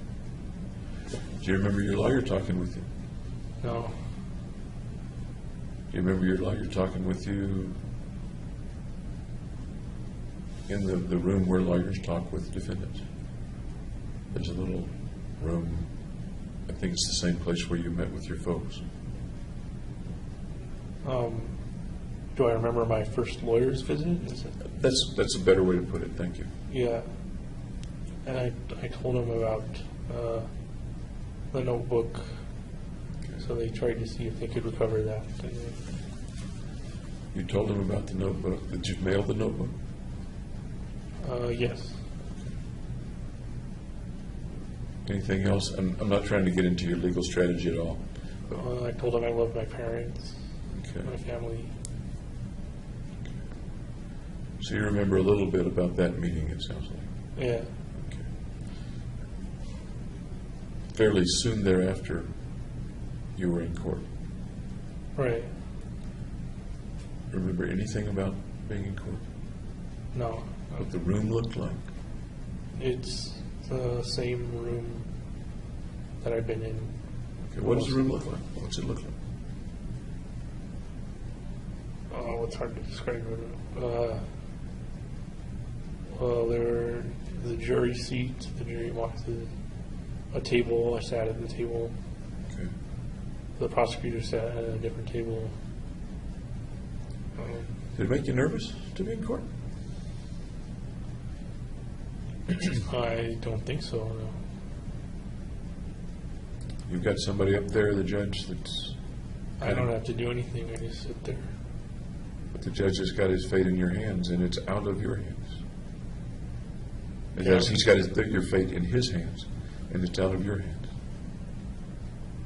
Right. So there's nothing I really need to do. Do you like it when your fate's in other people's hands? No. But it didn't bother you in the court, as far as you remember. Right. Yes. How about other times in courts, hearings and things like that? Do you remember those times? They all started to blend together. But yeah, I remember seeing specific witnesses and stuff. What was the last time you were in court? Or roughly when?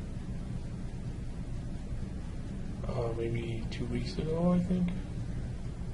Do you remember what was being talked about in that hearing or that event? Yeah, they were asking professional witnesses or professional experts on their procedures and qualifications. So firearms and tool marks specialists, gunshot residue specialists. Of course, that's much more recent, and it's as you are today, not necessarily as you were 2 years ago. I'm real interested in how you perceived things in court 2 years ago, or 18 months ago.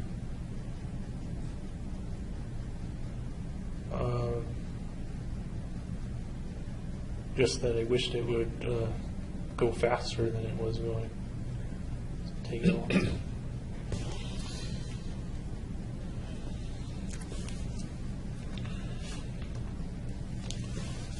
Once you got to Arapahoe jail, Dr. Woodcock saw you there, I think, right? Yeah. Do you remember Dr. Sather? Yes, I think he was the treating psychiatrist of the jail, maybe. That may be Dr. Mosier. That's Dr. Mosier. Okay. Dr. Sather, no, I don't remember. Okay. Tell me about Dr. Mosier. What's your experience early on with Dr. Mosier, if you remember? He just asked if I was having side effects with the medications. Were there medications early on?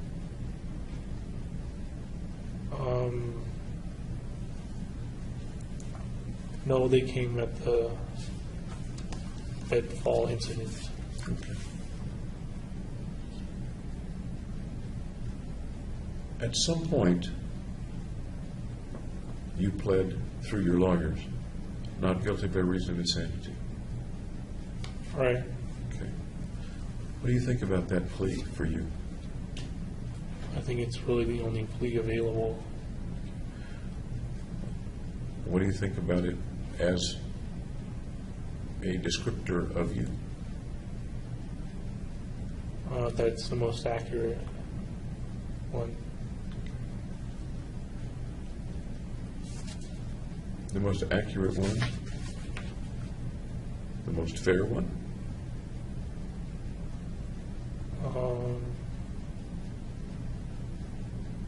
Fair compared to, I'm not sure about that word. However you want to interpret it.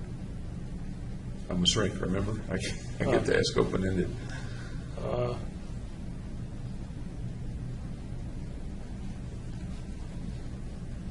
I guess it's fair, yeah.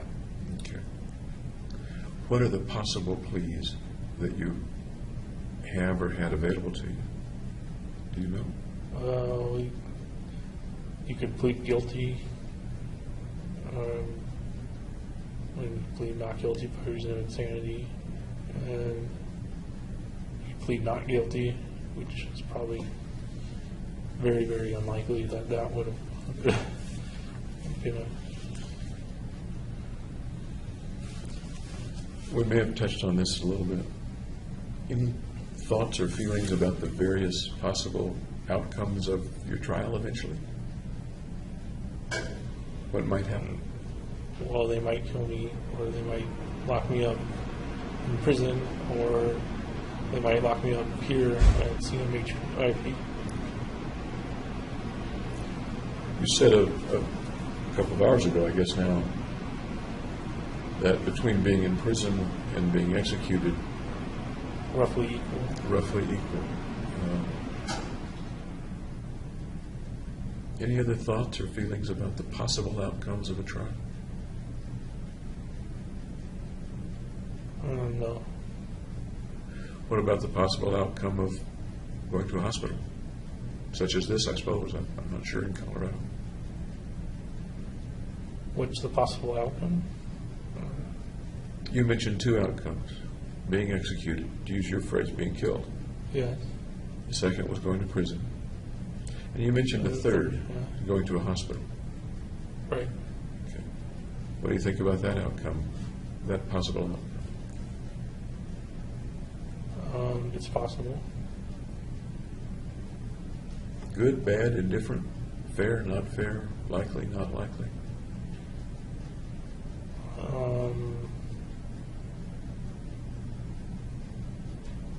Low chance, I would think. If it were to happen, good, bad, indifferent, better than prison, worse than prison, better than execution, worse than execution. Well, it's better food at least. We do know that, don't we? Yeah. Anything else that would make it better or worse? Or about the same? It seems pretty similar to jail, but this is a special situation they have me in. One of the things I seem to notice is that at jail, almost no one talks to you. All right, they'll talk when they serve dinner, basically, just like hellos and kind of. If you were to talk to them, do you think they'd talk to you more or not? Yeah, I think they're open to communication. Okay. here, people talk to you a lot. There's not much else to do. Yeah, they talk a lot, so that's a downside for me. That's a downside Yeah. for you. So the fact that this is a little more, slightly different word, a little more social place, is a downside for you? Is that what you Yeah. would say or not what you would say? Yeah, it's fair to say. Okay.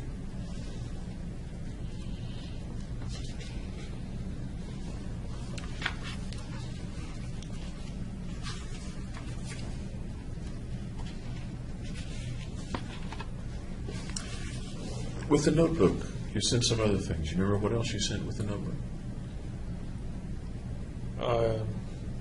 Can you give me some sort of context? What else? You remember what else was in the package besides the notebook? Burned currency. Tell me about the burned currency. Well, I figured I wouldn't have any use for money afterwards, so I destroyed the currency. Was that all your money? No, it was about as much as I could take out from the ATM machine. Tell me what that process was. What did you do in terms of getting the money? I rode my bike over to the ATM machine and tried to pull out as much money as I could with my debit card and my credit card. How much did you get? I think 400 or 600. Okay. What day was this? I don't know. Was it the day that you mailed it or close to that it day? was close to that date, Okay. early July. So you took the money out. What were your thoughts as you decided to go get the money, as you got the money? One thought you mentioned, that I won't have much need for money. Right. What else? Any other thoughts? Or- No, not really. That was the main one. What did you think Dr. Fenton would think or infer from finding the money in the package? Well, one of the reasons I didn't stay with Benton was because my insurance was going to get canceled because I dropped out graduate school. And she charged like $80 an hour, so it would have been unreasonable to have sessions without the insurance. What does that have to do with sending money with the notebook? That money didn't matter anymore. But I asked you what Fenton would think, and your answer was something having to do with what she charges for sessions. I don't understand the connection between that and the money that's in the package. Money was a factor in me not continuing on the therapy with Benton. Yeah, we know that. But why put money in the package? You weren't going to have any more sessions. Right. Why send her money? What's in her burnt money? Why send her burnt money? To show that was a reason why I didn't come back to her. At the time, did you expect that she would put all that together? Because it's very confusing to me. At the time, I don't know what I was thinking.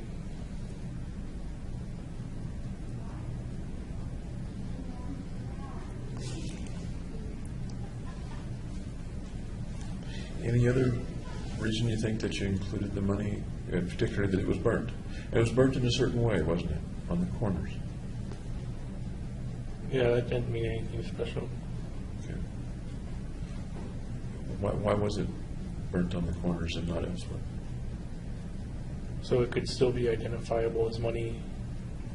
Okay. And once again, what she would think when she opens it up and sees burnt currency, what do you think she was likely to think about that, or to think that you were communicating to her? That money was an issue. An issue for?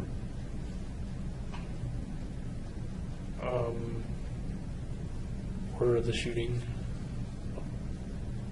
That money was an issue for the shooting? Yeah. That's what you just said. I don't understand.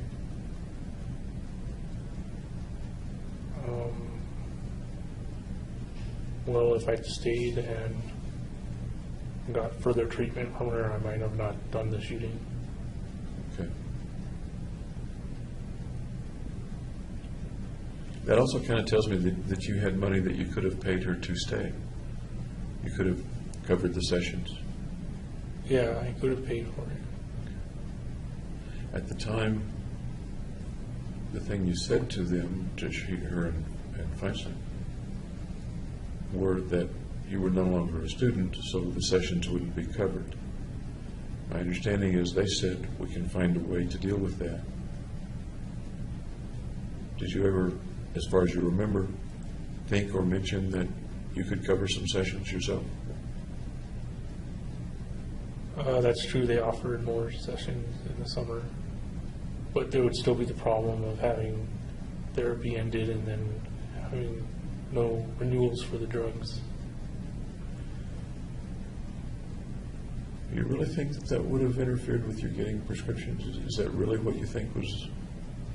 Yeah, I figured it reason would that have you couldn't stopped continue? the prescriptions. Yeah. That's not what they were telling you, though, was it? They were telling you that they could continue the prescriptions and continue the visits. Up until the insurance was out. And you had lots of money in the bank. Right. And your folks had money. Yeah.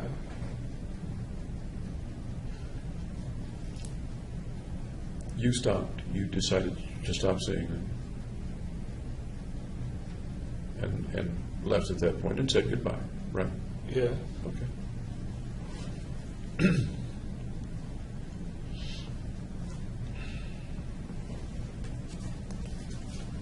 I want to move to something else that won't take very long, but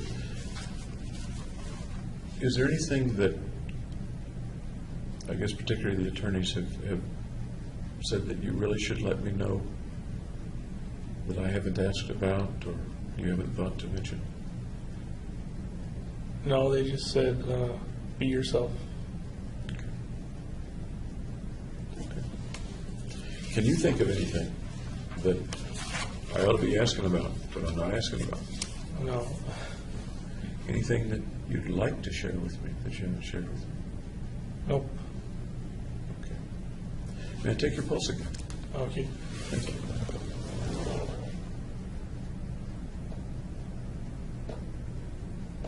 Thank you.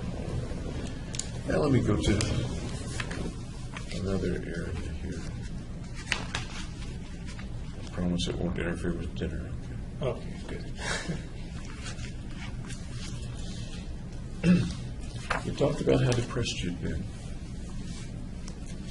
You talked about the possibility that you had a mania of some sort. Yeah. You called it dysphoric mania.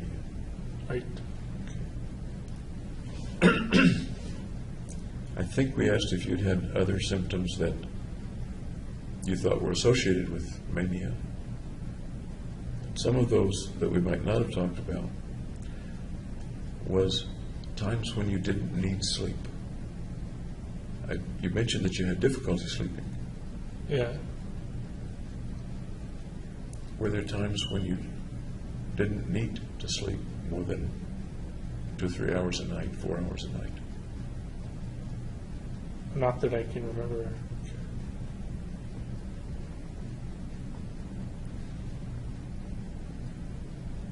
Times when you went out and bought lots of things that you didn't need.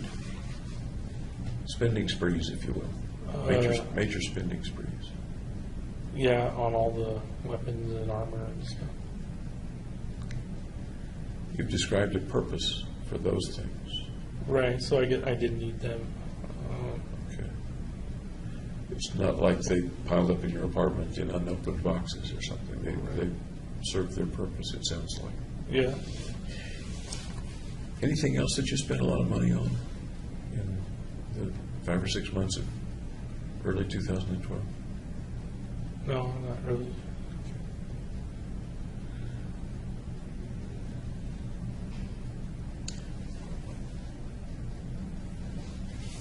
A lot of this we've already covered in the course of our chats.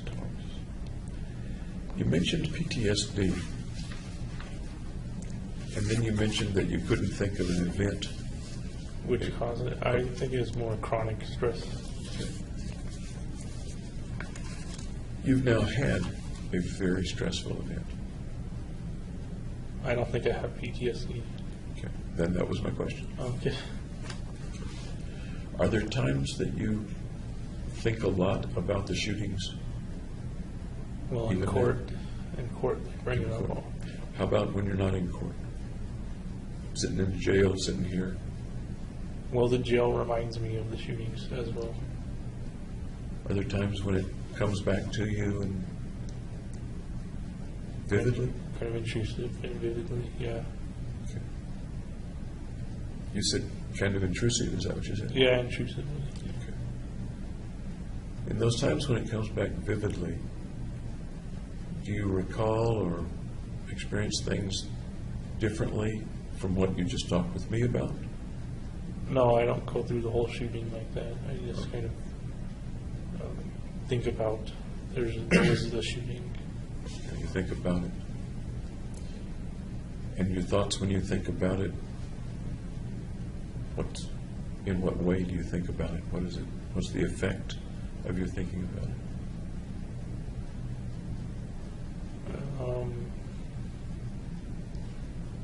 I don't know. What effect does it have on you to think about it? It has a kind of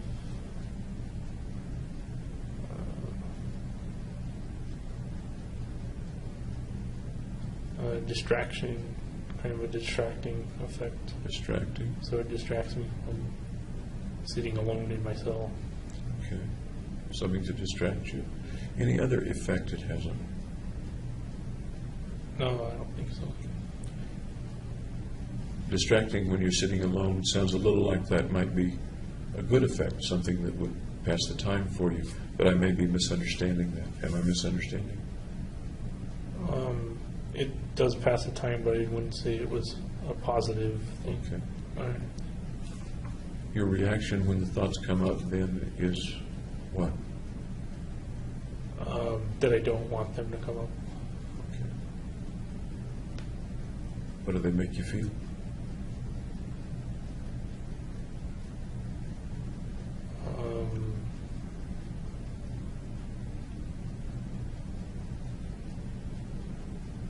I don't know. Sad, angry, disappointed, depressed, nervous, happy? I guess they don't make me feel anything. Okay.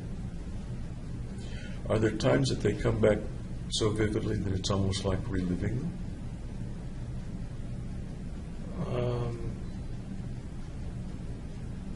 Well, we're living them with those kind of chunks missing in the video.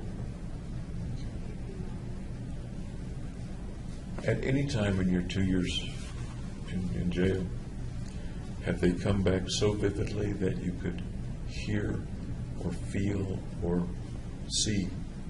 No. Okay. Okay.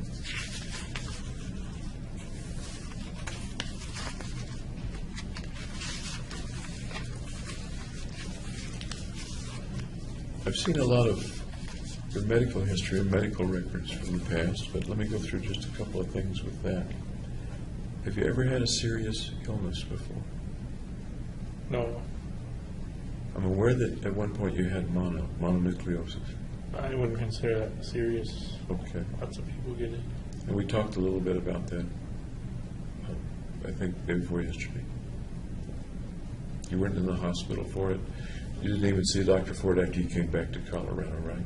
Right. Okay. Ever have an illness that put you in the hospital?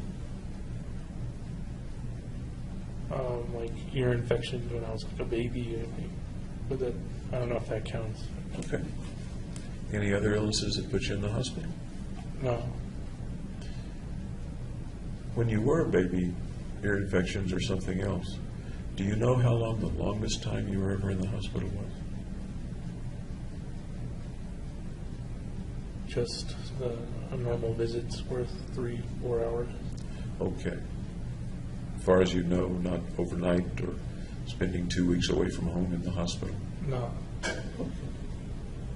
Any surgeries at all? Wisdom teeth removal. When did you have the wisdom tooth removed? In high school, I believe. Was that in office or in the hospital or where? In the dentist's office. Did they give you anesthesia or Yeah, anesthesia and then painkillers for you. put you to sleep? Yep. Any other surgeries you had? No. Tonsils, appendix? No. Anybody ever say that you had seizures or convulsions? No. Ever seen a neurologist before? No, I don't think so.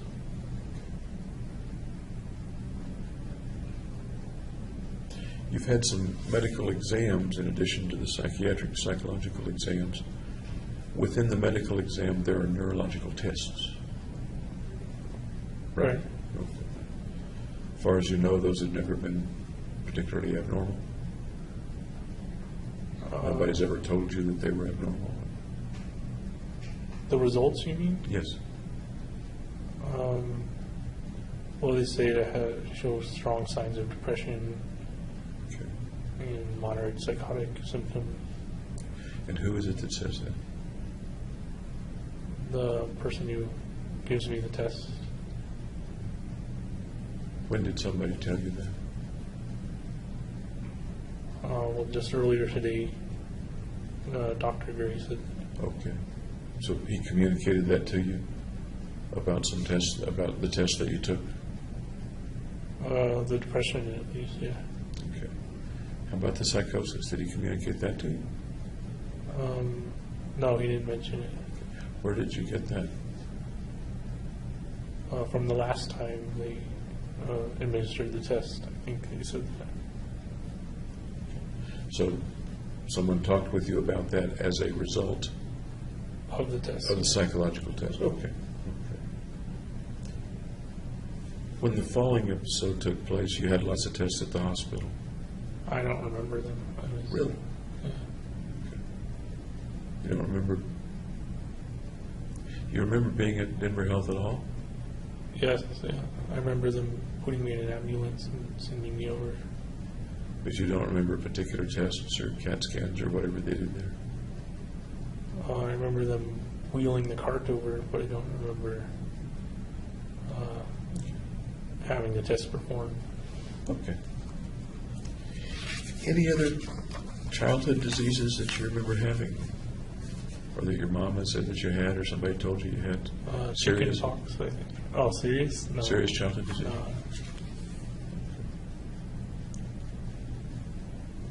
Your diet, while you were planning the mission, May, June, July, 2012, what was your diet like at that time?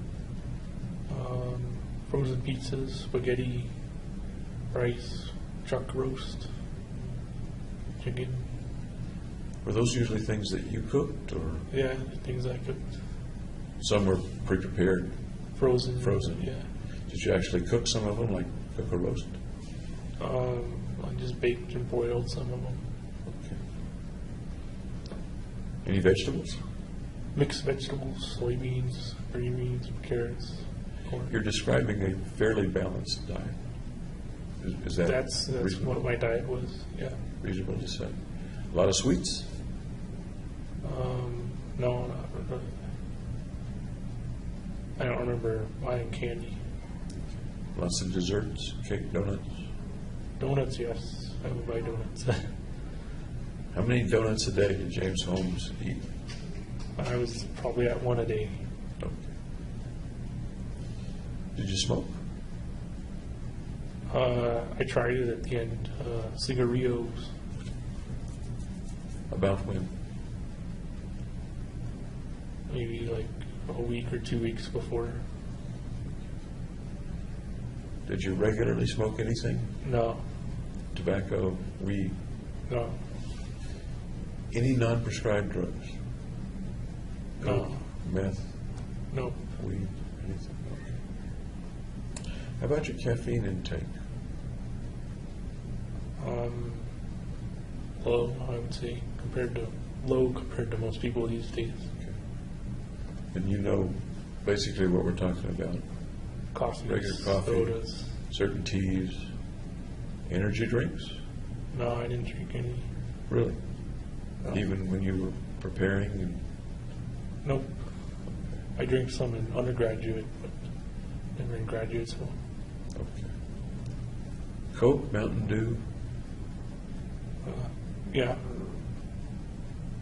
How many Cokes or Mountain Dews, Dr. Peppers, the ones with caffeine in them, how many per day would you drink of those, roughly? well, I drink it out of the 2 liters, so maybe like a couple glasses. Any homeopathic medications, over-the-counter stuff at the nutrition store, supplements kinds of things? Just a daily vitamin. Okay, daily vitamin. Anything else? No, You mentioned the depression and being concerned about that. St. John's wort, for example, is over-the-counter. never tried it.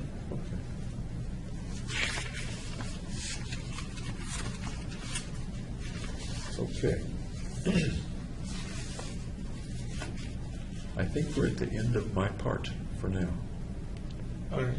I'm not certain what else is going to happen here, but we're at the end of my part. Any questions that you would like to ask me? Nope. Not a one. No, we talked about a lot. I'm sorry? We talked about a lot already. Yes, we have. Any questions about what my role, my job is? We talked about the first day, but we haven't talked about it since. No. Okay. All right. I will wish you what I wish everybody I talk with, and that's that I hope whatever happens is fair. All right. Okay? Thank you for spending time and working with me. Okay. Okay.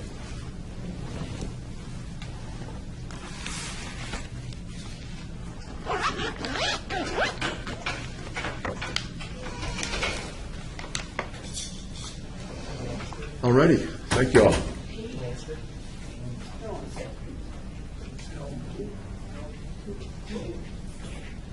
Did you use restroom, James? Nope. You're going to need a couple of minutes. Did you not hear? May I? Actually, I know. I was standing here.